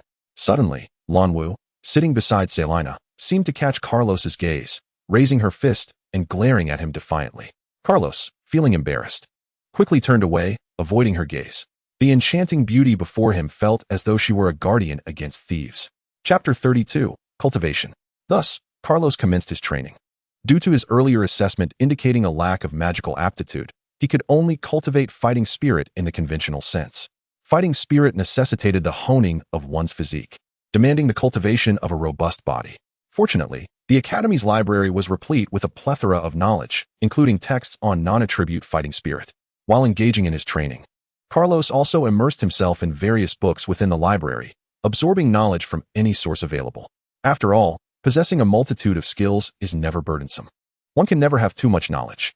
In private, he sought out some magical texts to study, discreetly, in secluded corners. He understood that he could indeed learn magic, which sufficed for him, serving as a potential trump card. The two disciplines complemented one another, thus extending the time required for his training. His aspiration was to master both martial and magical arts, for such mastery was undeniably impressive. The Academy possessed only texts below the 9th level.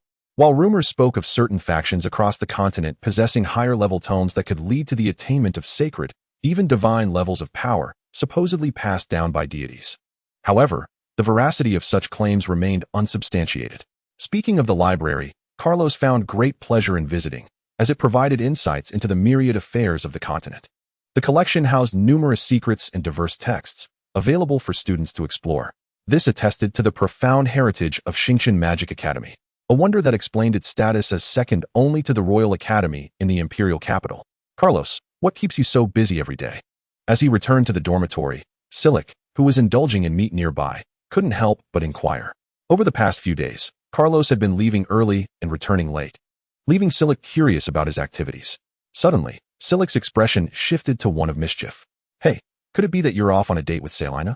This prompted Roiki to lean in, equally intrigued about Carlos's relationship with Selina.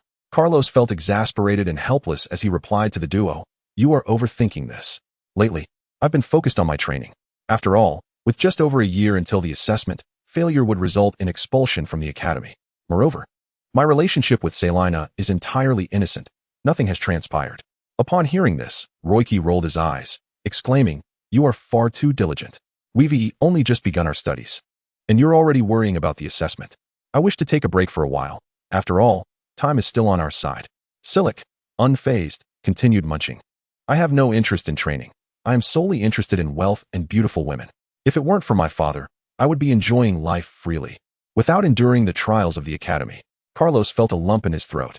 Through their time together, he had learned that Silic's family was engaged in trade and held a respectable reputation in the city, having been granted a barony title. His father, after years of business, had acquired a town and now held the status of a moderately sized lord. Consequently, Silic had always lived a life of luxury. Being his father's only son, he was expected to acquire skills to better protect the family.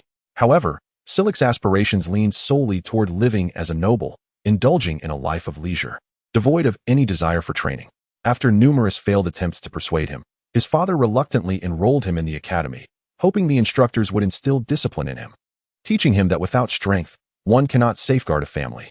Carlos gazed at the plump figure before him, feeling an overwhelming sense of helplessness as Silic continued to feast, seemingly indifferent to the prospect of gaining weight. Roiki's situation was simpler. He hailed from a modest family that aspired for him to achieve greatness. From a young age, he had been indoctrinated with this mentality. He understood that gaining admission to Xingqian Magic Academy was a chance to alter his fate.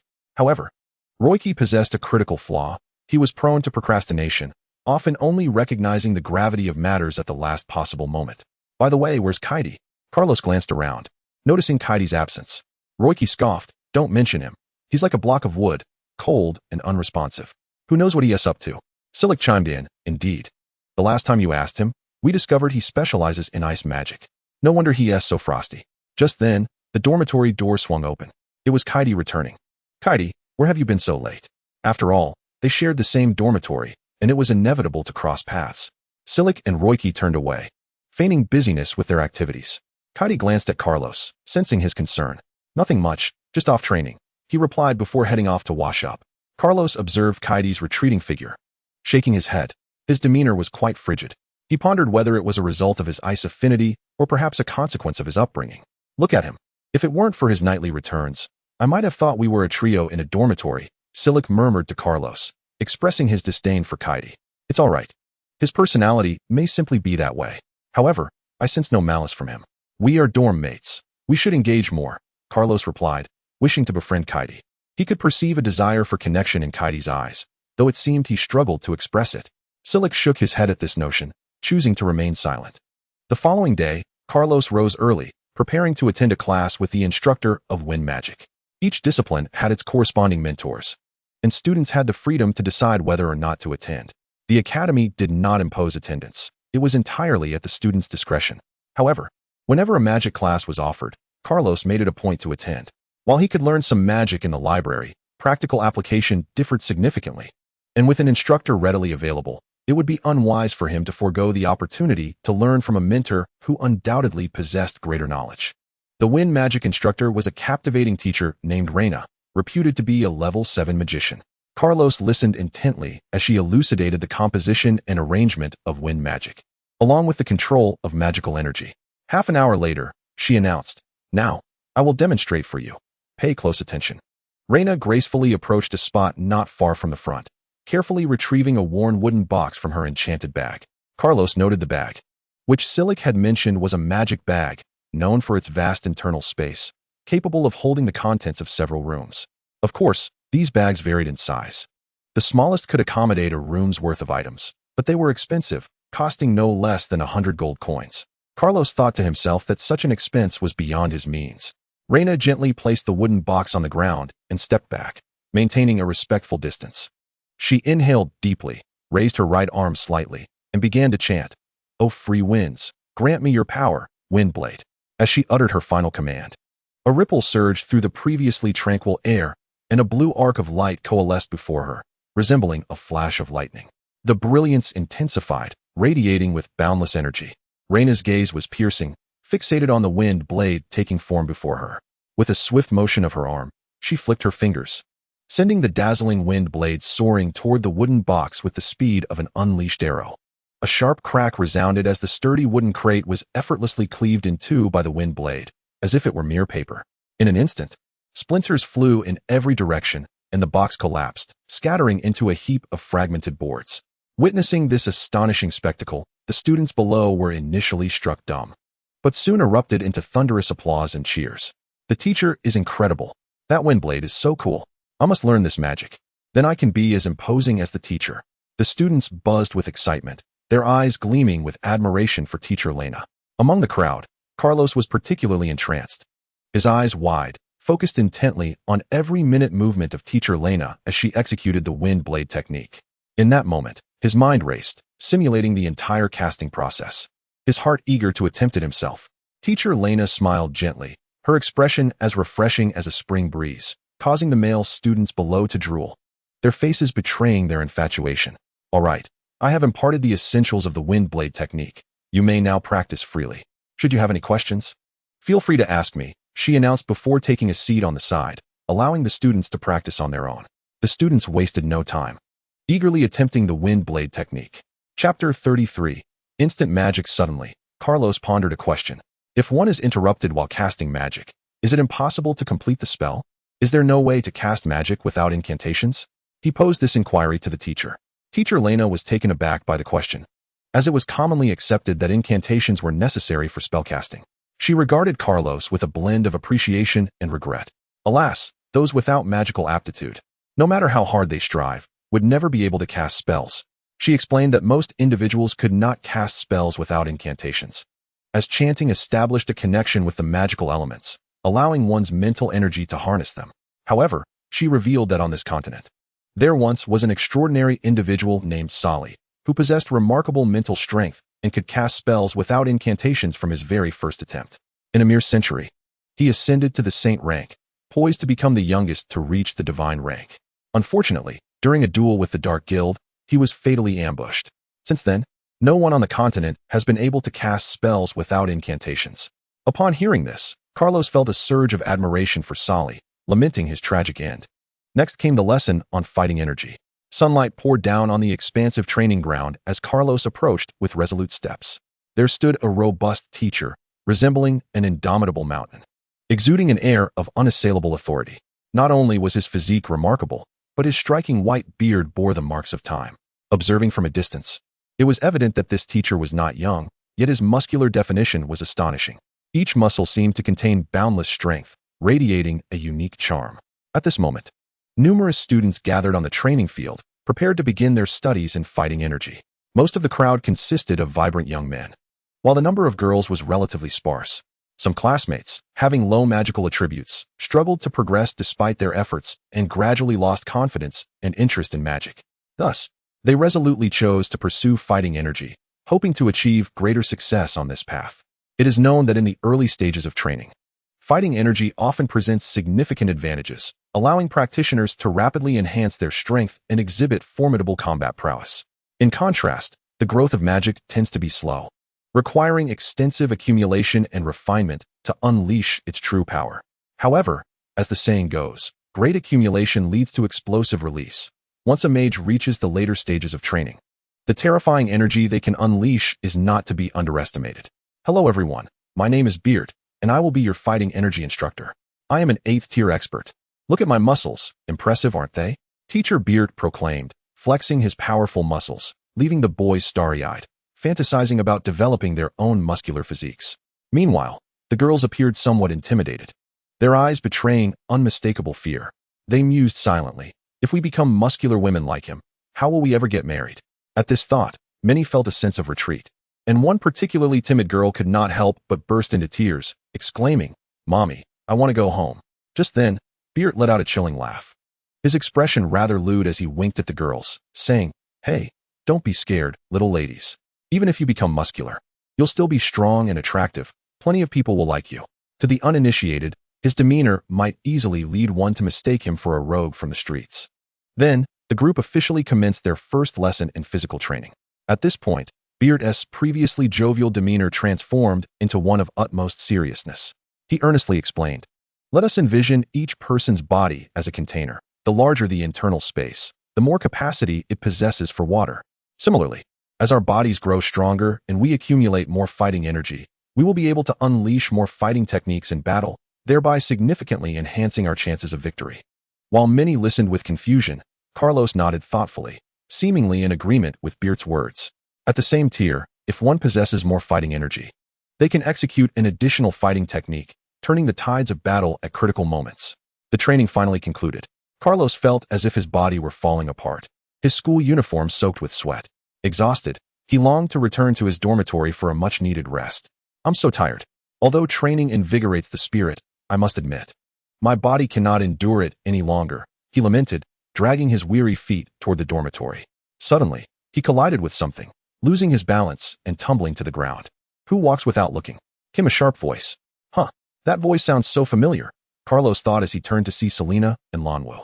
At that moment, Lanwu stood with her hands on her hips, glaring at Carlos with fiery eyes. Carlos quickly got to his feet and apologized. I'm sorry, ladies. I didn't see you. I hope I didn't hurt you. Just as Lanwu was about to speak, Selena interjected with a gentle smile. It's fine. What happened to you? Carlos explained that he had just completed a fighting energy class and was exhausted, which led him to overlook his surroundings. Sister Lina, why are you being so nice to this little brat? He nearly knocked you over, Lanwu remarked, feeling that while Lina was perfect in every way, her excessive kindness was concerning. Oh well, I suppose it's my duty to protect Sister Lina. After all, I am the benevolent goddess. Selena gently tugged at Lanwu's sleeve, urging her to cease her words. Subsequently, Selena engaged in casual conversation with Carlos for a few moments. Growing increasingly impatient, Lanwu hastily pulled Selena away. Reluctantly, Selena apologized to Carlos before following Lanwu, casting a few warning glances at Carlos, as if to convey a silent message. Do not harbor any intentions towards my sister. This spicy little pepper, I have not provoked her. She always targets me. Carlos felt a blend of frustration and despair, as every time he sought to converse with Lanwu would intervene, guarding her as if fearing he would deceive her. Shaking his head, Carlos decided to dismiss the matter and turned back to his dormitory. Chapter 34, Forging Weapons. A month later. Hey, Carlos, have you grown taller and stronger? In the dormitory, Silik looked at Carlos with surprise and confusion, even rubbing his eyes. Indeed, I feel the same. It's rather peculiar, Lewoiki remarked, also noticing the change, pondering if the academy's meals were exceptionally nourishing. Why had he not experienced such growth himself? Lewoiki glanced dubiously at his own physique before looking at Carlos. I have been consistently training hard every day, Carlos mused, attributing his newfound vigor to the energy he had gained through his training, coupled with the ample nourishment provided by the academy's meals, which had facilitated his physical development. Moreover, he distinctly sensed that his combat energy and magic were on the verge of a breakthrough, soon to elevate him to the ranks of a first-tier warrior. Oh, perhaps it is for the best. You are unaware of my disinterest in training, Silik responded, shaking his head. He understood how diligently Carlos trained daily. If he possessed such time, why not indulge in more meat? Lewoiki, on the other hand, remained silent, as he had been inconsistent in his training regimen recently. You too. Come the assessment, I shall see how you manage, Carlos said, resigned, opting not to press the matter further. He prepared to venture out to forge a weapon. Although the academy provided free access to weapons, they were too cumbersome and unwieldy for practical use. Thus, Carlos resolved to design a weapon reminiscent of those from his past life, lightweight and easy to carry. The bustling city of Daidu was alive with the sounds of vendors and a vibrant atmosphere. Observing the throngs of people lining the streets, Carlos reflected on the intriguing habit of otherworldly folk to indulge in shopping. Clang, clang. Inside the blacksmith shop, several dwarves were vigorously hammering away at the glowing metal before them. Boss, Carlos called out, but received no acknowledgement. Feeling slightly embarrassed, he cleared his throat and shouted again. Boss. This time, his voice echoed loudly, startling the dwarves. Who is it? The dwarves, interrupted in their labor, glared at the door, only to find Carlos smiling at them. What are you shouting for? Trying to scare your grandfather to death? Carlos felt momentarily dumbfounded. If he spoke softly, they could not hear him. Yet when he raised his voice, he startled them instead. He looked at them with a hurt expression. Unfazed by Carlos' demeanor, one of the dwarves barked, Kid, if you have business, spit it out. Can't you see I'm busy? The speaker, an elderly dwarf with a white beard, took a swig from a flask as he spoke. Huh, good drink, refreshing. Seeing this, Carlos quickly articulated his intentions, retrieving a piece of animal hide from his pocket, upon which a weapon design was sketched. The dwarf took a look at it and then exclaimed, causing those nearby to jump in surprise and inquire about the commotion. Incredible. This design is sheer genius. Ignoring the queries of the other dwarves, The elderly dwarf immediately changed his tone, smiling broadly at Carlos. My young friend, I apologize for earlier. I hope you can forgive this old man. Carlos reassured him that it was of no consequence. The old dwarf then studied the hide, pointing at the design and inquiring. May I ask who designed this? It is as if the god of weaponry has possessed you. Such intricate design. How could I have never thought of it? Carlos smiled subtly, claiming it was his own creation, the only one of its kind on the continent. The revelation left the old dwarf astounded, his jaw dropping as he scrutinized Carlos with disbelief. You designed this yourself? Carlos nodded affirmatively, asking if there was any issue with that.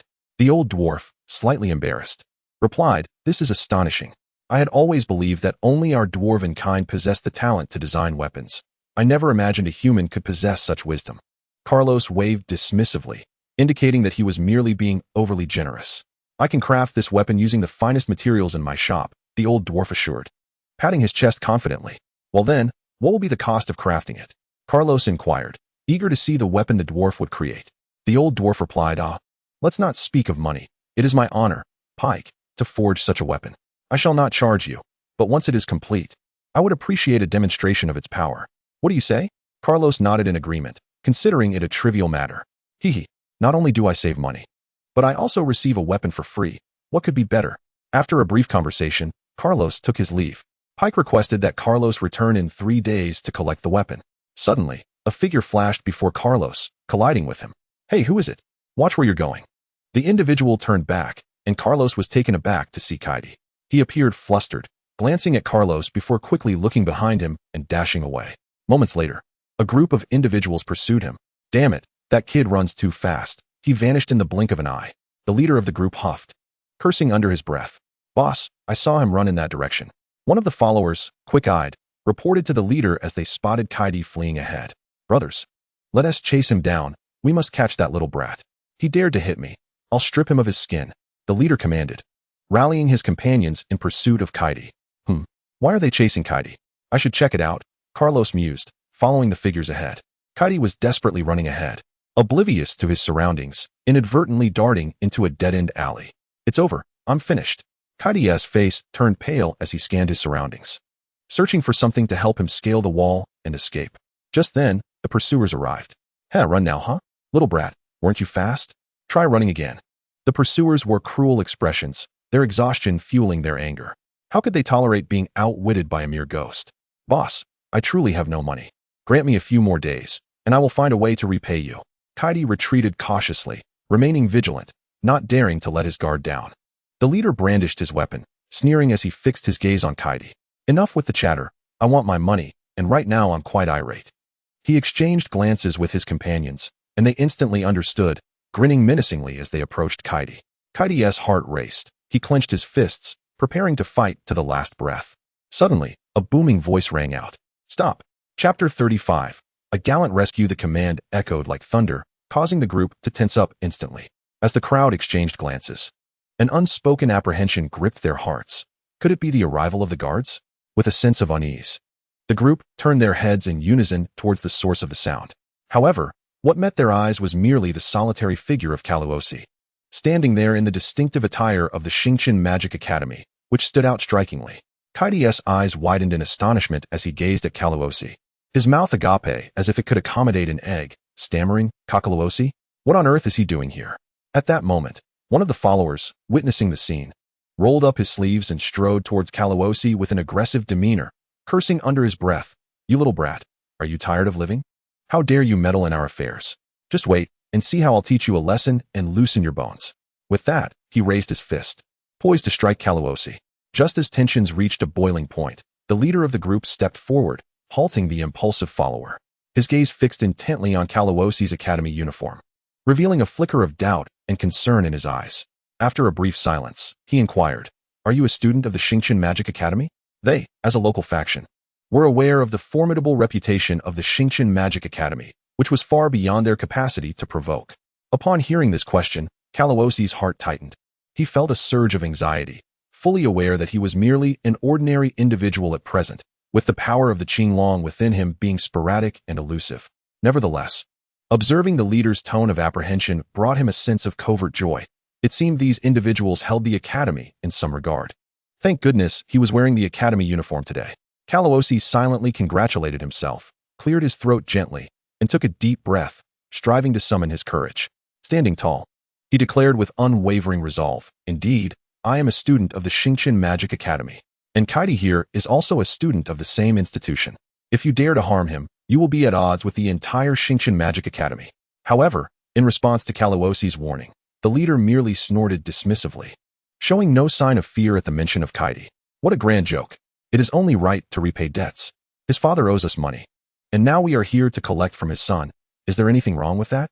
The leader's words were cold and delivered with an air of undeniable authority. At that moment, Kaidi's expression shifted to one of intense agitation. His eyes bulged, turning crimson as he shouted at Kalawose, "This is none of your business. You should leave immediately." Yet Kalawose paid no heed to Kaidi's plea and instead turned to face the leader, unflinchingly asking, "Then may I inquire how much he owes you?" Hearing Kalawose's question, the leader's lips curled into a contemptuous smile as he replied, "Oh, it's not much, merely 5 silver coins. What do you say? Are you planning to play the hero and pay off his debt?" With that, the leader cast a challenging glance at Kalawose, seemingly eager to witness his embarrassment. From the back, Kaidi was taken aback, staring incredulously at the leader as he shouted, "You're talking nonsense. My father only borrowed 1 silver coin from you. How could it possibly have escalated to 5 coins? This is usury." His voice trembled with a mix of anger and disbelief. At this moment, one of the leader's followers stepped forward, furious, and barked at Kaidi, "Stop wasting our time. Your family has been in debt for over half a year. Shouldn't we be entitled to some interest? Do you expect us to starve?" He waved his fists threateningly, as if ready to strike at any moment. Kaidi instinctively took a step back, but retorted defiantly, "Even if we were to calculate interest, it shouldn't have risen to this amount. 5 silver coins equate to 500 copper coins. This is sheer extortion." He bit his lip, his eyes flashing with anger and resentment. Kalawose pondered for a moment, relieved that he had several hundred copper coins on hand from a previous task. Without hesitation, he retrieved a pouch from his pocket and produced 5 silver coins, offering them to the leader. "Very well, if that is the case, our accounts are settled. Brothers, let us go." The leader, seeing Kalawose's readiness to part with the money, had nothing more to say. He cast a glance at Kaidi before departing. "Consider yourself fortunate that someone is willing to pay your debts. Otherwise, even as a student of the Xingqian Magic Academy, breaking a leg would be too much to ask, and you wouldn't be able to find me for retribution." Once the group left, Kalawose hurried to Kaidi's side, inquiring if he was all right. Kaidi remained in a state of shock, unable to comprehend why Kalawose had gone to such lengths to assist him. Kalawose smiled slightly. "It's nothing. You are my roommate, my classmate. I can't just stand by and watch you suffer, can I?" Kaidi gazed at Kalawose with complex emotions, an inexplicable feeling flickering in his eyes. This left Kalawose perplexed. Why was Kaidi looking at him like that? Could it be? Kalawose recalled some rumors from the imperial city, suggesting that some men preferred other men with fair skin. With that thought, Kalawose cleared his throat and turned away. Kaidi, coming to his senses, flushed and quickly thanked Kalawose, assuring him he would find a way to repay the money. Kalawose reassured him that there was no rush and that he could repay him gradually, though inside, his heart ached, as that money represented months of hard work. Thus, the two continued their conversation while walking towards the academy. Along the way, Kalawose inquired about the background of the situation. Kaidi hesitated for a moment, but recalling Kalawose's brave assistance earlier, he decided to share his story. Kaidi was originally from the nearby Lin Ye village. He and his parents had lived a happy life until, at the age of 8, his father decided to move the family to the imperial city. Initially, his father worked diligently to support them. However, over time, he fell in with a bad crowd, frequently visiting places of ill repute, ultimately neglecting his responsibilities and abandoning the family. Kaidi's mother, often in tears, eventually succumbed to sorrow and passed away, which left a deep resentment in Kaidi towards his father. It was only when his father realized his mistakes and took it upon himself to raise Kaidi alone. 6 months ago, in an attempt to hunt magical beasts in the Beast Mountain range, Kaidi's father borrowed a small amount of money for equipment, only to tragically lose his life, leading to the current predicament. Kalawose listened intently, unsure of what to say, and gently patted Kaidi on the shoulder. Kaidi flinched slightly, catching Kalawose off guard, as he hadn't realized Kaidi disliked being touched. Upon arriving at the dormitory, they were greeted by Lin Ye, who expressed surprise at their return together, as they typically didn't associate. Kaidi remained silent, while Kalawose quickly interjected, "Haha, I just returned and happened to run into Kaidi, so we came back together." Lin Ye and Sea-like exchanged glances, but said nothing further. Kaidi glanced at Kaloosi before busying himself with his own matters. Kaloosi shook his head, thinking how dramatic Kaidi was for a man. Exhausted from the day, he resolved to get a good night's sleep. Chapter 36. Kaloosi's new weapon following the recent events. Kaidi's attitude towards Kaloosi softened considerably, and he occasionally initiated conversations with him. Carlos believed that everyone yearns for care and attention. The last time he learned about Kaidi's background, he understood that his character was closely linked to the environment in which he had grown up. Deep down, he still hoped for someone to show concern for him. This left Silik and Loachi utterly bewildered, unable to comprehend what had transpired with Kaidi, who had previously been cold and indifferent towards them. Now, he occasionally attended classes with them and engaged in casual conversation, though he rarely discussed matters pertaining to beautiful women, as if he held no interest in such topics. Time passed swiftly, and before long, 3 days had flown by. On this particular day, the sun shone brightly, and a gentle breeze caressed the air. With a heart full of anticipation and excitement, Carlos hastened towards the dwarf blacksmith shop as per their prior arrangement. From a distance, he spotted the familiar figure at the entrance of the shop. Grandpa Pike was leisurely seated on a wooden chair, savoring a glass of fine wine. "Grandpa Pike, I'm here," Carlos called out loudly, quickening his pace towards him. Upon hearing the voice, Pike looked up, a smile of delight spreading across his face. He set down his wine glass, rose to his feet, and opened his arms to welcome Carlos. Carlos quickly sidestepped, feeling somewhat uneasy about hugging an old man. Pike paid no mind to this, laughing heartily as he patted Carlos on the back and cheerfully remarked, "Young lad, you arrived just as I settled down to drink. It seems you couldn't wait." "Haha. No rush. First, let's enjoy a jug of wine together." With that, Pike took hold of Carlos's hand and unceremoniously pulled him to sit beside him, gesturing for a nearby dwarf to fetch 2 large drinking cups. The dwarf, observing Pike's warm and courteous treatment of Carlos, felt a sense of surprise. He pondered to himself, who exactly is this human? How can he elicit such friendliness from the usually stern and rigid Grandpa Pike? Despite his curiosity, the dwarf's nature compelled him to obey orders, especially when they came directly from Grandpa Pike. Thus, he wasted no time and hurried inside to retrieve 2 exquisite copper wine cups, placing them respectfully on the table. "Since Grandpa Pike has so warmly invited me, I shall share a drink with you." Carlos thought it improper to decline, eager to sample their wine. Pike, pleased by Carlos's willingness, laughed heartily and filled a cup from the wine jug. Carlos lifted the cup, inhaling the strong aroma. He took a sip, only to feel a sharp sting in his throat, causing him to cough involuntarily, tears nearly welling up in his eyes. This wine was potent. Pike chuckled, boasting, "Young lad, this is our dwarven clan's own brew, the fiery liquor we pride ourselves on. Your human wines lack the intensity. They simply do not satisfy." Indeed, this wine was on an entirely different level compared to the human varieties he had previously tasted, which were milder. Even the stronger ones paled in comparison to the dwarven brew. "Haha. While this wine is commendable, I once had the fortune of tasting something called monkey wine. Now that is the finest on the continent. Alas, its scarcity means that once the major factions divide it, there is hardly any left," Pike said, licking his lips in reminiscence before pouring another cup and downing it in one go. "Haha, refreshing." Carlos, unable to acclimate to the strength of the liquor, set down his cup and ceased drinking. "By the way, Grandpa Pike, is my weapon ready?" Carlos had not forgotten his purpose for visiting and felt immense anticipation. "It has long been forged, and I assure you, it is the finest weapon I have ever crafted." "Lick, go fetch the weapon I made, along with the sheath," Pike boasted exuberantly, instructing his grandson to retrieve the weapon. Lick dashed into the house and soon emerged with a box. Seeing this, Carlos hurried to take it. He placed it on the table and slowly opened the box. What met his eyes was a sword reminiscent of the ancient Tang swords from his previous life. The blade measured 3 feet in length and 1 finger in width. The hilt was adorned with a striking blue gem, dazzling and glimmering. "What do you think? This was forged from the finest ore, and I even used my prized mithril. Quite impressive, isn't it?" Pike remarked, noticing Carlos's astonishment and admiration with pride. Carlos was utterly astonished. He had learned in the library that mithril was an exceedingly rare ore, each piece worth a fortune. He never expected Grandpa Pike to have used mithril in the crafting of his weapon, which genuinely surprised him. "Thank you, Grandpa Pike," Carlos expressed his gratitude. "Oh, no need for thanks. Just look at it. How does it fare?" Pike responded nonchalantly. For him, crafting a fine weapon was of utmost importance, and everything else was trivial. Carlos lifted the sword, which weighed approximately 10 pounds and measured 3 feet 3 inches long, feeling it was just right for him. He swung it effortlessly, The blade emitted a sharp sound as it sliced through the air, and Carlos, glancing at a nearby wooden stick, delivered a swift strike. With a crack, the stick split in two. Yet, Carlos felt as if he had exerted little effort. Truly, the craftsmanship of the dwarven race was unparalleled. "Grandpa Pike, you are remarkable." Pike laughed heartily at Carlos's praise, relishing the compliment.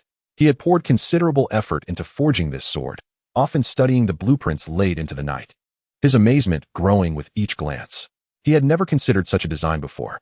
Carlos's weapon was longer than a dagger, yet shorter and lighter than a two-handed sword, making it much more convenient. Pike couldn't help but admire Carlos's ingenuity in designing such an impressive weapon. "Thank you, Grandpa Pike. This sword is a perfect fit for me," Carlos proclaimed, growing increasingly fond of it. After spending so long in this other world, he finally had a weapon that suited him. "Young lad, I have forged iron all my life and have never crafted such a weapon before. May the god of forging bless me with this new understanding.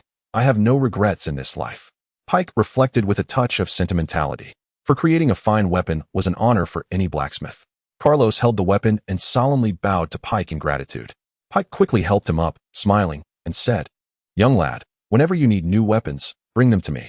"Of course, Grandpa Pike. I, Carlos, will surely do so." Carlos waved farewell to the blacksmith shop, ready to embark on the next phase of his training. Chapter 37. First Stage of the Realm Bang. As a peculiar sound echoed through his body, Carlos, who had been engrossed in his training, abruptly opened his eyes, sensing an unusual sensation emanating from within. After a moment of careful contemplation, he felt a rush of joy.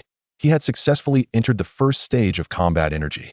Carlos was elated, eager to test the extent of his newfound power. He slowly extended his palm, focusing his mind to channel the energy he had just broken through. In an instant, a sharp blade of wind materialized, whistling as it sped towards a small tree by the roadside. With a crisp crack, the sturdy tree fell without resistance. Observing this scene, a satisfied smile spread across Carlos's face as he remarked to himself, "It appears that not only has my combat energy reached the first stage, but my magical level has also achieved the same. Wonderful, wonderful.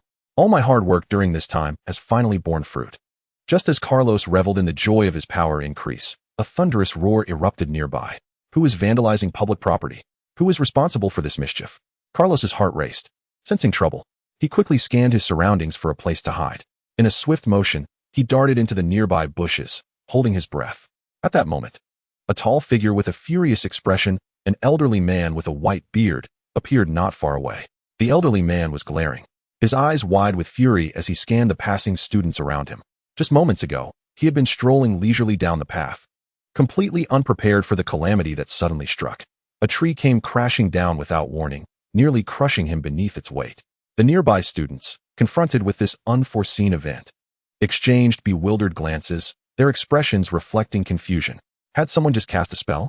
"I think I saw a gust of wind bring down that tree, almost hitting the teacher." One student seemed to recognize the elderly figure, murmuring quietly, "Isn't that Professor Sabulu, who teaches earth magic?" Concealed among the bushes, Carlos was lamenting his misfortune, inwardly cursing his bad luck for attracting the ire of such a stern instructor. At that moment, he dared not make a sound, only silently praying not to be discovered. Professor Sabulu furrowed his brow, anxiously scanning the vicinity while muttering to himself, "Where's the one who ambushed me?" However, after a thorough search, he still could not locate the source of his distress. A sense of irritation began to brew within him, for he had other pressing matters demanding his attention. Reluctantly, he abandoned the pursuit and hurriedly departed, leaving behind a menacing warning. "Humph. If I catch you, just wait." Carlos held his breath, watching as Professor Sabulu's imposing figure gradually receded into the distance. Even as the teacher moved farther away, Carlos remained frozen, for numerous students continued to traverse the area. Any hasty action on his part could easily attract unwanted attention and reveal his hiding place. Thus, he suppressed his anxiety and unease, remaining concealed in the shadows until the students dispersed. After about half an hour, the surroundings finally quieted down, and the students began to leave one by one. Once he confirmed that the coast was clear, Carlos let out a sigh of relief, then swiftly emerged from his hiding spot, sprinting towards the dormitory. His heart raced like a drum as he recalled how close he had come to being discovered by Professor Sabulu. The thought sent chills down his spine. That was terrifying. I nearly got caught. It seems I must be more cautious about casting spells in public. If someone sees me, I might end up being treated like a lab rat. By the time Carlos reached the dormitory entrance, he was out of breath. Upon stepping inside, he spotted Silic lounging comfortably on his bed, indulging in snacks with great enjoyment. Seeing Carlos, who was flushed and drenched in sweat, Silic raised an eyebrow in surprise and asked, "Hey, what happened to you? You look like you're being chased." Wiping the beads of sweat from his forehead, Carlos hurriedly explained, No, I just ran too fast and broke a sweat, that's all." What a joke. Carlos thought to himself, firmly resolving not to divulge the events he had just experienced. If the truth got out, the consequences would be dire. Silic, taking Carlos's words at face value, simply replied, "Oh, is that so? I thought you were in some kind of trouble." He then returned to savoring his snacks. "Well, you guessed it right. I did get into trouble."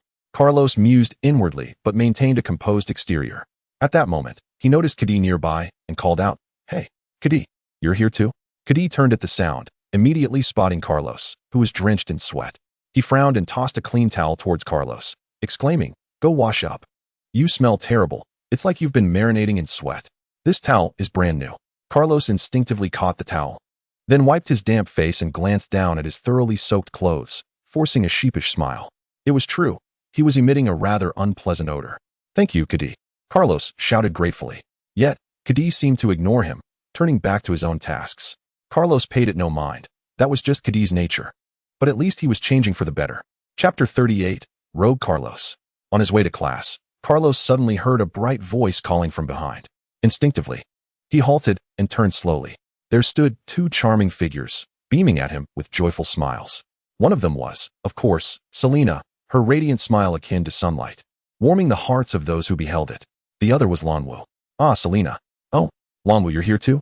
Upon seeing Selena, a wave of indescribable joy surged within Carlos, and a gentle smile involuntarily graced his face. However, when his gaze landed on Lanwu, the previously joyous expression swiftly morphed into one of disdain. This was solely because, over the past 6 months, the bond between Carlos and Selena had grown increasingly intimate. They shared a silent understanding, caring for one another as though they were integral parts of each other's lives. The surrounding classmates could unmistakably sense the sweet atmosphere enveloping them. Anyone could see that they had become a couple deeply in tune with each other, merely yet to break through that final barrier. However, whenever Carlos and Selena were together, Lanwu would invariably trail behind like a little shadow.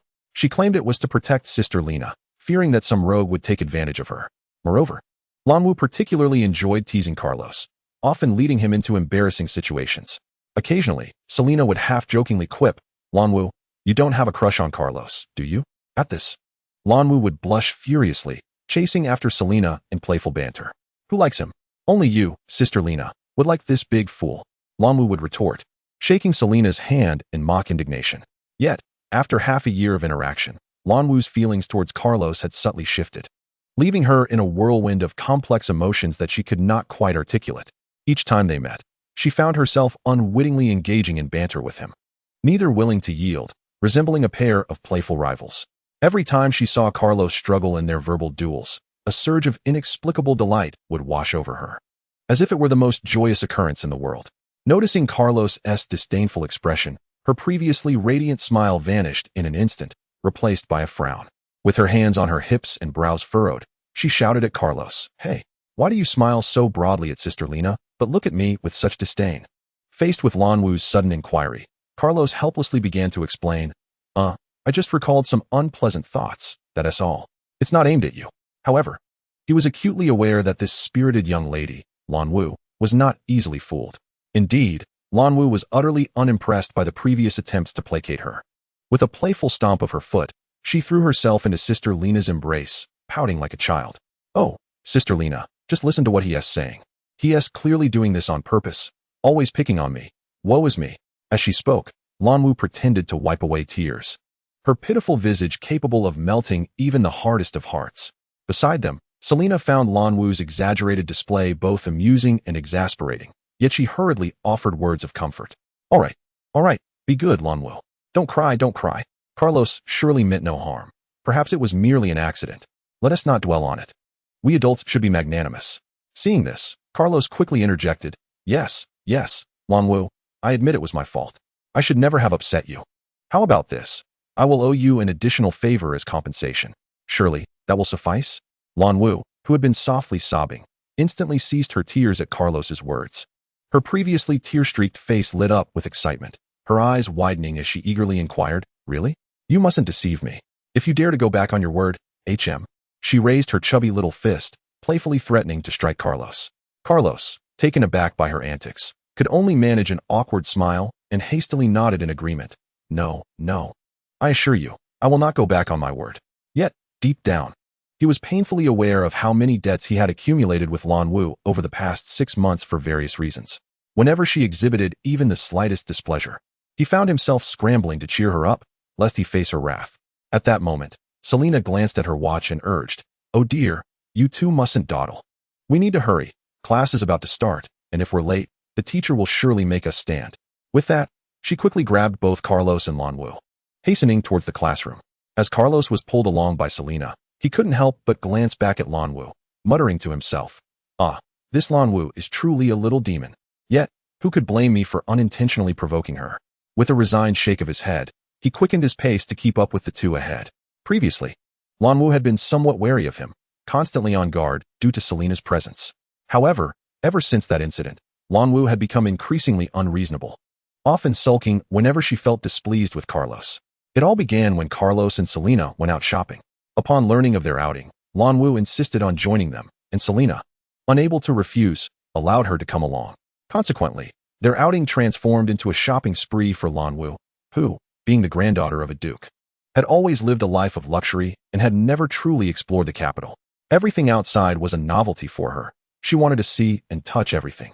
Unfortunately, during a boat ride, Lan Wu accidentally fell into the water. Selena, panicking, was at a loss as she was merely an earth mage and had never encountered such a situation.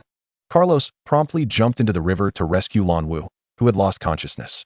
In a moment of desperation, he resorted to the life-saving techniques he had learned in his previous life. However, unable to perform mouth-to-mouth resuscitation, he laid her down and began to press on her chest. It must be said that although Lan Wu was a year younger than Carlos at merely 15, she was quite developed for her age. Typically, her attire concealed this, making her appearance seem less pronounced. Before long, Lan Wu regained consciousness, but before she could express her gratitude, she struck him across the face. "What were you doing?" she exclaimed furiously, having awoken to find Carlos's hands on her chest. Carlos was left bewildered. After saving her, he was met with such an accusation. "You rogue! You touched me!" Lan Wu curled up, tears streaming down her face. Selena rushed to comfort her, explaining the situation to ease her distress. After a while, Lan Wu began to understand, yet upon seeing Carlos, she still huffed in disdain, calling him a rogue. Carlos, feeling helpless, chose not to argue with her. It dawned on him that this was a different world, and his actions had been misinterpreted as inappropriate, making it difficult to be seen as a hero. However, from that moment onward, Lan Wu's attitude toward him underwent a marked change. Chapter 39, the one with secrets in the southern part of the capital. There stood a remarkably impressive estate. This residence sprawled over an extensive area, covering dozens of acres, with its grandeur astonishing all who laid eyes upon it. Within the estate, pavilions and towers were arranged harmoniously, adorned with exquisite carvings and paintings, epitomizing unparalleled luxury and magnificence. This was the renowned abode of the Smart family. At this moment, in a tranquil and elegant study deep within the estate, a middle-aged man sat attentively at his desk, engrossed in the book before him. With a tall and imposing stature, his resolute features emanated an air of authority that commanded respect without the need for anger. This man was the head of the Smart family, Marquis Bolt. Suddenly, the sound of soft footsteps approached, followed by a respectful call, "My lord." It was one of his subordinates clad in black attire, come to report important news. "Speak," Bolt replied, his gaze never leaving the page, his voice cold and commanding. The low, resonant tone seemed to carry an invisible pressure, causing the messenger to tremble, too intimidated to breathe loudly.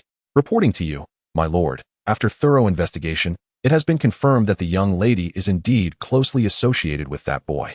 They frequently go out together, and each time, Miss Lan Wu, granddaughter of Duke Scott, accompanies them."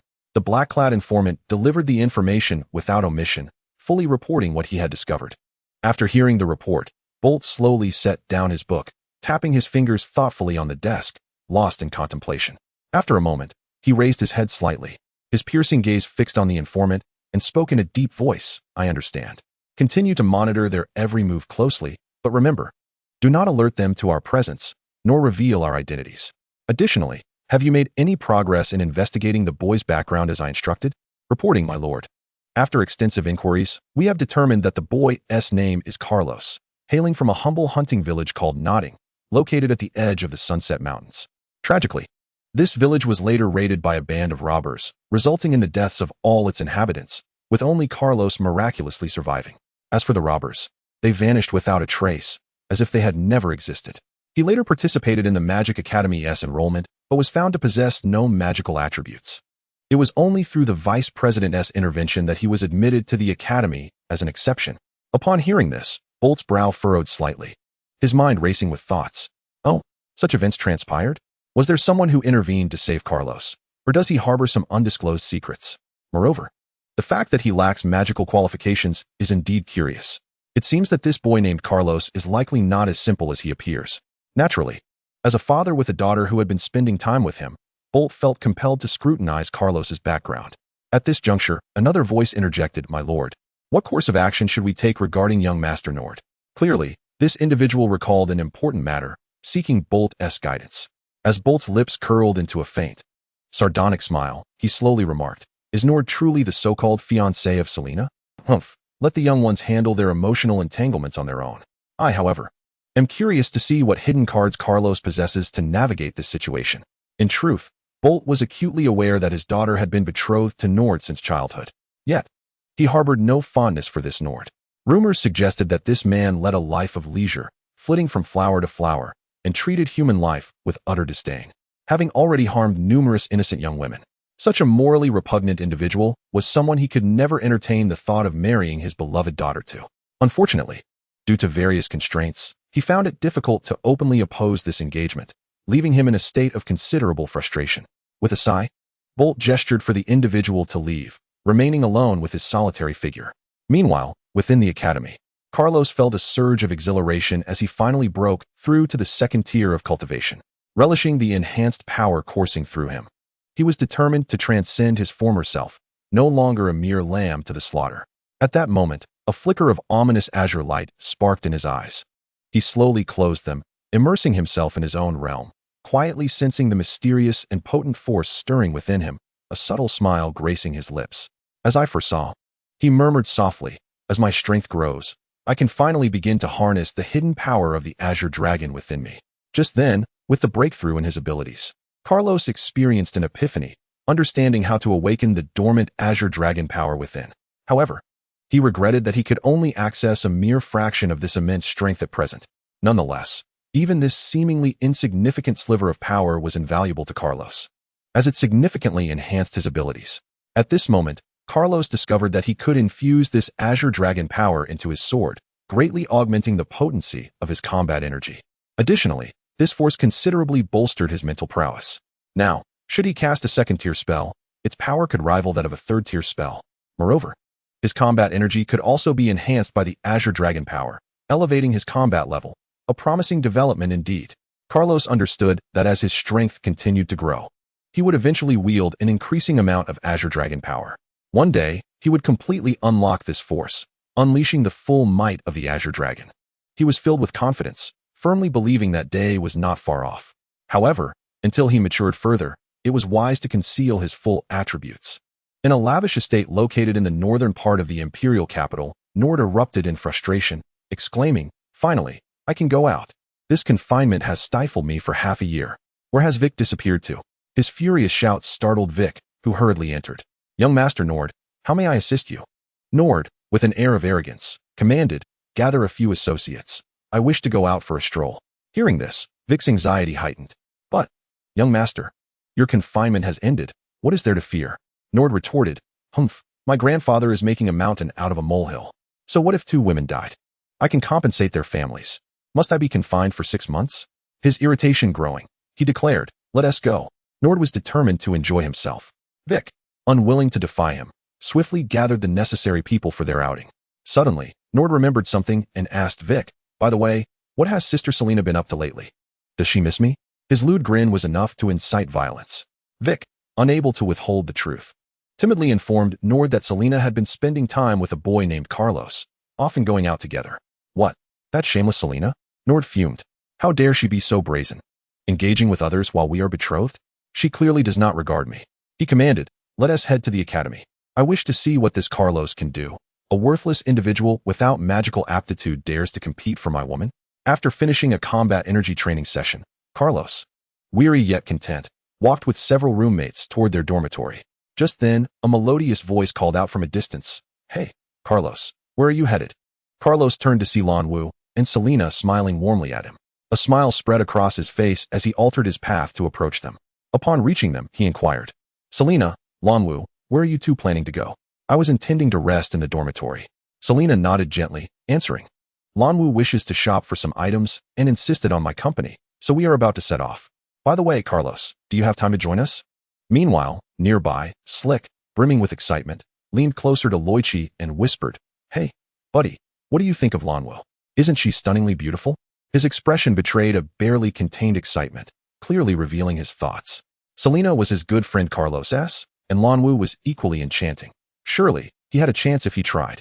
However, Lin Ye coldly doused Slick's enthusiasm with a dose of reality. "My friend, let us be honest, you shouldn't harbor such high hopes.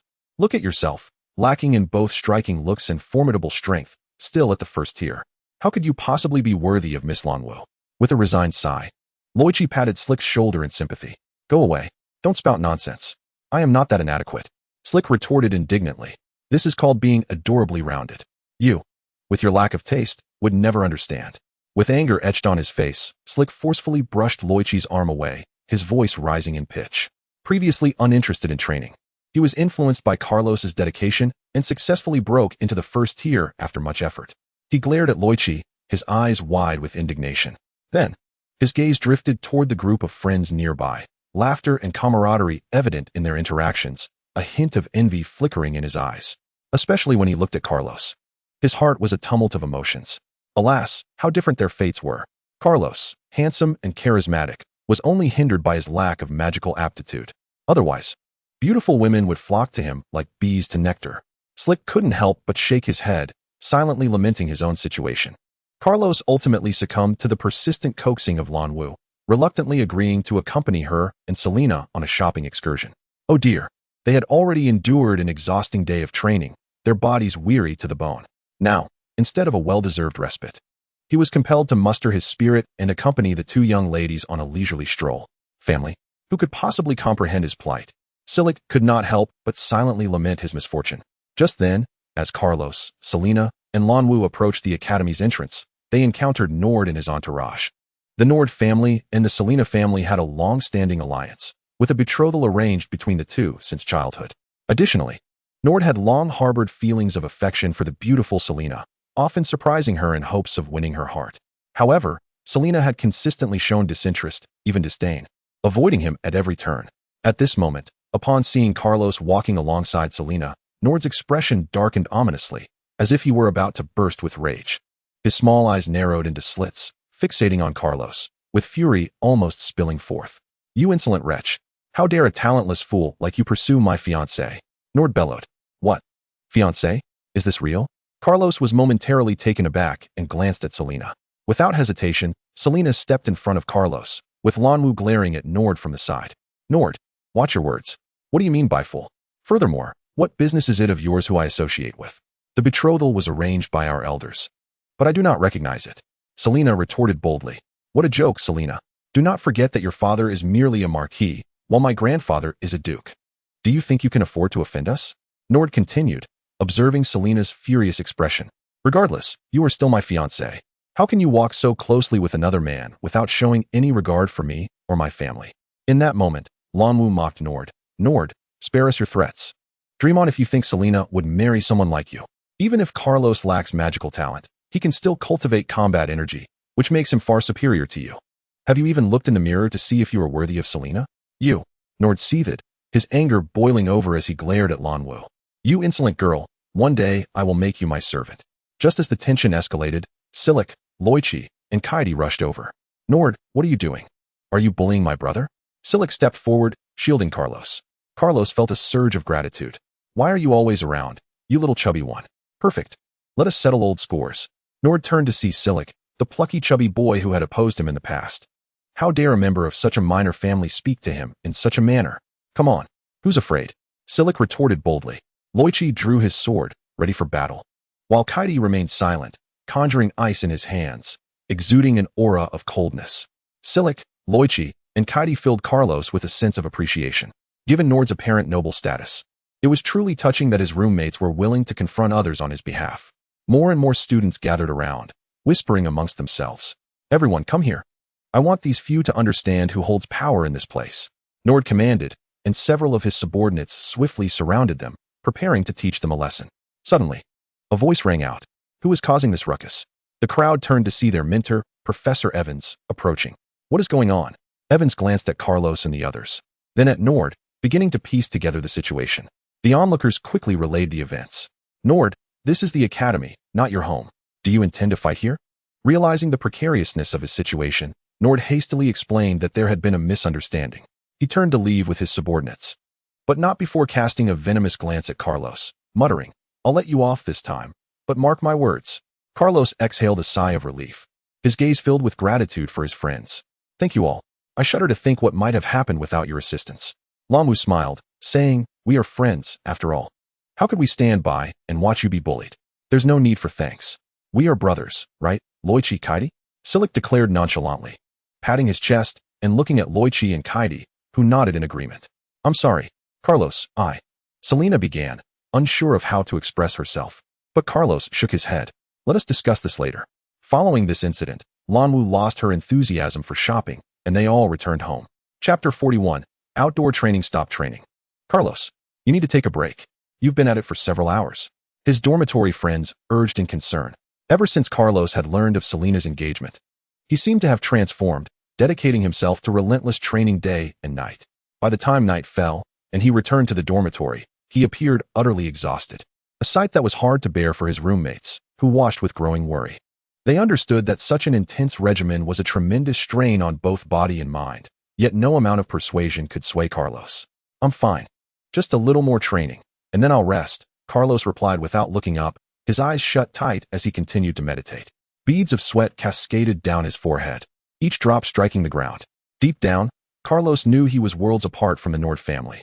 Yet, the power of love compelled him to persevere. Even aware of the daunting challenges ahead, he gritted his teeth, unwavering in his resolve to train diligently, striving to become stronger and worthy of standing alongside Selena. Seeking her family's approval. "Why must you put yourself through this?" Silic sighed, feeling helpless, reluctant to dampen Carlos's spirits. "Keep quiet, Silic. Do you not think Carlos has enough on his plate?"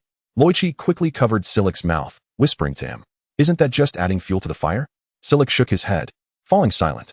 Kaidi said nothing, merely observing Carlos with a hint of something unusual in his eyes.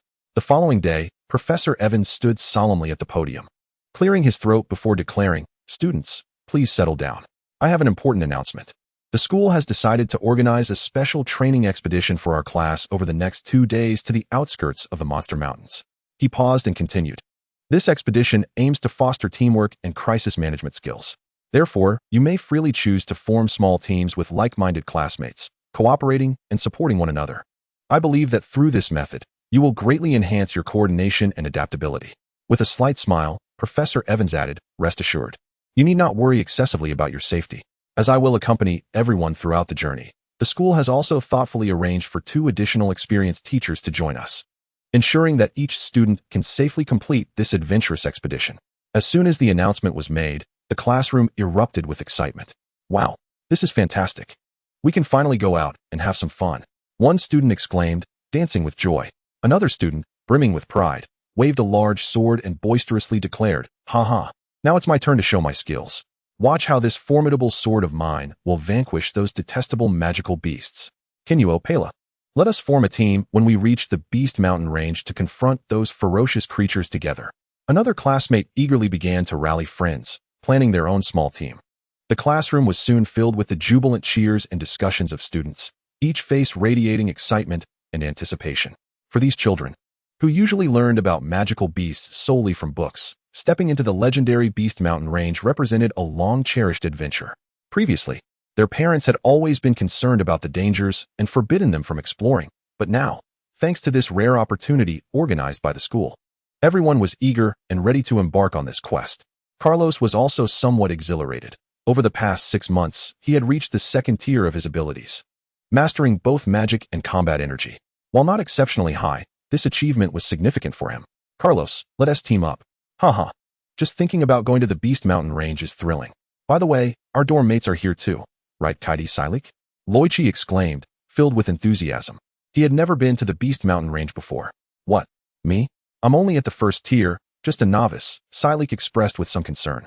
As he had spent the past 6 months goofing off in class rather than diligently training, he lacked confidence for this expedition. I told you to train seriously, but you wouldn't listen, just focused on eating. Look at me. I train hard every day for this moment. Loichi proudly taunted Silik, relishing the feeling of superiority. I'm sorry, just a first tier. I'm already at the second tier now, Carlos chimed in, instantly making Loichi uncomfortable, while Silik burst into laughter. Haha, Loichi. Look who is trying to show off. Carlos is stronger than you, and he doesn't act like you do. Carlos, if you don't speak, no one will think you're mute. Loichi glared at Carlos, his eyes filled with a mix of frustration and resentment. He had not anticipated Carlos's strength, surpassing his own in combat energy training. Truly, it seemed unfair, yet he did not realize Carlos's dedication to training every day, early and late. Carlos felt embarrassed. Unable to meet Loichi's gaze, he merely looked up at the vast sky, chuckling awkwardly. Ha. The sky is truly vast. He pretended to admire the blue sky and white clouds. At that moment, Kaidi, who had been silent until now, suddenly remarked, show off, and you'll get struck by lightning. His voice remained cold and devoid of emotion, yet this statement exploded like a bomb among the crowd. My God. Loichi was momentarily stunned by this unexpected comment from Kaidi, who usually spoke little and seemed indifferent. This sudden turn of events drove Loichi to the brink of madness. As he clasped his head with both hands, mumbling, it's over, even Kaidi has started to dislike me. However, after 6 months of interaction, the relationship between Silik, Loichi, and Kaidi had indeed become much more harmonious. Despite Kaidi's usual frosty demeanor and blunt remarks, everyone understood that he was essentially a warm-hearted individual beneath his icy exterior. Once one ventured into his inner world, they could sense the tenderness and care hidden behind his cold facade. At this moment, Selena arrived with Lanwu. Carlos, can we team up? Selena's radiant beauty shone brightly in the sunlight, captivating Carlos. Hey, Carlos, Sister Lena is talking to you. Why are you in a daze? Lanwu noticed Carlos staring at Selena, and she promptly tapped him on the shoulder. What? Of course we can. Carlos finally snapped back to reality, hurriedly agreeing. Selena chuckled at Carlos's flustered demeanor, finding it quite endearing, though Carlos's gaze had made her blush. If it weren't for Sister Lena's concern for you, we wouldn't have teamed up. Lanwu huffed as she pulled Selena away, leaving Selena with no choice but to bid farewell to Carlos. Carlos felt deeply touched. Carlos, you're quite the lucky one, managing to win over the 2 most beautiful girls in the capital. I envy you. Silik genuinely admired Carlos, but also wished him well in his romantic endeavors. With these 2 beauties claimed, the other girls were fair game for him. He chuckled to himself. What? Lanwu likes me? Don't be ridiculous. Carlos was confused, as Lanwu often bullied him and seemed to detest him. However, they chose not to dwell on it and walked away. That night, in a mansion, a figure clad in black reported to another individual, young master. I have learned that they plan to practice in the Beast Mountain range for 2 days, but a teacher will accompany them. This individual was Nord. Ever since their last encounter, his anger had only grown, and he was eager to find an opportunity to exact revenge on Carlos. Now, the chance had arrived. So what if a teacher is accompanying them? We can simply recruit some family's hidden assassins. No one will know it was us. After all, I have my grandfather's command. Nord's face twisted with malice. Only Carlos's demise could quench the hatred in his heart. Yes, young master. Chapter 42. Departure Wake Up? Don't forget, we discussed yesterday that we are going to the Beast Mountain range today. Kaidi had risen early and was preparing swiftly, finishing in less than 10 minutes. Kaidi, you're so quick. Did you sleep in the same clothes as last night? We're all guys. What are you worried about? Silik, rubbing his sleepy eyes, teased Kaidi. Oddly enough, since Kaidi had moved into the dormitory, he had always slept in his clothes, even when bathing or using the restroom.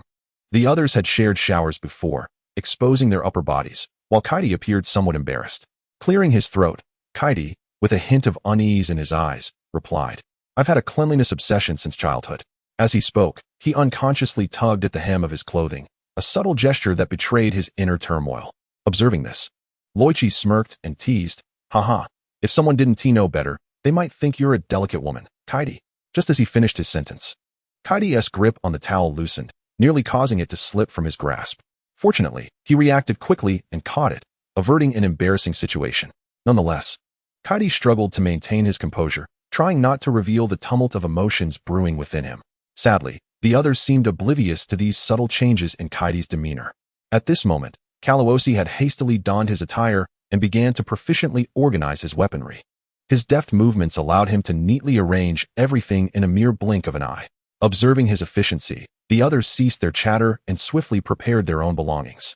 Some matters do not require exhaustive inquiry. Every individual harbors secrets, and that is entirely natural. Kalawose bent down to secure the finely crafted longsword, made by the dwarf pike. Upon his back, this was his first sword, aptly named Qinglongjian. The significance is self-evident. With the might of the Qinglong within him, he naturally aspired for the dragon's renown to echo through the realms. At that moment, Kalawose's gaze fell upon the bow and arrows resting nearby. Although somewhat worn, they remained resilient, instantly stirring a cascade of memories from the depths of his heart. Father, mother, sister, Kalawose murmured softly, his eyes reflecting boundless longing and sorrow. I am doing well now, truly well, yet you are not by my side. His eyes glazed over, as memories surged forth like a tidal wave. Just as Kalawose was lost in his reverie, Kaidi appeared beside him. Observing Kalawose's distracted demeanor, Kaidi approached with concern and inquired, Kalawose, what troubles you? Awakened by Kaidi's voice, Kalawose inhaled deeply and replied, it is nothing, I merely recalled some past events. Kaidi regarded Kalawose with a penetrating gaze, remaining silent, yet gently patted his shoulder, saying, if all is well, let us be on our way, we cannot afford to be late. With that, he exited the dormitory. Kalawose shook his head, drew in a steadying breath to calm his emotions, and secured the bow and arrows upon his back before stepping outside. Upon arrival at the academy square, they found many classmates already gathered. Some were adorned in splendid attire, others wielded magnificent greatswords, and some brandished beautifully crafted staves embedded with gemstones, radiating a dazzling aura. At that moment, two figures approached from a distance. Wow, it is Selena and Lanwu. Their outfits today are breathtaking, Kalawose exclaimed, turning to see Selena in a flowing blue silk gown, her long hair cascading elegantly, exuding charm. Beside her, Lanwu donned a striking red ensemble, appearing both fierce and spirited. This little firecracker looks exceptionally captivating today. Kalawose suddenly shook his head, chastising himself for such thoughts, deeming it disloyal to Selena. Kalawose, you little rascal. Selena and Lanwu approached, eager to greet him. Meanwhile, the surrounding male classmates were consumed with envy and resentment. It was baffling how this so-called useless individual had enchanted both of these beauties. Despite lacking any magical aptitude, how could he, of all people, captivate the affections of two stunning women from the imperial capital? Indeed, he is not even as handsome as I, one young man mused narcissistically, stroking his chin. The others nearby turned to witness his expression, only to recoil in disgust. Ugh, my friend, you might want to address the blemishes on your face before claiming any charm. It is rather off-putting, one remarked. Fuming, the young man huffed and turned away. Humph, should I cross paths with you again, I shall not hesitate to confront you. Good luck, my friend, you ought to be cautious. As he is notorious for his temper and is quite formidable, someone quickly cautioned. Meanwhile, the little rascal, with his eyes wide open in surprise, elicited a chuckle from Lanwu, who stifled her laughter behind her hand. Do refrain, Lanwu, Selena interjected, her gaze tinged with shyness. Kalawose felt a tinge of embarrassment and pretended to cough lightly. Oh, the innocence of youth, he mused. The two young women erupted into laughter, their voices ringing like melodious chimes. Why is it that no beauty bestows such attention upon me? Silik looked on with a sour expression, his face contorted in jealousy. Oh dear, you are as round as a ball. Do you truly believe that beauties would take notice of you? Perhaps you ought to eat less. Liyichi exclaimed dramatically. Silik, infuriated, pursued Liyichi, intent on a confrontation. Just then, their mentor arrived, prompting the students to immediately stand at attention to avoid reprimand. Mentor Iwans, a 7th-tier fire magic instructor, Mentor Beard, an 8th-tier gold element combat instructor, and Mentor Lena, a beautiful 7th-tier wind magic instructor, assembled the students. Are all students present? Mentor Beard inquired with a serious expression, turning to Iwans. His piercing gaze seemed capable of penetrating any facade, instilling a sense of urgency in the students. Upon hearing the question, Mentor Iwans swiftly redirected his attention from the list in his hands, scanning the surroundings. After a thorough inspection, he confirmed that everyone had indeed arrived on time.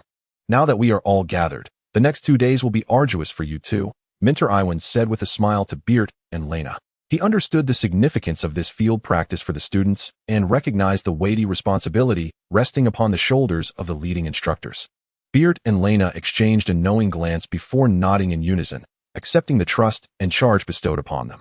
They understood the need for vigilance to ensure the safety of every student while guiding them through this practical endeavor. Subsequently, Minter Iwans cleared his throat and, in a gentle yet resolute tone, imparted a few words of caution to the students. With a wave of his hand, he signaled that they could commence their journey.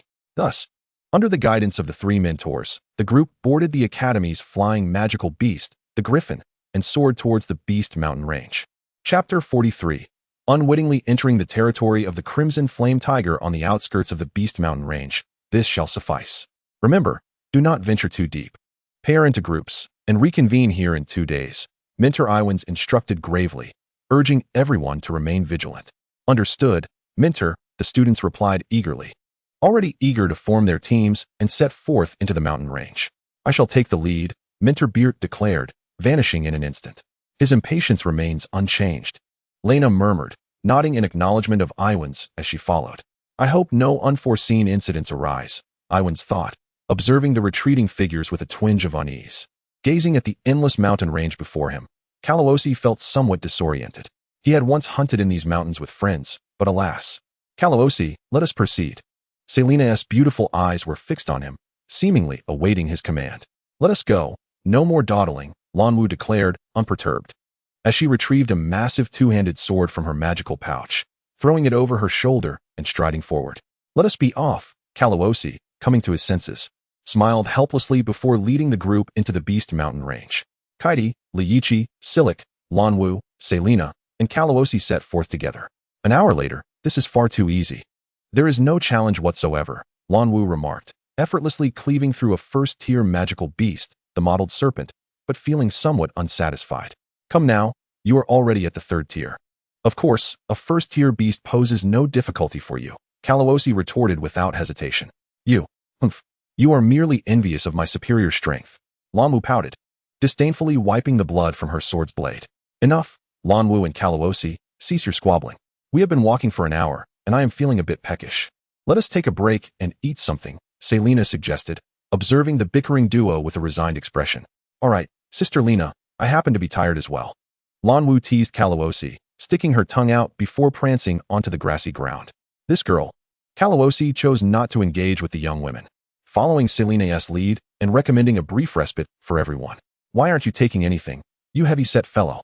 If it weren't for us protecting you on this journey, you wouldn't last a moment in these Warcraft mountains, remarked Luo Yiqi, astonished that AIC Li Ku had ventured out for training without any supplies. Kaidi glanced at him, his eyes brimming with curiosity as he polished his long sword. At that moment, Lanwu, too, was perplexed. She and Sai Lin Na had magic bags with ample cubic space to store numerous items, which they had specifically packed for this training. You aren't trying to be lazy, are you? AIC Li Ku wore a frown. What are you talking about? Look at this. He produced a small pouch from his pocket, a mysterious smile gracing his face. What? Is that a magic bag?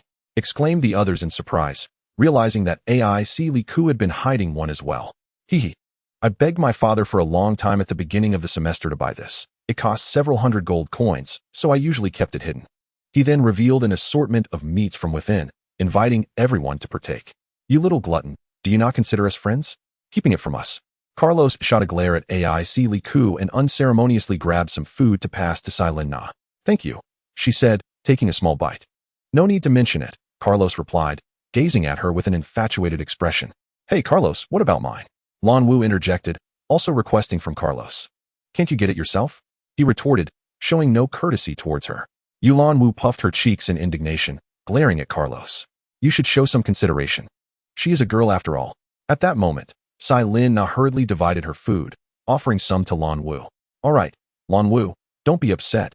Here, take this. Thank you, Sister Lanwu. Unlike some people, Lanwu sweetly said to Sai Lin Na, then shot a fierce glare at Carlos. What a little firecracker, Carlos thought, opting to join the feast instead of continuing the argument. After a satisfying meal, the group set out again, hoping to find a suitable place to rest before nightfall. After half an hour of searching, they finally located a fitting spot. Sai Lin Na then took some powder from her magic bag and handed it to Carlos. What is this? He asked, puzzled.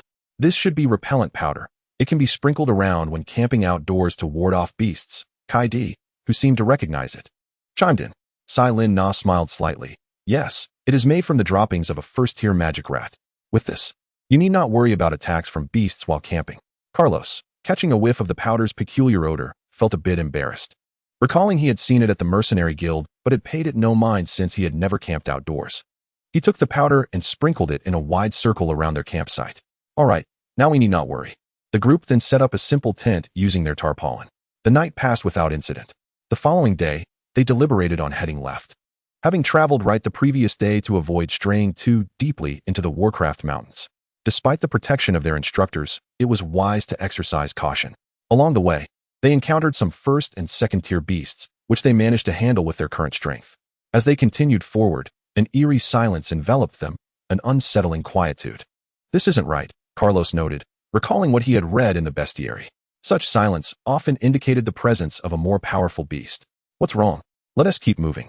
Lan Wu said, perplexed by the sudden stillness. Haven't you noticed how quiet it is? This is the Warcraft Mountains. It's abnormal, Carlos explained. Indeed. I sense a hint of heat in the air, Kai Di, being of the ice element, remarked, feeling the warmth keenly. Please don't scare me, Li Ku stammered, trembling uncontrollably. Fear not.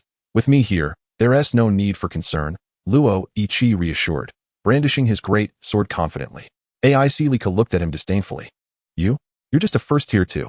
Your words wound me deeply, Luo Yiqi feigned sorrow, leaning on Li Ku, only to be pushed away.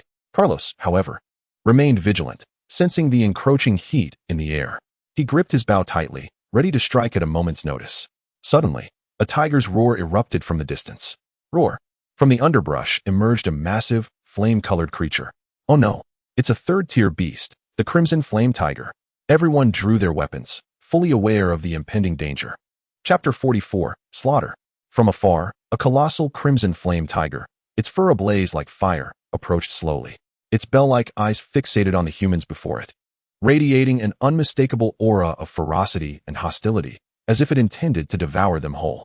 The tiger's eyes burned with rage, evidently infuriated by the unwelcome intruders trespassing on its territory. Suddenly, the beast opened its gaping maw and unleashed a deafening roar. Roar? With this cry, a tremendous pressure emanated from it, igniting the surrounding air. In an instant, it lunged forward like a streak of red lightning towards the group. Everyone, be careful. Carlos reacted swiftly, drawing his longbow and knocking 3 sharp arrows. With practiced precision, he bent the bowstring to a crescent shape and released. Whoosh, whoosh, whoosh. The sound of 3 arrows slicing through the air resonated as they sped towards the crimson flame tiger, tracing elegant arcs in their flight. Simultaneously, the others unleashed their own formidable skills. Lin Ye, wielding her magic staff, intoned, water element that drifts between heaven and earth, grant me boundless strength. Water arrow technique. As her words concluded, blue arrows formed from water elements shot forth with lightning speed towards the tiger.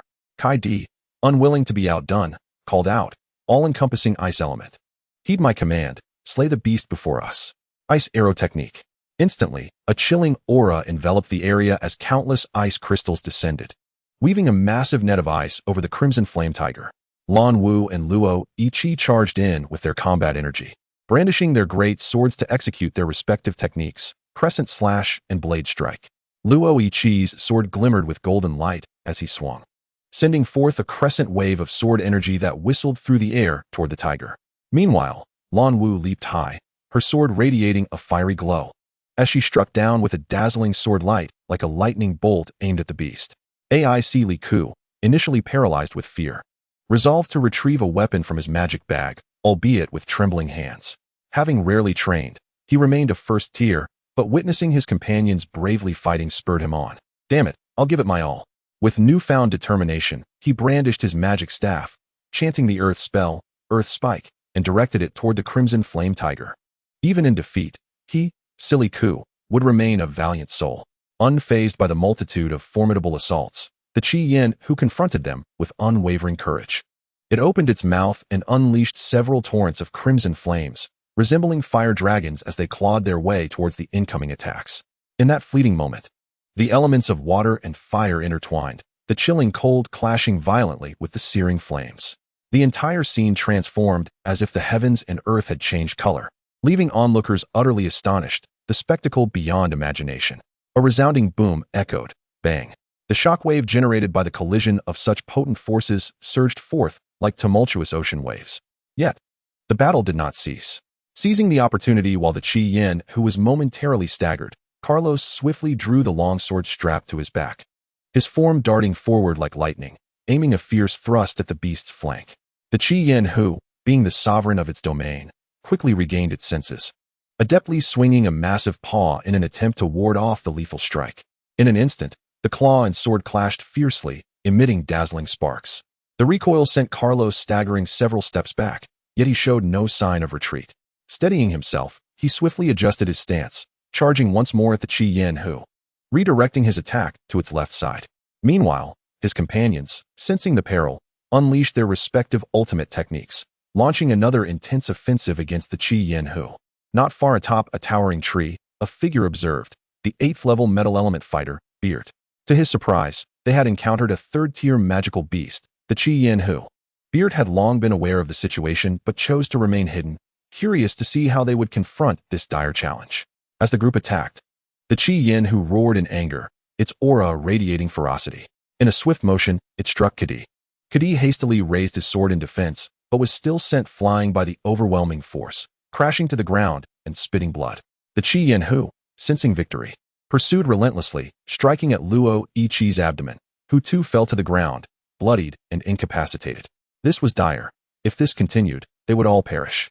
In a flash of inspiration, Carlos unleashed his full power, the longsword shimmering with azure light, an aura of mystique enveloping him.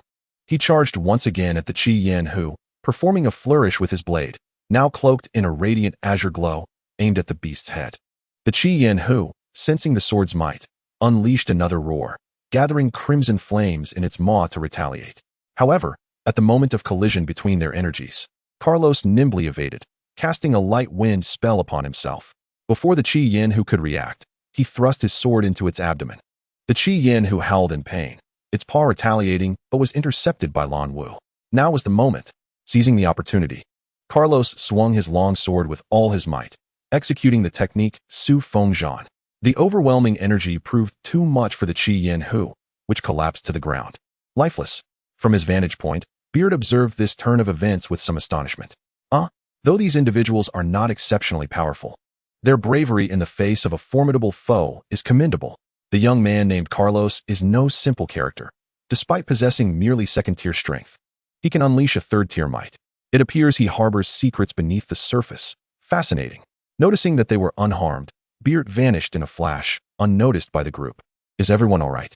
Carlos panted, gazing at the still form of the Qi Yin, who, finally feeling a sense of relief as he stood up to inquire about the other's conditions. I'm fine, just a few minor injuries. That beast was too formidable, Lan Wu remarked, examining her injured arm, her demeanor unfazed, a smile adorning her face. Cough, cough. I have an issue. Luo Yiqi, clutching his abdomen, appeared quite feeble. Earlier, he had been struck by the Qi Yin, whose claws. Selena hurriedly approached and cast a water healing spell.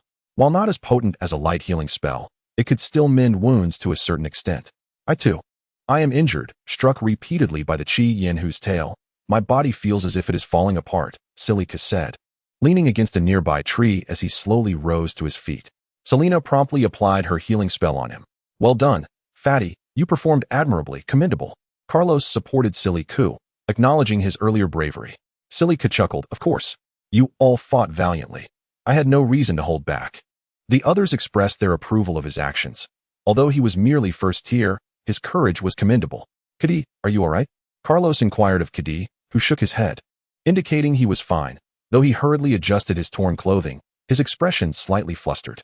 Apparently, his garb had been inadvertently torn during the skirmish. However, Carlos paid it no mind.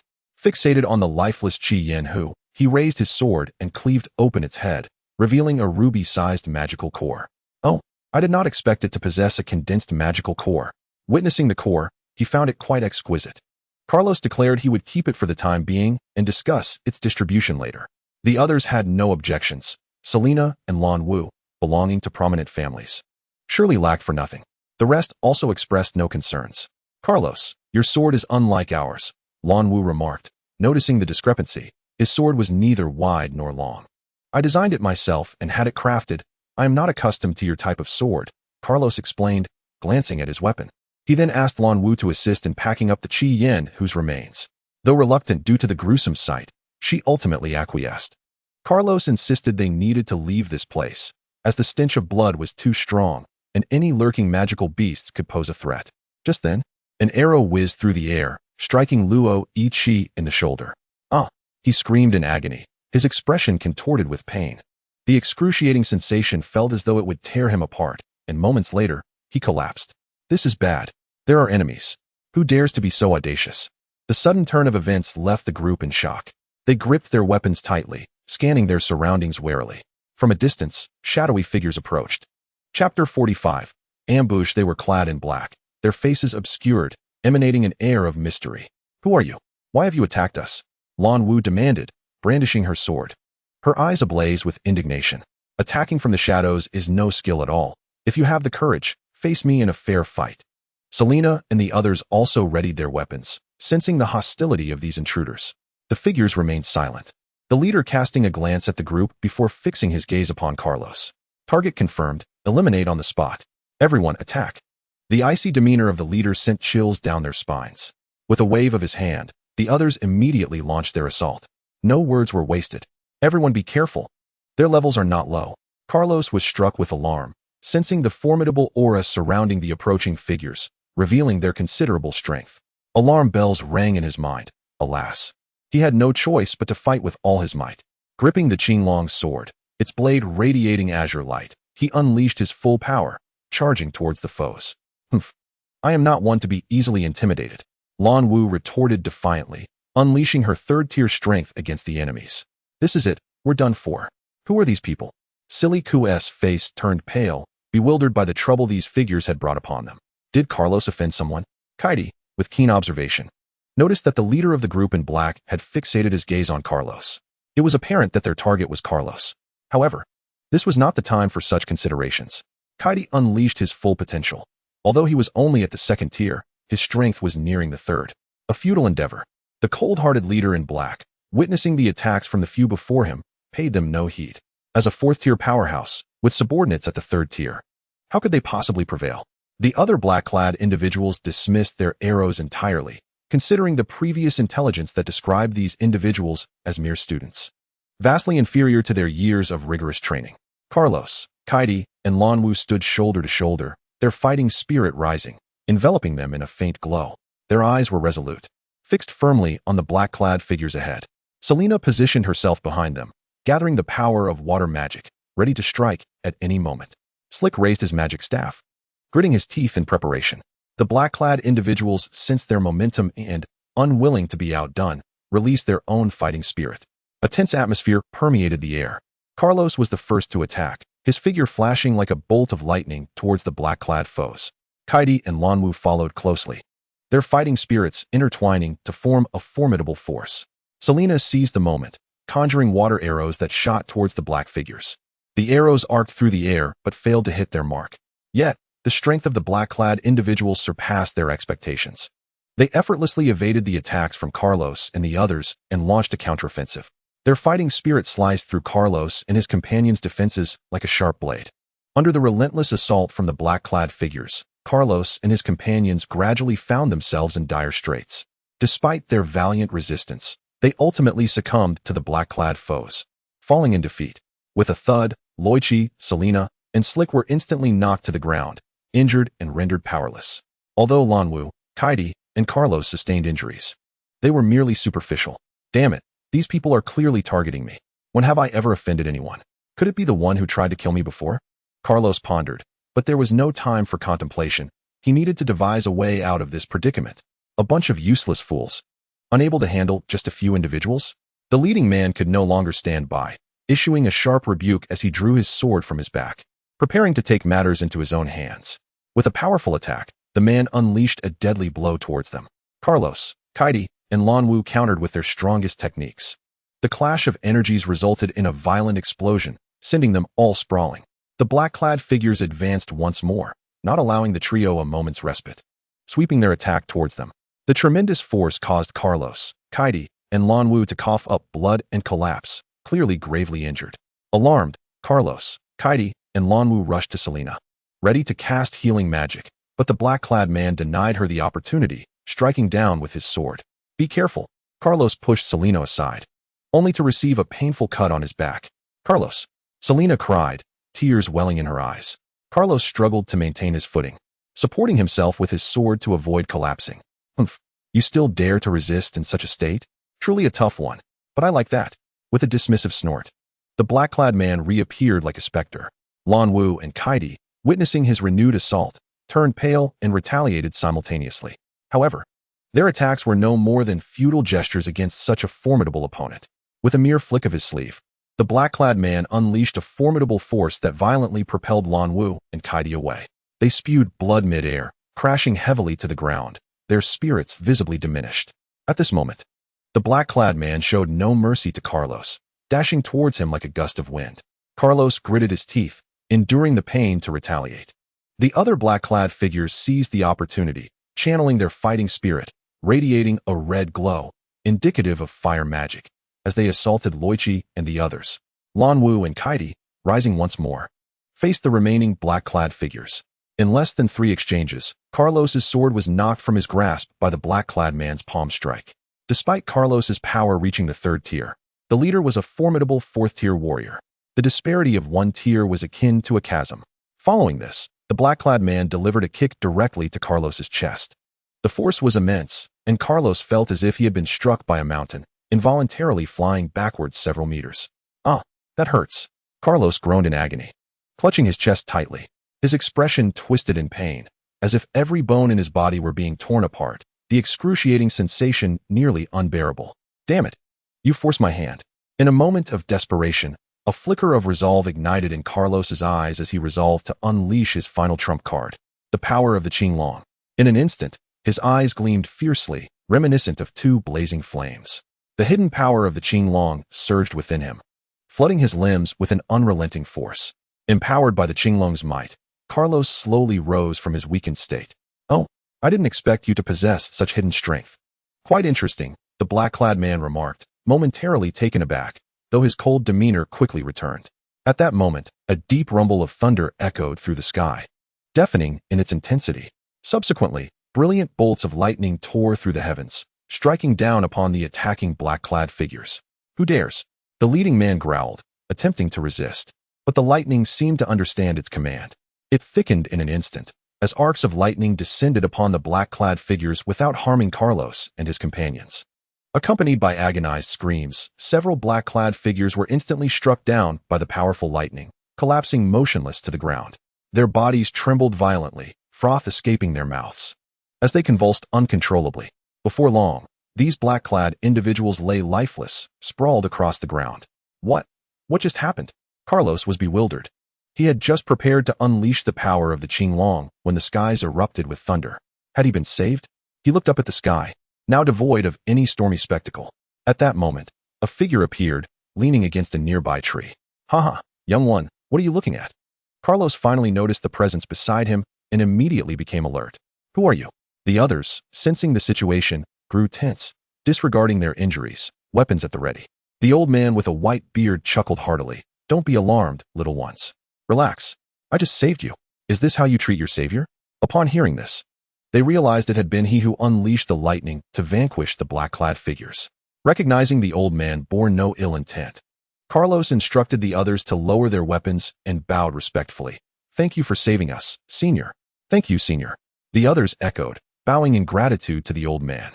The elder waved his hand dismissively, indicating that he had merely passed by and was displeased with the behavior of those individuals, offering a small act of assistance that he deemed insignificant. "May I inquire your esteemed name, Senior? It would be beneficial to express my gratitude in the future." Carlos expressed his profound appreciation. Had it not been for this elder's intervention, they might have faced dire consequences. "I am but an unnamed commoner. My name is of no consequence," the elder replied, seemingly evading the question with a chuckle, reluctant to divulge his identity. "What is he so secretive about?" Lan Wu murmured. Her curiosity piqued. Were it not for the elder's formidable strength, her temperament would have compelled her to voice her thoughts loudly. Selena, standing nearby, quickly covered Lan Wu's mouth to prevent her from provoking the elder. Given the elder's prowess, he was undoubtedly aware of their conversation. He chuckled heartily, glanced at Lan Wu, shook his head, and remained silent. Suddenly, Roiki and Slick let out cries of agony. Having been knocked unconscious earlier, they awoke to find themselves battered and bruised. Attempting to rise, they winced in pain as their injuries flared, blood seeping from their wounds. Selena rushed to them, employing her water-healing spell. However, their injuries were severe. Despite several attempts, the effects were minimal. She quickly rummaged through her magical pouch for any healing items, but found nothing. Inquiring of Lan Wu, who also searched her pouch, she shook her head in dismay. I do not possess any healing scrolls. I am sorry, Sister Lena. Carlos hastened to assess their injuries. Noting several broken ribs and a grim prognosis, without immediate treatment, their lives were at risk. As panic set in among the group, the elder spoke up. Do not fret. Young lady, your water healing is not true healing. I shall extend my kindness to its fullest. Alas, I am indeed a good man. The mysterious elder retrieved a scroll from his magical pouch. This is a valuable item, and I shall generously offer it to you. He tore the scroll, releasing a brilliant white light that dazzled the onlookers. The radiant light enveloped them, though it was too blinding to keep their eyes open. Yet it felt warm and gentle upon their skin. As the light continued to shine, they felt their wounds rapidly healing. Moments later, the brilliance faded. Why do I feel completely healed? One exclaimed. I feel so comfortable. Another echoed. Yes, it has healed us instantly. They gazed at the elder in astonishment, marveling at the power he wielded. Even Roiki and Slick, who had been gravely injured, found themselves restored, still reeling from the shock. Carlos suddenly recalled something and spoke gravely. This is a 6th-tier light magic spell, Holy Light Restoration. I have seen it in the library. It is a large-scale healing spell capable of curing even the gravest of injuries, with higher-level versions able to revive the dead. Truly formidable. The elder looked at Carlos with a satisfied expression, nodding and smiling. Indeed, you are correct. It is Holy Light Restoration. You possess a good deal of knowledge. Carlos replied. Senior, I had recently perused texts that stated such scrolls require a highly skilled alchemist to create, and they demand significant time investment. For you to use such a precious item on us is truly perplexing. Today, I am simply in high spirits. Is that not permissible? Moreover, had I not intervened, your friends might have faced grave peril. The elder stroked his beard, seemingly unconcerned about having used such a valuable item, as if discarding a mere coin. Carlos remained puzzled. The elder had no prior connection to them, yet treated them with such generosity, leaving them bewildered. The elder, appearing to have no ulterior motives and not seeking any form of recompense, reiterated his kindness. By the way, young man, who were those individuals? Your attire suggests you are students of Xingqian Magic Academy. Why did they attempt to kill you? Carlos shook his head. Senior, I do not know. We are unfamiliar with them. They attacked us without warning, intent on causing us harm. The elder mused. It seems that someone among you must have offended certain individuals. Their attire resembles that of the Death Guards. The group exchanged glances, perplexed, as they racked their minds for any grievances. Carlos knelt to inspect the black-clad assailants for any insignia or tokens. However, after a thorough search, he found nothing that could serve as a clue. Suddenly, the elder seemed to sense something and spoke. Someone is approaching. I must take my leave. Farewell. May we meet again by chance. Before anyone could react, the elder vanished in an instant. In the distance, a figure rapidly approached, arriving before them in the blink of an eye. Minterena. Chapter 47. A premature return. What on earth has transpired here? Why are there corpses present? Minterena came running. Her brows furrowed like a crescent moon as she carefully examined the lifeless body on the ground, questioning the gathered individuals. Carlos took a deep breath, steadying himself, and began to recount the harrowing events they had just encountered. Minterena listened intently, her expression growing increasingly grave. Once Carlos finished his account, she pondered briefly before saying, Thanks to that esteemed elder's intervention, you have emerged unscathed. This place is fraught with danger. It is not safe to linger. We must leave at once. I need to confer with the other 2 mentors on a strategy. Upon hearing her words, the group nodded in agreement and quickly followed Minterena as they departed from the grim scene. Before long, nearby low-level magical beasts seemed to catch the scent of blood lingering in the air, converging like ravenous wolves from all directions. Although these creatures were not of the 3rd tier, they came in various forms. Fearful of the powerful Qian Hu, they did not act recklessly, instead cautiously observing their surroundings. They sniffed the air vigorously, and once they confirmed the absence of the Qian Hu, they lunged toward the corpses with abandon. In an instant, the sounds of tearing and gnashing echoed through the air, creating a gruesome scene that was hard to behold. Unbeknownst to them, a figure stood a kilometer away, watching intently. It was none other than the enigmatic elder who had saved Carlos and his companions. This elder, moving with stealth, appeared to be observing the scene with a keen interest. He extended a hand to his face and, with a gentle tug, easily peeled away a mask that had seemed to adhere like thin paper. As the mask fell away, his true visage was finally revealed to those nearby. Though his hair was white, it could not conceal the aura of vigor and nobility that he exuded. There is an elderly gentleman with a long white beard, yet he still exudes an air of elegance and extraordinary charm. Alas, after wearing this mask for an extended period, I am on the verge of forgetting my original appearance. The old man sighed and chuckled self-deprecatingly. Clearly, he had donned this mask for so long in an effort to conceal his identity. If those individuals were to discover my whereabouts, they would undoubtedly pester me incessantly, driving me to the brink of madness. The old man seemed quite apprehensive about being discovered by certain individuals. This man's true identity is none other than Lin Ye, the esteemed headmaster of the Xingqian Magic Academy. Initially intending to simply observe, he found himself greatly surprised by the performance of a certain young lad.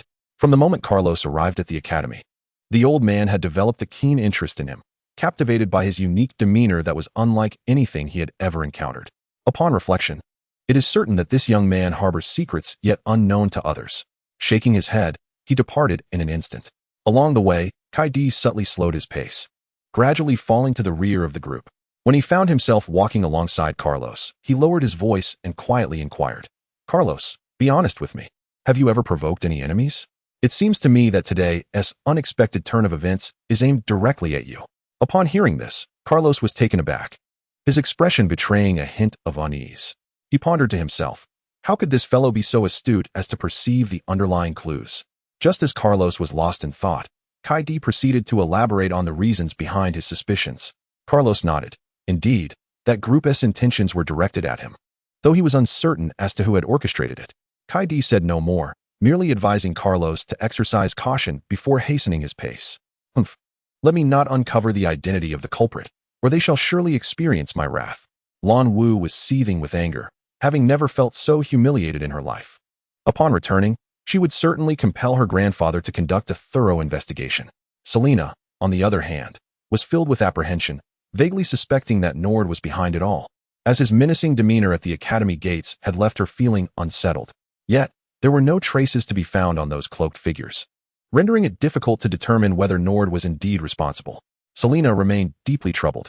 Mentor Lin Ye led them to the gathering point and instructed them not to wander off before departing to seek out the other two mentors. Before long, mentors built and Evans arrived. With a grave expression, Lin Ye recounted the situation they had encountered. The two mentors, upon hearing her account, adopted serious expressions and subsequently decided to terminate the current exercise to prevent any further incidents. Mentor Evans gathered fire energy in his hand and shot it into the sky. With a resounding explosion, it burst forth like fireworks. This was the signal for assembly. Half an hour later, everyone gradually arrived at the meeting point. Mentor Evans briefly explained the situation and determined that they would return to the academy immediately to avoid further attacks from malicious individuals. Adventurers? How terrifying. Thankfully, we did not encounter them. What audacity they must possess. Is it the bard Liang Jingru? The crowd conversed animatedly. Mentor Evans paid them no mind and whistled. Before long, 3 griffins swooped down. It turned out they had never left, having been roaming the Beast Mountain range. The group settled in an orderly fashion, and with a single command, they set off toward the Imperial Capital Academy. In the Imperial Capital, within a magnificent mansion, a young man sat in a chair, sipping tea, his expression one of concern. This individual was Nord. Could it be that Carlos and his companions had slain those assassins? That seems improbable. Their strength far surpassed that of Carlos. Just then, someone pushed the door open. Who is it? Do you not know how to knock? Nord snapped irritably. Grandfather. Upon seeing the visitor, Nord froze, quickly standing and adopting a respectful demeanor. The newcomer was none other than Duke Kyle of the Machi family, Nord's grandfather. Nord, what are you hiding from me? Kyle's expression was stern yet composed as he took a seat. No, nothing at all, grandfather. Nord stammered, terrified to mention the matter of mobilizing assassins. Kyle slammed his hand on the table, exclaiming, You dare to lie? The steward has informed me of everything. Have you grown so bold as to deceive your grandfather? After pausing for a moment, he continued, What happened to those assassins? Do you know that the steward just reported to me that they are dead? The target you wish to eliminate is still alive. It turns out that Nord had summoned the assassins with a command, and Kyle had been made aware of it immediately. Understanding the chain of events, he chose not to reprimand his grandson, as he was, after all, his own flesh and blood. However, upon learning that the summoned assassins had been killed while the target remained unscathed, he felt compelled to warn Nord not to act recklessly again. Startled, Nord had not anticipated the swift demise of those assassins and fell to his knees, pleading for mercy. "Grandfather, I only instructed them to kill one person. I had no idea. I shall not dare again. Please spare me. Were it not for Humph, get up. Let this matter go. From now on, you shall remain within the family, and you may not venture outside." Kyle shot Nord a glare, momentarily hesitating before advising him to reflect on his actions, and then left the room. Nord slowly rose, his eyes filled with resentment. Carlos. Chapter 48. Who is the culprit? Back at the academy, Evans waved his hand, signaling everyone to disperse, before turning to lead Lin Ye and Bilt toward the vice principal's office. Throughout their journey, the three remained silent, each lost in their own thoughts. Meanwhile, in the vice principal's office, an elderly man clad in a blue magic robe, sporting a long white beard, sat contentedly in his chair, cradling a steaming cup of tea. He sipped his tea while muttering, "That insufferable Lin Ye has gone off to frolic, leaving me to manage this vast academy all alone. How outrageous. Once he returns, I shall surely extort him for compensation." This grumbling old man is none other than Lin Ye, the vice principal of the academy. As a saint-level water mage, he holds substantial prestige within the magical community. Yet, faced with the burdensome affairs of the academy, he finds himself quite overwhelmed. Lin Ye had been absent for years, never returning to visit his old friends, which had led to much discontent in his heart. Just then, a sharp knock broke the stillness of the room. The sudden sound startled Lin Ye, who quickly set down his cup and straightened his posture, smoothing out the somewhat wrinkled magic robe he wore. He then cleared his throat, lowered his voice deliberately, and calmly said, "Come in." Hearing the invitation from within, Evans gently pushed the door open and entered, followed closely by the solemn-faced Lin Ye and Bilt, who dared not show any sign of disrespect. Upon entering the room and seeing Lin Ye, the three instinctively bowed and performed a standard greeting, exclaiming in unison, "Vice Principal." This was their way of expressing respect for this venerable elder. Upon witnessing the scene, Lin Ye revealed a hint of satisfaction on his face. He gestured for them to rise, and then inquired, "You three have come together to seek me, I presume, to discuss a matter of great importance?" The trio exchanged glances and recounted their experiences during the trial to Lin Ye. Upon hearing their account, Lin Ye was instantly enraged. He stood up, striking the table vehemently, exclaiming, "What audacity! How dare they kill students from our Xingqian Magic Academy? Investigate this immediately.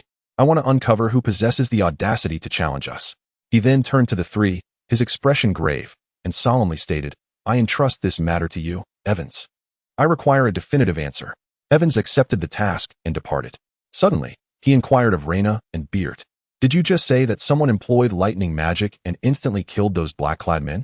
Reyna and Beert nodded, confirming his statement. Lin Ye seemed to have an inkling of who it was, and a faint smile crept across his face as he dismissed the two. "Reyna, Beert, you have a bit of conscience, at least caring about the affairs of the academy," he mused, reflecting on the fact that only the old man, Lin Ye, possessed such remarkable abilities.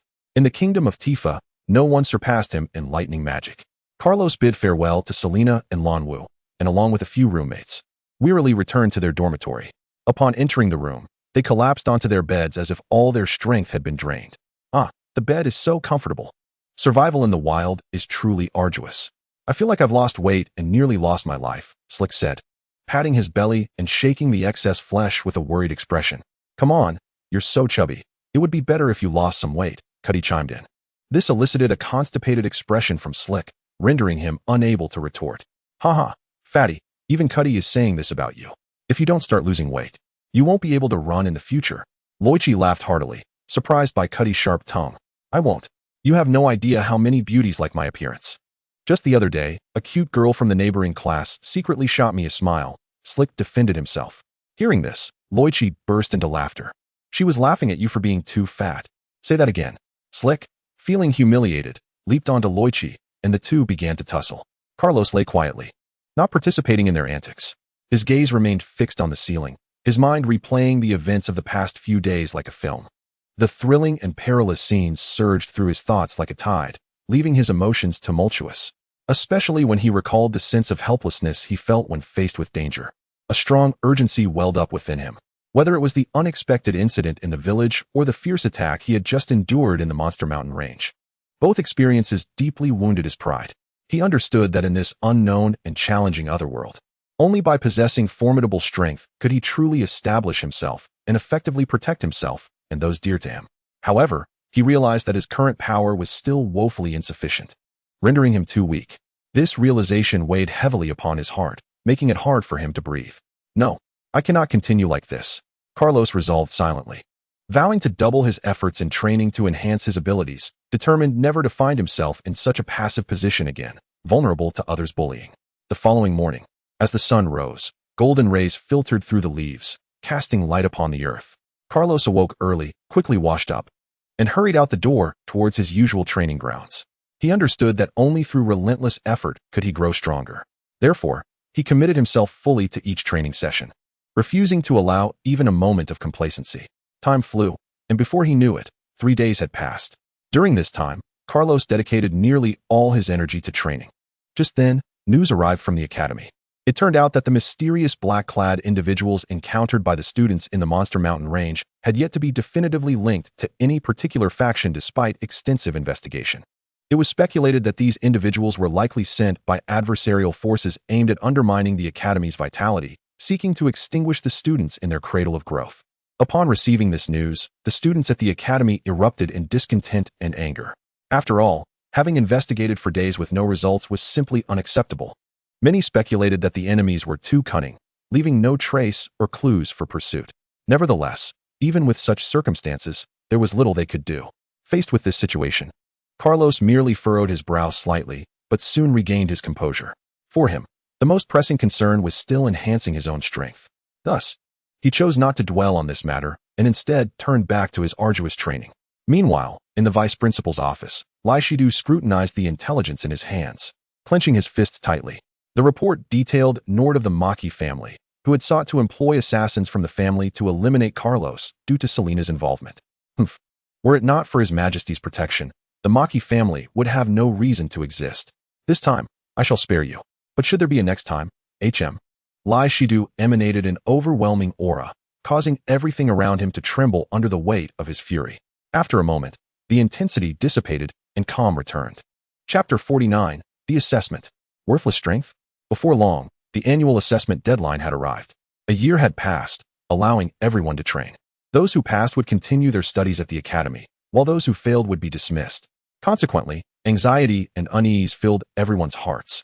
Oh no, I have spent this year merely playing around and have forgotten all about this. I still possess only first-tier strength, nowhere near the second-tier requirement, lamented one individual. Look at your usual arrogant demeanor. You look down on our hard work. Don't you regret it now? Someone else remarked. Many expressed their worries, struggling to meet the assessment standards, while others wore smiles, clearly having achieved the required levels. The academy mandated that first-year students must reach second-tier strength in either magic or combat energy. Otherwise, the only outcome was expulsion. At this moment, Carlos and his companions arrived. Isn't that Carlos? How dare he show up? Someone exclaimed. Indeed, he, a person lacking magical aptitude, has the audacity to participate in the assessment? Such a person should have been dismissed long ago. They are wasting the academy's resources, murmured others in the class, casting judgmental glances at Carlos. Lin Ye could no longer tolerate their remarks and stood up, shouting, "Shut up! Do you find pleasure in speaking ill behind someone's back? Dare to utter another word, and beware of my sword's wrath." This display of dominance silenced the crowd, prompting them to turn away and cease their chatter. A bunch of ignorant fools. Lin Ye spat at them. All right, Lin Ye, that's enough, Selina interjected, noticing Carlos's somber expression. She quickly offered comfort. Don't be upset. They are unaware of your true strength. We know. Carlos smiled faintly, replying, It's all right. This assessment will surely astonish them.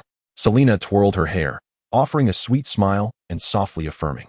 All right, Carlos, enough of the affection. Let's find a place to sit. Slick interjected with a hint of jealousy, interrupting Carlos's conversation. Carlos rolled his eyes at him before finding a seat beside Selina. Looks like you're in for a rough time. Lin Ye chuckled, reveling in the misfortune of those who dared to disturb Carlos's good fortune. Silik irritably shoved Luo Ichi away and sat down alone. From his pocket, He produced a bag containing roasted chicken and began to eat by himself. Kaidi watched from the side, her gaze towards Carlos filled with depth. Just then, Minter Evans entered the classroom, and all eyes turned to him. The examiner's expression was exceedingly serious as he surveyed the crowd before declaring, "The assessment begins." Upon hearing this, attention gripped everyone's hearts, for they knew that the forthcoming evaluation would determine their fates. Minter Evans took out a magical sphere, and the students lined up in turn, infusing their inner strength into the sphere to discern whether they had passed. Ding Chi, qualified. Britti, not qualified. Ike, qualified. Silik, qualified. Silik let out a sigh of relief. He had finally passed this assessment. Half a year ago, he was still at the first tier, without the daily training and urging from Carlos and Luoichi. He would not have broken through to the second tier. Luoichi, second tier. Longwu, third tier. Selena, second tier. Kaidi, second tier. Carlos. It was Carlos's turn. Go for it. Selena and the others cheered him on. Carlos took a deep breath, stood up, and walked towards Minter Evans. Relax, don't be nervous. Minter Evans gently reminded Carlos, who appeared somewhat dazed. Yes, Minter. Carlos then placed his hand on the sphere and channeled his fighting spirit into it. In no time, the sphere emitted a dazzling light that blinded everyone present. Carlos. Third tier? Minter Evans could hardly believe his eyes. In just a year, Carlos had remarkably advanced to the third tier. How could this be possible? After all, he had no magical attributes, unable to absorb any magical elements. He had solely cultivated his fighting spirit, exerting efforts several times greater than ordinary individuals. Yet now, Carlos had achieved third-tier strength. Truly astonishing. How could that worthless individual possess third-tier strength? Impossible. He has no magical aptitude. How could he cultivate faster than me? I know it. He must have cheated. I demand a retest. Yes, a retest. The crowd, in disbelief, could not fathom why someone without magical aptitude could advance so quickly. They clamored for a retest, convinced that Carlos had indeed cheated. Minter Evans, irritated by the noise, shouted, "Silence." He then turned to Carlos, asking, "Carlos, are you willing to be tested again?" Carlos shrugged, indicating his willingness. Once more, he infused his fighting spirit into the sphere, and this time, the brilliance was evidently more intense than before, signifying a solid third-tier status without any superficiality. Carlos's second test yielded the same result, third tier. The crowd gasped in shock, staring at Carlos in disbelief. Haha, are you all dumbfounded? Humph, I told you to stop underestimating others. Lanwu clasped her hands, a smirk playing on her lips, reveling in the dismay of those who had belittled Carlos. Selena was equally astonished. She had never anticipated Carlos reaching the third tier, believing he would only achieve the second. Clearly, she needed to improve her own training, lest she fall too far behind Carlos. Clenching her small fist, Selena motivated herself. How amusing. They thought Carlos was truly worthless. Cough. How embarrassing for them. Silik burst into laughter. While others were ignorant of Carlos's prowess, he certainly knew. Indeed, those who once mocked Carlos must feel unworthy now, Luoichi added with a sneer. However, it was perplexing why he lacked magical aptitude during the test, yet exhibited such rapid cultivation speed now. Silik shook his head. These were not his concerns. Perhaps Carlos had a secret. Returning to his seat, a smile graced Carlos's face, for henceforth, the title of worthless would no longer be attached to him. Soon, the assessment concluded. Out of over 30 students, only 5 failed. All 5 were commoners, lacking resources and background, reliant solely on their own efforts. Yet they still did not meet the academy's standards. They were filled with resentment, having endured countless hardships to reach one of the most prestigious academies in the capital, only to be expelled in the end. Helplessly, they turned their sights to several other academies. Although these institutions did not possess the qualifications of Xingshan Magic Academy, they were undoubtedly the best options for those expelled, allowing them to continue their studies. Previously, those with lower qualifications had been absorbed by second-tier academies, as true talents were a rare minority. Carlos, the vice principal is looking for you. Minter Evans suddenly called for Carlos. Chapter 50, a pile of love letters? The vice principal? What could he want with me? Carlos pondered this on his way. A gentle knock echoed at the door. Standing outside, Carlos lightly tapped the door. Enter. A deep, powerful voice resonated from within, booming like a bell. Upon receiving permission, Carlos slowly pushed open the heavy door. As he gazed inside, he saw a tall, imposing figure with a resolute face and piercing eyes, exuding an air of authority. This person was the vice principal, Lihido, who had previously provided him with substantial assistance during the assessment. Upon seeing Carlos, Lihido's stern expression instantly transformed into a radiant smile, warm as the spring sun. He enthusiastically greeted Carlos. "Carlos, do you still remember me?" As he spoke, he gestured for Carlos to take a seat at the prepared chair beside him.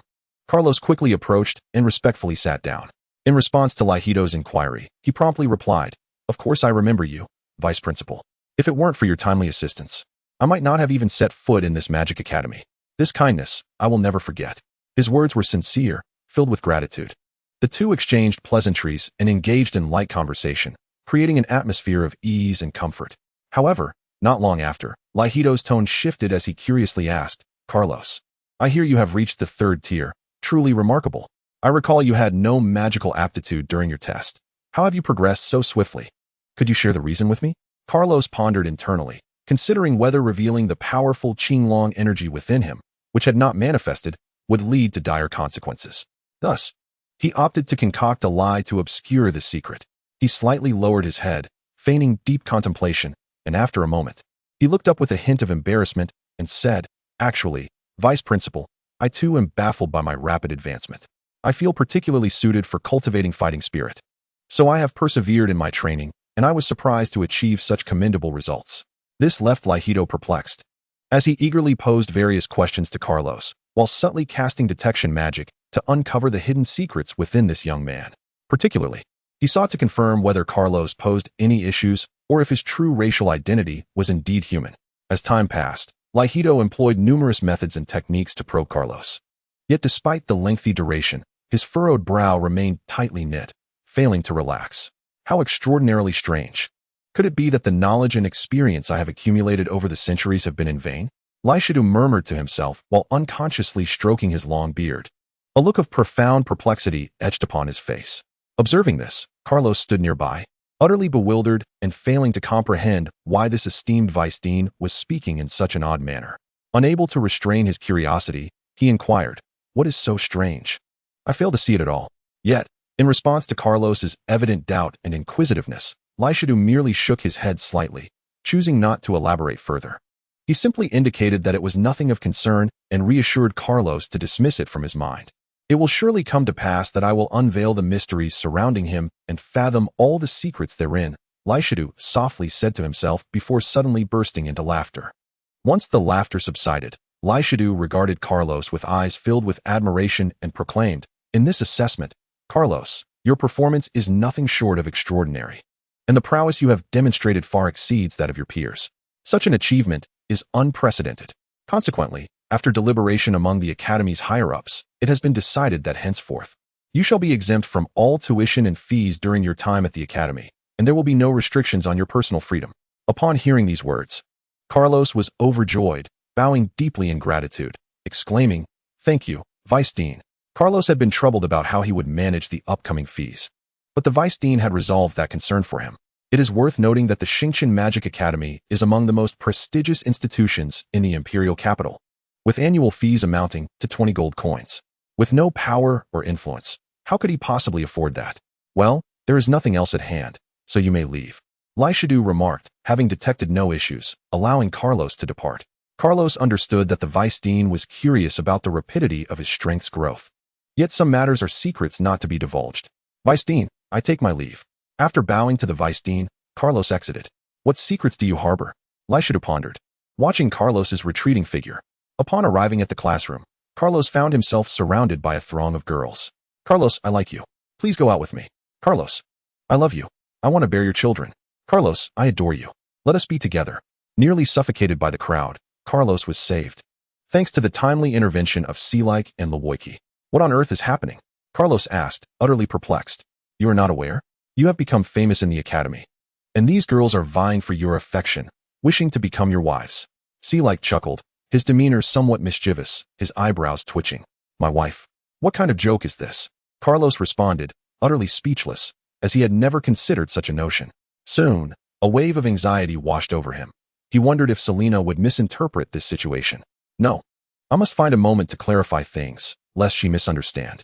Here, these are from the girls for you." In the dormitory, a pile of items suddenly appeared before Carlos. "What is this?" he asked, bewildered. "These are love letters from those girls," Seelike replied, shaking his head in envy, lamenting that he had never received even a single love letter in his life. "And here are more," Lin Ye added, producing dozens of letters from his pocket. Ah, so many? Carlos felt tears welling up in his eyes. I have some here too. Cuddy quietly handed Carlos yet another stack of love letters from his desk. Can I refuse these? Chapter 51. The True Father. Within the domain of Baituling, a magnificent castle looms atop a mountain. Sunlight spills over the castle's stone walls, refracting a faint glow. In a spacious yet somewhat dim study, a weary-looking middle-aged man with graying hair sits in an ornate chair. He occasionally coughs violently, as if each breath were a painful struggle. Cough. Zwaluo, how have you fared with the matter I asked you to investigate? Cough, cough. The middle-aged man inquired with a trembling voice, covering his mouth with a handkerchief in an attempt to suppress his cough. The elder standing beside him bowed slightly, respectfully responding. My lord, I have uncovered the truth. The young master who was swapped that night is currently studying at the Xingqian Magic Academy, and his name is now Carlos.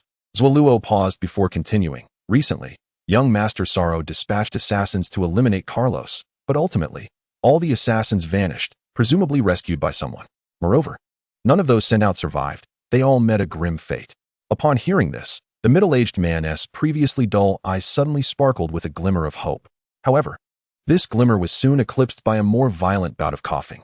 Carlos has truly endured hardship these years, the middle-aged man murmured, his tone laden with guilt and remorse. After a moment, he lifted his head, his gaze revealing a fierce determination. How could I have heeded the slanders of Mike's back then, nearly jeopardizing Carlos's life? Now, my time is limited, yet I must do something for Carlos. No sooner had he spoken than he was seized by another violent cough.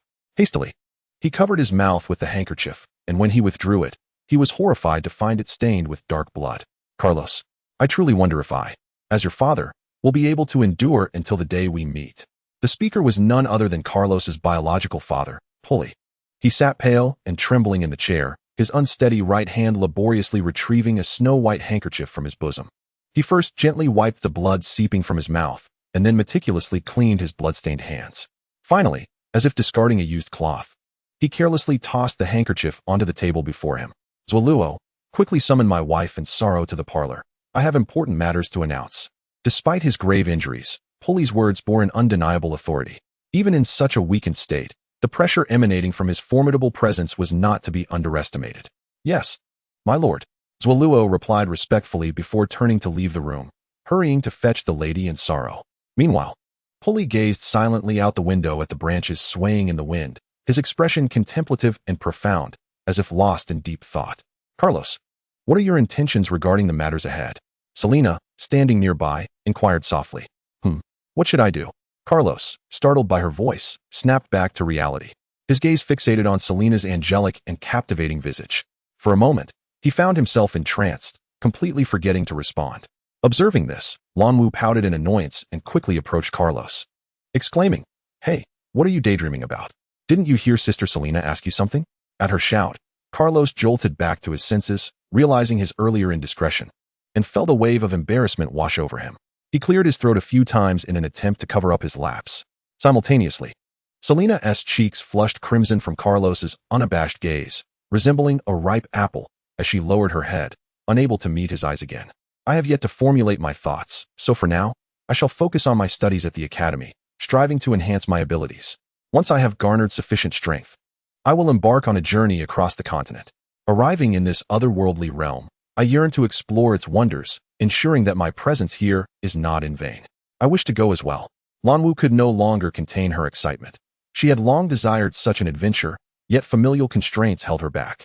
Selena's eyes sparkled with anticipation, but upon recalling her father's likely disapproval, her enthusiasm dimmed. Such a day will surely come, Carlos said confidently as he gazed into the distance. Suddenly, a voice broke through the moment. Carlos, someone is seeking you. The trio turned to see Luachi rushing toward them. Oh, Luachi, who is looking for me? Carlos inquired. Perplexed, for he was hardly acquainted with many in the imperial capital, and his former village had ceased to exist. I'm not entirely sure. It's an old man with a white beard who specifically requested to see you. He is currently in the vice principal's office, claiming to have urgent matters to discuss. Luachi panted, having run extensively in search of Carlos, but his efforts bore fruit at last. An urgent matter? An old man? Carlos's expression turned serious. Since the individual had explicitly requested his presence, he felt compelled to investigate. Thus, the trio hastened to the vice principal's office. Such events have transpired? Lai Shido remarked solemnly. surprised to uncover the enigmatic lineage of Carlos. Having previously reviewed Carlos's records, he had only discovered that he was a mere survivor from a small village. To his astonishment, Carlos was indeed a member of the Clangy family, a once prominent lineage that had loyally served the late emperor and contributed to the establishment of the current Tifa kingdom. Though now diminished, the remnants of their ancestral legacy still provided them with protection. Given the gravity of the situation surrounding the Clangy family, it was imperative for Carlos to make an appearance. Please wait a moment. He should arrive shortly. Lyshido refrained from inquiring further, recognizing that this was a matter of familial significance. Thank you, esteemed elder, Zoro expressed respectfully with a bow, conveying his gratitude. Deeply, Zoro held Lyshido in high regard, for he was a formidable holy domain expert, one of the most esteemed figures within the Tifa kingdom. At that moment, a knock echoed through the room. Enter. As the door swung open, Lyshido welcomed Carlos, Lanwu, and Selena into the office. Lanwu, Selena, what brings you here? You should leave. This does not concern you, Lyshido asserted, eager to provide space for Zoro and Carlos. Oh, Grandfather Lyshido, we are merely curious and wanted to take a peek, Lanwu playfully pouted, familiar with the vice principal. However, Lyshido remained stoic, firmly ushering the two away. How strikingly similar. Truly reminiscent of your mother. Zoro slowly rose, astonished by Carlos's visage, as memories flooded back. Carlos, bewildered, asked, Similar to whom? My mother? Who are you, old man? Chapter 52. Is my biological father on the verge of death? Zoro adjusted his attire and respectfully introduced himself. I am Zoro, a member of the Clangy family, serving as the steward to Lord Pulley of the Whitehead Ridge. What does this have to do with me? Carlos questioned, perplexed, yet sensing an inkling of truth. Zoro continued slowly. I have come to reveal your true lineage. You are not merely a villager from Nordine, but the eldest son of Lord Pulley. Shortly after your birth, your mother was attacked and pursued, leading her to leave you in Nordine village, where you were subsequently adopted. Carlos's eyes widened in disbelief. Could it be that he possessed such a remarkable heritage? Yet, doubts lingered in his heart, prompting him to inquire. How can I prove that I am truly Lord Pulley's child? Is there any evidence? I have prepared for this moment, Zoro replied. Having spent many years uncovering the truth about Carlos's lineage, he retrieved a black circular stone from his waist pouch. This is the bloodline stone. It can determine whether two individuals share a blood relationship. If you place a drop of your blood on it, it will emit a glow, confirming your connection. Zoro also produced a bloodied silk handkerchief. Indeed, this is the very handkerchief that Lord Pulley bled onto that fateful night. I preserved it for this moment. To verify the bloodline, Zoro applied the blood to the stone and instructed Carlos. Now, let a drop of your blood fall upon it. Despite his confusion, Carlos complied, pricking his finger and allowing a drop of blood to land on the stone. At the moment their bloods intertwined, the stone radiated a brilliant red glow. It is true. You are indeed the child of Lord Pulley.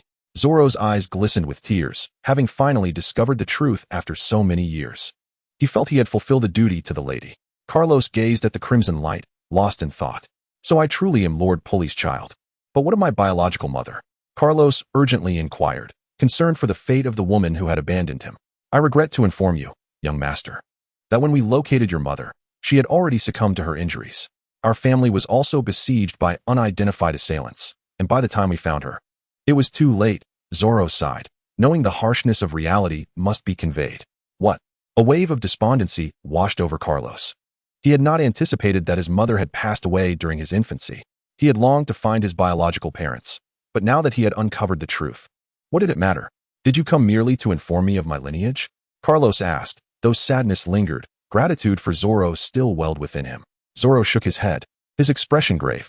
I have come to implore you to accompany me to the Whitehead Ridge. Your biological father is in dire straits. His time is short, and his final wish is to see you. My biological father? In such peril?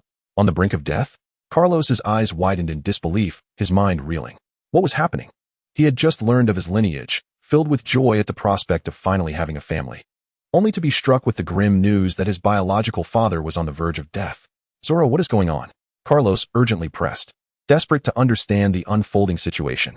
Zoro slowly shook his head, his countenance heavy with concern, as if burdened by immense weight.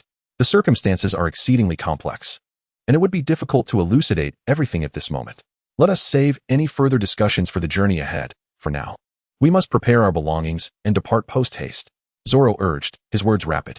Carlos exclaimed in surprise, is it that urgent? He looked out the window, where dusk was settling in, the night approaching. Lin Ye remained silent, gazing at the encroaching darkness, his heart a tumult of emotions. Zoro continued, "Time is of the essence. Every moment is precious. We must return promptly, for there are those who are eagerly anticipating our arrival. Moreover, I suspect that there may be assassins lurking along the way, waiting to ambush us." "What?" Carlos gasped in shock, his jaw nearly dropping to the floor. He could hardly believe the words that escaped his lips. "Is there truly someone out to kill me?" After a while, Carlos regained his composure, his face displaying a troubled smile, and cautiously addressed Zoro. "Grandfather Zoro, do you think it is possible for me to refrain from going?" What a jest! The thought that someone sought to take his life while he insisted on venturing into such perilous territory was akin to courting death itself. Upon hearing these words, Zoro fixed Carlos with a penetrating gaze. Carlos felt a chill run down his spine under Zoro's sharp scrutiny, and he coughed twice to mask his unease, stammering, "Cough, cough. Grandfather Zoro, why do you gaze at me so intently?" Yet, Zoro remained impassive, his expression as unyielding as stone, and simply uttered, "Do you not yearn to see your biological father with your own eyes? Perhaps this encounter will serve as a final farewell between father and son." This statement struck Carlos like a bolt of lightning, rendering him momentarily speechless, his thoughts swirling tumultuously. Indeed, this was the first opportunity in his life to meet his biological father, and it might very well be the only chance he would ever have. After all, he had never laid eyes on his biological mother. Could he truly allow the visage of his father to slip away as well? Following a brief yet intense internal struggle, Carlos finally gritted his teeth, as if resolutely making a decision, and boldly declared, "Grandfather Zoro, I am willing to go. Even if dangers abound ahead, I shall not falter." Seeing Carlos's unwavering determination, Zoro's face broke into a smile of approval, and his previously stern eyes now sparkled with admiration as he nodded slightly and remarked, "Excellent, indeed. A tiger's son does not yield to a dog. You are truly the bloodline of Lord Pulley. Rest assured, I shall protect you on this journey." Carlos nodded in agreement, and they promptly arranged to meet at the academy gate in half an hour. Upon opening the door, he found Selena and Lanwu anxiously inquiring, "Carlos, what has happened?" "Yes. What is the matter? Please, tell us." Carlos did not conceal the truth and recounted the events to them. "I want to go too. I wish to accompany you." The two expressed their unwavering resolve to join Carlos on his journey to Baitu Ridge. Zoro's brow furrowed, his wrinkled face etched with concern as he glanced back and forth between Carlos, Selena, and Lanwu. "This path is fraught with danger." Zoro's voice was somber and serious. "If we truly encounter peril, it may be difficult to ensure your safety." Carlos turned to his companions, a tumult of emotions swelling within him. Both Selena and Lanwu were individuals he held dear. To involve them in such a risk weighed heavily on his conscience. "Grandfather Zoro is right," Carlos spoke softly, attempting to mask his apprehension. "This journey is uncertain, and I cannot allow you to take this risk." Upon hearing this, Selena promptly patted her magical pouch, which opened slightly to reveal a dazzling array of magical items within. "Look at these. My pouch is filled with ample healing potions, magical scrolls, and several disposable magical equipment. Even if we encounter danger, we can protect ourselves." Lanwu, not to be outdone, opened her own magical pouch, revealing a mesmerizing assortment of magical materials shimmering in various colors. "I have brought plenty as well. Perhaps I can be of assistance to you." She raised her chin proudly, adding, "Moreover, we are not merely going for sightseeing. We must uncover the secrets hidden within Baitu Ridge." As Carlos gazed into the determined eyes of the two young women, a wave of warmth surged within him, though his worries remained unabated. "I know you possess great abilities, but no buts." Selena interjected, grasping Carlos's hand firmly. "We are on your side, now and always." Lanwu stepped forward, nodding resolutely, "Grandfather, you need not worry. We will not be a burden." With a heavy sigh, Zoro's features seemed to deepen with concern. Observing the resolve in the eyes of the three young individuals, he knew he could not alter their decision. Very well, very well." He shook his head, a faint smile creeping onto his lips. "Youth is indeed a blessing. Since you are so determined, we shall embark together. Even if it costs my old bones, I will ensure your safety." Carlos finally relented, gazing gratefully at his companions. "Thank you. But promise me, if the situation becomes uncontrollable, you must prioritize your own safety." "No problem." Selena and Lanwu exchanged knowing glances, their intentions clear.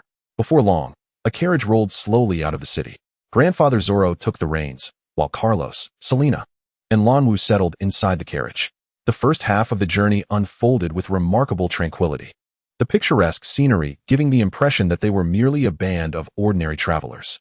Within the carriage, Selena and Lanwu frequently studied maps and discussed magical theories, while Carlos often found himself lost in thought, gazing vacantly out the window, his mind adrift. In just one more day, they would reach Baitu Ridge. That evening, Grandfather Zoro gazed at the distant mountains, saying, "Tonight we shall rest in this forest." As night descended, the four gathered around a campfire, with Zoro recounting legends of Baitu Ridge while the trio listened intently. However, the calm was soon shattered. There's movement. Grandfather Zoro suddenly rose, his staff emanating a soft yellow glow. Dozens of dark figures emerged from the woods, clad in black and masked, wielding glinting weapons. Judging by the energy fluctuations emanating from them, most were warriors of levels 4 to 5. Target acquired, attack. The leader commanded, his icy gaze shifting between Zoro and Carlos. Surround them. Zoro bellowed, immediately commencing a spell. As a 7th-level Earth Mage, Zoro's power was formidable. With a wave of his staff, sharp spikes erupted from the ground, forcing several advancing assassins to retreat. Carlos drew his sword, positioning himself in front of Selena and Lanwu. His 3rd-level prowess was no match for the assassins. Although Selena and Lanwu were only at 2nd-level strength, they sprang into action without hesitation. Selena retrieved a protective scroll from her pouch, while Lanwu began to produce a magical scroll. 5th-level fire magic, Inferno. Instantly, a terrifying wave of magic swept forth, incinerating several black-clad figures. However, the leader, possessing 6th-level strength, cleaved through the flames with a single strike. Earth binding, Zoro shouted, and the ground beneath several assassins softened, trapping their feet. Yet, the sheer number of assassins allowed some to break through Zoro's magical defenses, rushing towards Carlos. Carlos struggled to hold them off, the clash of his sword and their daggers sparking violently. "Watch out on your left," Selena cried, wielding her staff as she unleashed a water arrow spell. Lanwu also joined the fray, wielding her great sword to block another assault. The assassins, well trained, quickly adapted their tactics, sending several to engage Zoro while the rest focused their attacks on the 3 youths. The battle escalated, and although Zoro was powerful, his age and the need to protect the 3 young ones began to wear him down. During one instance of fending off multiple attacks, a poisoned dagger grazed his arm, blood instantly staining his sleeve. "Grandfather Zoro," Carlos exclaimed, attempting to rush to his aid, but was ensnared by 2 assassins. Zoro's complexion paled, yet his resolve remained steadfast. He understood that if this continued, all 4 would perish here. He was faced with a choice. Wrath of the Earth. Grandfather Zoro forcefully struck the ground with his staff, invoking a powerful earth magic that caused the very earth to tremble violently, momentarily staggering all the assassins. Seizing this chance, Grandfather Zoro turned to the 3 young individuals and shouted, "Go! Quickly! I will hold them off." "No, we cannot abandon you," Carlos vehemently opposed, anguish evident in his eyes. Grandfather Zoro retrieved an ancient emblem from his pocket and handed it to Carlos, saying, "This is a token. Upon reaching Baitu Ling, Lord Pulley will recognize it. Now, go." Selena and Lanwu exchanged glances, understanding that this was their only choice. They grasped the still hesitant Carlos and forcefully retreated towards the carriage. "Thinking of escaping? It won't be so easy," sneered a leader among the assassins, signaling his subordinates to pursue. A resolute glint flickered in Grandfather Zoro's eyes as he raised his staff and began to chant the most formidable spell of his life. "In the name of the earth. Rise, stone walls." Walls of stone surged from the ground, temporarily ensnaring the assassins. Yet, this formidable magic drained most of Grandfather Zoro's strength, causing him to kneel, sweat mingling with blood cascading from his forehead. "This is all my fault." Carlos gritted his teeth, seething with discontent. He had intended to summon the power of the Qinglong, but was interrupted. The 3 of them sprinted toward the dense forest, following the direction previously indicated by Zoro. Chapter 54. The peril of imprisonment. The darkness before dawn was particularly thick as Carlos led Selena and Lanwu through the dense forest, each face etched with fatigue and sorrow. The image of Grandfather Zoro holding back the dark-clad assassins was imprinted in Carlos's heart, each recollection twisting the knife of pain deeper. "We must move faster," Carlos rasped, his arm injured from the previous night's battle. Though Selena used a healing spell to stem the bleeding, dark red stains still marred his sleeve. Selena cast a worried glance at him but refrained from speaking. She understood that any comfort would be futile at this moment. Only reaching Baitu Ling quickly to summon reinforcements could save Grandfather Zoro. Lanwu, walking ahead, maintained a relatively light step, willingly taking on the responsibility of scouting as the only uninjured member among them. As dawn broke, the first rays of sunlight pierced through the leaves, revealing the outline of a fortress perched upon the hillside. "Is that by Tu Ling?" Carlos murmured, his emotions complex.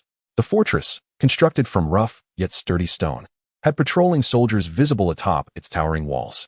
Two guards stood at the entrance, having clearly noticed the trio of ragged strangers, their spears immediately raised in a defensive posture. "Halt! Who goes there?" barked the older guard, his sharp gaze sweeping over the three. Just as Carlos was about to explain, Lin Ye stepped forward, asserting, "This is Carlos. We have come to request reinforcements from the Lord. Your steward Zoro has been ambushed and is in grave danger. Quickly send aid." "This is the token given by Grandfather Zoro," Carlos proclaimed, producing the emblem from his pocket. The guards exchanged glances, uncertain whether to trust them. At that moment, a cold voice emerged from within the gate. "What is the matter?" A young man, perhaps 17 or 18, stepped forth, lean and sharp-eyed, clad in exquisite chainmail and draped in a white cloak symbolizing by Tu Ling, a mark of the family elite. "Lord Zoro." The guards immediately saluted. The man, referred to as Zoro, scrutinized Carlos and his companions with a chilling gaze, especially when his eyes landed on Carlos, briefly revealing a flicker of surprise, swiftly replaced by an even deeper coldness. "These individuals are spies sent by an enemy nation. Seize them," Zoro ordered without hesitation. Carlos's heart sank. "Wait. I am not a spy, His words were cut off by the sudden emergence of a tall figure behind Zoro. The figure was a sixth-tier warrior, whose mere glance left Carlos gasping for breath. In the face of such overwhelming strength, any resistance was futile. "Run, Carlos." Lin Ye positioned herself in front of Carlos, attempting to buy him time. However, their adversary charged forward, delivering 3 swift strikes to their necks. In an instant, all 3 were rendered unconscious. "Young Master Zoro, what shall we do next?" Cuddy inquired softly as he approached Zoro. Zoro's expression darkened. He initially considered executing them on the spot, but, noticing the growing number of eyes around him, feared it might jeopardize his future control of the territory. "You lot. Lock them up until I report to the Lord and await his decision." "Yes, young master." Several soldiers hastily carried away the unconscious trio. When Carlos regained consciousness, he found himself in a rudimentary thatched hut, with Selena and Lin Ye lying nearby, still unconscious. He struggled to rise, only to find his hands and feet bound with coarse ropes, and felt a debilitating weakness coursing through him, rendering his magical and martial powers unusable. "Awake?" A cold voice came from the doorway. Zoro entered, his expression dark enough to drip water. He loomed over Carlos, scrutinizing him from a superior height. "Who sent you here? What is your purpose?" Carlos met Zoro's gaze unwaveringly. "And who are you?" "You insolent fool." Zoro erupted in fury. "Do you think I do not know your background?" "Carlos, I never expected you to still be alive." Carlos's heart jolted. Zoro had been keeping tabs on him. This was troublesome. "I do not comprehend what you mean." "I am here at the behest of Grandfather Zoro, who is being pursued by dark-clad assassins and is in dire peril, requiring reinforcements." Zoro sneered coldly. "You shall perish today. Why concern yourself with others?" Nevertheless, he was surprised that his men had failed to eliminate Carlos. However, it was not too late. Carlos was now in his grasp. At that moment, Selena and Lin Ye stirred awake and, upon seeing Zoro, were instantly incensed. "What do you want? Release us at once, or you will regret it." Lin Ye shouted defiantly, disregarding Zoro's predatory gaze. "So reckless even at death's door, my sweet little beauty. Do not worry, once I deal with him, I shall indulge you properly," Zoro leered, his eyes lingering on their captivating forms. "Your existence is a mistake. Perish." Zoro raised his hand, gathering fire elemental energy aimed at Carlos. "No." The 2 women screamed in unison, desperate to intervene, but their bodies were too weak. Tears welled in Selena's eyes. Yet there was nothing she could do. Just as the situation seemed dire, the door of the thatched hut swung open once more, and a middle-aged man hurried in. "Lord Zoro, stop. Lord Pulley wishes to see these 3. Zoro's hand froze mid-air, his expression shifting. "But Hawkins, these individuals are clearly spies." "This is the Lord's command," the man known as Hawkins replied, his tone calm, yet unwavering. Zoro lowered his hand, his eyes filled with reluctance. Hawkins personally untied the 3 and gestured for them to follow. "Please, come with me. Lord Pulley has been waiting for some time." Carlos rubbed his sore wrists from the ropes, exchanging glances with Selena and Lin Ye before following Hawkins out of the thatched hut. They traversed the inner courtyard of the fortress, where the guards and servants averted their eyes, the entire fortress enveloped in an eerie calm, reminiscent of the stillness before a storm. Eventually, they arrived at an intricately carved wooden door. Hawkins gently pushed it open, signaling for the 3 to enter. The room was spacious yet dimly lit, heavy curtains blocking most of the sunlight. An inexplicable scent lingered in the air. In the center of the room lay a gaunt old man half reclining on a pillow, his complexion pale and breath shallow. Yet his deeply set eyes sparkled with an unusual brightness. When the elderly man's gaze fell upon Carlos's face, he suddenly trembled violently, murky tears cascading down his cheeks. He struggled to lift his arm, seemingly wishing to touch Carlos's face, but this motion triggered a fierce coughing fit, and a spurt of black blood erupted from his mouth, splattering onto the ground in a shocking display. Pulley grasped Carlos's hand tightly, the strength of his grip unexpectedly intense. My child, I have finally awaited your arrival," he exclaimed. "You?" Carlos asked in a hushed tone. "Your eyes are identical to AI Lin Ye's." Pulley's voice was hoarse and faint. 20 years ago, that attack was no accident. It was a traitor colluding with external enemies. Your mother fled with you, and when I found her, she was already. His voice faltered, but he continued, "Yet she clutched your childhood toy until her dying breath." Pulley retrieved a small wooden horse from beneath his pillow. Worn to the point of obscurity, Carlos's heart skipped a beat, an inexplicable sense of familiarity flooding over him. All these years, I have been tracing the truth and have finally identified the mastermind behind that attack. A glint of fierce determination flickered in Pulley's eyes. I will not let her escape. She must pay for AI Lin Ye's death. Who is it? Carlos asked urgently. Just as Pulley was about to respond, a crisp female voice rang out from outside. My lord, I have heard that guests have arrived. The door swung open, revealing a middle-aged woman clad in an opulent gown, her beauty marred by a predatory glint in her eyes. Upon seeing Carlos, a fleeting shock crossed her features, but she quickly regained her composure. Mikes, you have arrived. Pulley's voice suddenly turned unnaturally calm. He tightened his grip on Carlos's hand and whispered urgently, be cautious of her. Before he could finish his warning, Mikes approached the bedside, smiling as she interrupted, My lord, your health is deteriorating. You should not meet with guests for too long. Hawkins, please escort our guests to rest. Carlos felt Pulley's hand tighten abruptly, then loosen helplessly. At Hawkins's gesture, they were compelled to leave the room. At the moment the door closed, Carlos glanced back to see Mikes leaning close to Pulley, whispering, while Pulley's eyes brimmed with fear and rage. Outside, sorrow awaited, his expression devoid of emotion. Yet Carlos could sense the hostility radiating from him. A wave of intense unease surged within Carlos. This place, which he was supposed to call home, seemed more perilous than the forest outside. Grandpa Zorro's fate was uncertain, his father's life hung by a thread, and the lurking enemies could be right before him. He needed to devise a plan. Chapter 55, Father is dead. Am I the murderer? Hawkins led them through the dimly lit corridors of the Lord's manor, ultimately arriving at a secluded courtyard. In the night, this remote courtyard appeared eerily quiet, with several guest rooms neatly arranged, dust accumulating on the windowsills, clearly long uninhabited. The three of you may rest here. I will send someone to bring dinner. Hawkins bowed slightly, his tone respectful but tinged with worry. Carlos surveyed the surroundings, his brow furrowing slightly. Can we share a single room?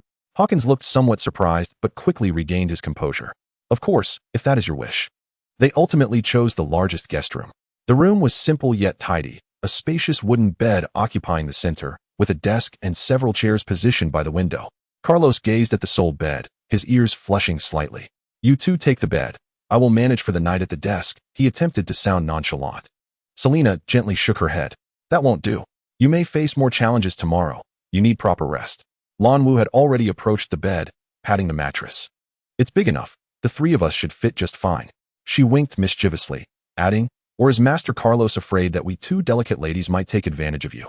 Carlos chuckled helplessly, yet the tension within him remained unrelieved. Ultimately, the two girls settled into the bed, while Carlos lay on the desk. Though uncomfortable, at least they were all in the same room, providing mutual support. As the night deepened, moonlight poured through the window into the room. Each harbored their own thoughts. Turning restlessly, Carlos, do you think Grandpa Zorro managed to escape? Selena whispered, her voice resonating distinctly in the darkness. Carlos hesitated for a moment, the image of the old steward fighting valiantly flashing before his eyes. I do not know. Grandpa Zorro was already injured, facing so many assassins. His unfinished sentence betrayed his evident concern. He must have escaped. Lan Wu sat up, her tone resolute. Do not forget, Grandpa Zorro is a 7th-tier powerhouse. Those rabble are no match for him. Perhaps he is already on his way to buy Tu Ling. Carlos felt a slight comfort in her words, yet the shadows lingered. The three engaged in trivial conversation until drowsiness began to wash over them. Just as Carlos was on the brink of slumber, A sudden commotion erupted outside. Footsteps, shouts, and the clashing of weapons grew closer, shattering the night's tranquility. The Lord is dead? Seal off the area. No one is permitted to enter or exit. The murderer must still be within the manor. Carlos jolted upright, his heart racing. The Lord? Is that not my recently acknowledged father, Pulley? Suddenly, with a resounding crash, the door was kicked open, and a dozen fully armed soldiers stormed in. Lan Wu and Selena gasped, sitting up in alarm, but fortunately, all three were still in their clothes, avoiding embarrassment. Carlos leaped off the desk, positioning himself protectively in front of the two girls, demanding, "Who are you? What do you want?" The leading man wielded a massive sword, his armor emblazoned with the crest of Bai Tu Ling. He coldly scrutinized Carlos, a mocking smile curling at the corner of his mouth. "Lord Pulley has been murdered, and it has been confirmed that you are the culprits. In the name of young Master Sorrow, apprehend the murderers. Advance." Stunned, Carlos and the others stood speechless. "We are the murderers? How is that possible?" Before they could process the situation further, the soldiers surged forward. Carlos swiftly drew his sword, its gleam flashing as he struck down the two foremost soldiers. "Fall back," he shouted to the girls behind him, bracing for the next wave of attack. Selena and Lan Wu did not hesitate. Selena unleashed her magic toward the assailants, while Lan Wu hurled a magic scroll at them. The first few soldiers fell instantly. However, one of the men emerged from among them, a fourth-tier powerhouse who dismissed them with ease. He sheathed his great sword, retrieving a magic staff, and began chanting a golden spell. "Golden arrow technique. Be careful," Carlos shouted, shoving Selena aside. Countless metallic arrows coalesced in the air, hurtling toward the three with a whistling sound. Carlos parried with his sword, Lan Wu defended with hers, while Selena hastily conjured a water shield, barely managing to block the onslaught. Yet, the strength of the fourth-tier mage far surpassed theirs. Another wave of metallic arrows followed, even denser and more ferocious than the last. Carlos danced his sword in a flurry, but one arrow grazed his arm, instantly staining his sleeve with blood. Selena's water shield shattered, and Lan Wu was swiftly running out of strength. "It's over, little insect," the mage sneered, preparing to deliver a fatal blow. In that critical moment, a shadow flitted past like a wraith. With a flash of steel, the mage's head was severed from his body, his face frozen in shock. The remaining soldiers recoiled in fear, attempting to flee, but Hawkins would not afford them that opportunity, dispatching them in quick succession. Sheathing his sword, Hawkins turned to Carlos and the others, his expression grave. "Follow me quickly, Mr. Hawkins." "What is happening?" Carlos, still shaken, gazed at the sprawled bodies on the floor, his stomach churning. Hawkins hastily approached a wall, pressing a hidden mechanism, causing a secret door to slide open silently. "There is no time to explain. Sorrow has taken control of the entire Lord's Manor. If we do not leave now, it will be too late." Silena warily observed the hidden door, then glanced at Hawkins. "What reason do we have to trust you?" "Simply because I just saved your lives," Hawkins replied urgently. "Lord Pulley entrusted me with the protection of Master Carlos on his deathbed. I swear upon my knightly honor that I shall not harm you." In the distance, the sound of approaching footsteps and shouts grew louder. The pursuers were closing in. Carlos exchanged a meaningful glance with his two companions before nodding. "We will follow you." Beyond the hidden door lay a narrow secret passage. Hawkins ignited a magical lamp and led the trio swiftly forward. The passage was damp and chilly, its walls overrun with moss, evidently unused for many years. "How did my father die?" Carlos finally posed the weighty question. Hawkins continued walking, his voice low. "Poisoned. A rare chronic toxin that causes black blood to spew forth and consumes the internal organs. Lord Pulley had been poisoned for some time. Tonight, he simply could not endure any longer." Carlos recalled the black blood that Pulley had coughed up earlier that day, a sharp pain stabbing at his heart. "Who did this?" "All evidence points towards you," Hawkins said meaningfully. However, Lord Pulley had long suspected there was a traitor within the estate. Before he passed, he informed me that the attack 20 years ago and the current poisoning were both perpetrated by the same individual. "Mike's," Carlos blurted out. Hawkins regarded him with surprise. "You have already guessed?" "The reaction of my father upon seeing her was unusual," Carlos spoke solemnly, "and her appearance was too coincidental." Lan Wu interjected. "What about Sorrow? Why is he so adamant that we are the culprits?" "Sorrow is Mike's biological son," Hawkins elucidated. "If Master Carlos did not exist, he would be the sole heir to Bai Tu Ling." The passage began to ascend, and Hawkins slowed his pace, signaling for silence. He cautiously pushed open a door disguised as rock, revealing a thicket of dense bushes. "We have exited the Lord's estate and are now in the forest behind the castle," Hawkins whispered. Follow this path down the mountain to reach the nearest Baihua town. Carlos stood still. I cannot just leave. Grandfather Zoro may still be on his way to find me, and my father's vengeance. Master, now is not the time for impulsive actions. Hawkins raised his voice. A rarity for him. Mike's and Sorrow have completely taken control of Bai Tu Ling, leaving only a dead end. Lord Puli's only wish was for you to survive. Selena gently grasped Carlos's arm. Mr. Hawkins is right. We need to think long-term. Lan Wu nodded in agreement. We can first go to Baihua Town and find a way to contact Grandfather Zoro. Carlos gazed at the distant outline of the Lord's estate, pain and struggle flickering in his eyes. Ultimately, he took a deep breath. Mr. Hawkins, will you not come with us? Hawkins shook his head. I must return to avoid raising suspicion. Additionally, there are matters I must clarify. He produced a badge from his bosom and handed it to Carlos. With this, seek out the innkeeper at the Old Oak Inn in Baihua Town. He is a trustworthy individual. Taking the badge, Carlos grasped Hawkins's hand tightly. Thank you, Mr. Hawkins. Please be cautious. Hawkins smiled faintly. May light guide your path, Master Carlos. One day, you shall return here as the true Lord. With that, he slipped back into the passage, the hidden door slowly closing and blending seamlessly with the surrounding rock, leaving no trace. Carlos turned to face his companions, determination shining in his eyes. Let us go. But one day, I will return to avenge my father. The three silently melted into the forest, advancing towards the unknown path. Chapter 56. Elder, it is you. Carlos, Selena, and Lan Wu trudged through the dense forest, their weary bodies struggling to move. 2 days had passed since leaving Bai Tu Ling, and they dared not take the main road. Relying solely on the rudimentary map Hawkins had provided as they made their way toward Baihua Town. Just a little longer, we shall soon arrive. Suddenly, a commotion of battle erupted ahead. The trio instinctively hid in the bushes, witnessing a group of cloaked figures assaulting an elderly man with white hair. Despite being surrounded, the old man remained agile, wielding his staff as winds and lightning danced around him. Is that the elder we encountered in the Monster Mountains? Carlos whispered in astonishment. At that time, while they were training in the Monster Mountains, they had been ambushed, and had it not been for the elder's intervention, their fate would have been dire. As the white-bearded elder repelled another wave of attackers, a dark figure silently appeared behind him, aiming for his back. Watch out, Carlos shouted, disregarding his own safety as he dashed from the bushes. The elder swiftly dodged, turning to see Carlos, surprise flashing in his eyes before his staff struck the ground, unleashing a powerful shockwave that sent the cloaked figures reeling. Go! The cloaked figures, realizing they were outmatched, fled without further attempts to harm the elder. Haha, young one. We meet again. Oh, and 2 young ladies as well. The elder stroked his beard, a faint smile gracing his lips. Jianhei, I did not expect to encounter you here. By the way, how did you come to be pursued by those cloaked figures? Carlos bowed respectfully before inquiring about the recent events. The elder waved dismissively, appearing unconcerned. Oh, it is nothing much.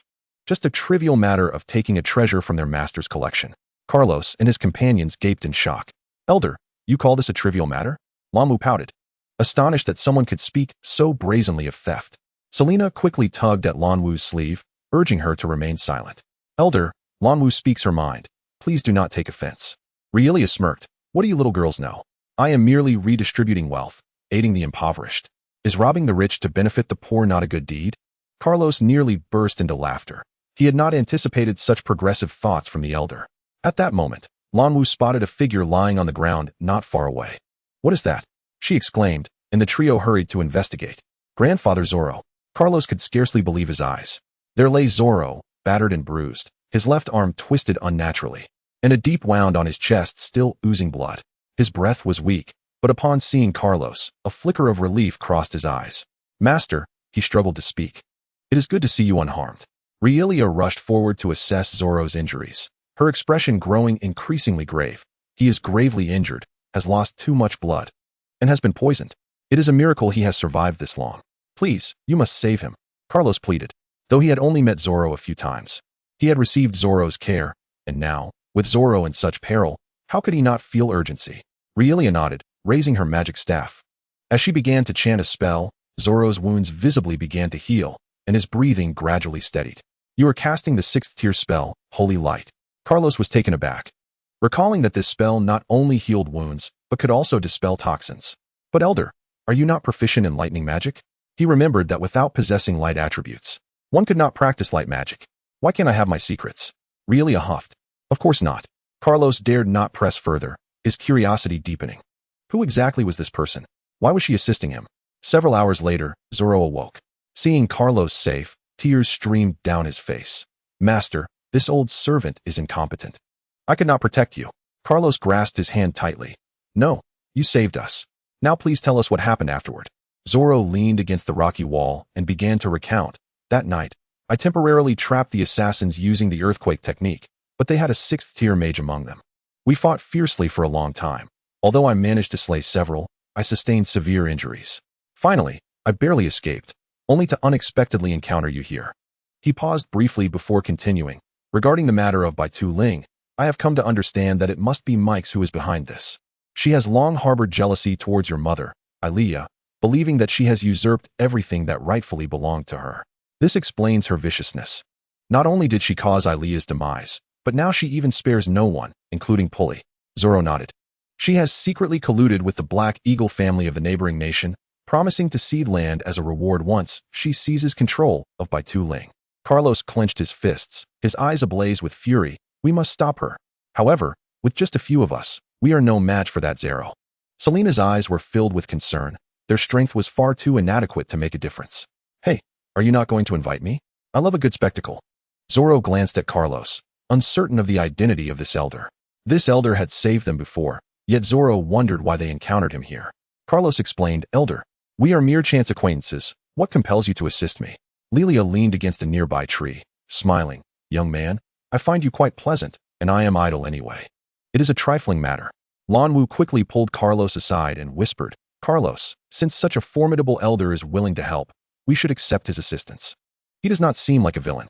Selena also leaned in, her brow furrowed. I have heard from my family that some powerful individuals on the continent have peculiar temperaments. However, we have only met him twice. In my opinion, it is better to exercise caution. Lilia pouted and dug into her ears. Hey, I heard everything you said. Rest assured, I harbor no ill will towards you. Do not be so narrow-minded, or you might find it difficult to marry in the future. Lan Wu was infuriated. Her fists clenched tightly, gnashing her silver teeth. Selena feared that Lan Wu might inadvertently provoke the elder. With my cultivation level, if I truly intended to harm you, you would be utterly defenseless. To be honest, my reason for assisting you is entirely out of respect for the past ties with these two young ladies' families. Lilia was left speechless, surprised by the young man's suspicion. However, upon reflection, she understood that if she were in his position, she would also be wary. Thus, Lilia decided to reveal a small piece of information. Do we have an acquaintance in your family? Selena and Lan Wu exchanged glances, filled with curiosity. Zoro approached Carlos. Speaking solemnly, young master, I can sense that the elder is not lying. In the eyes of powerful beings, we are akin to ants. And there is no need for such deception. Carlos nodded. All right, since the elder is willing to help, we are grateful. However, regarding compensation. Since we are old acquaintances, I require no compensation from you. Merely providing food and shelter will suffice. Lilia waved her hand, feeling somewhat weary. Then, thank you, elder.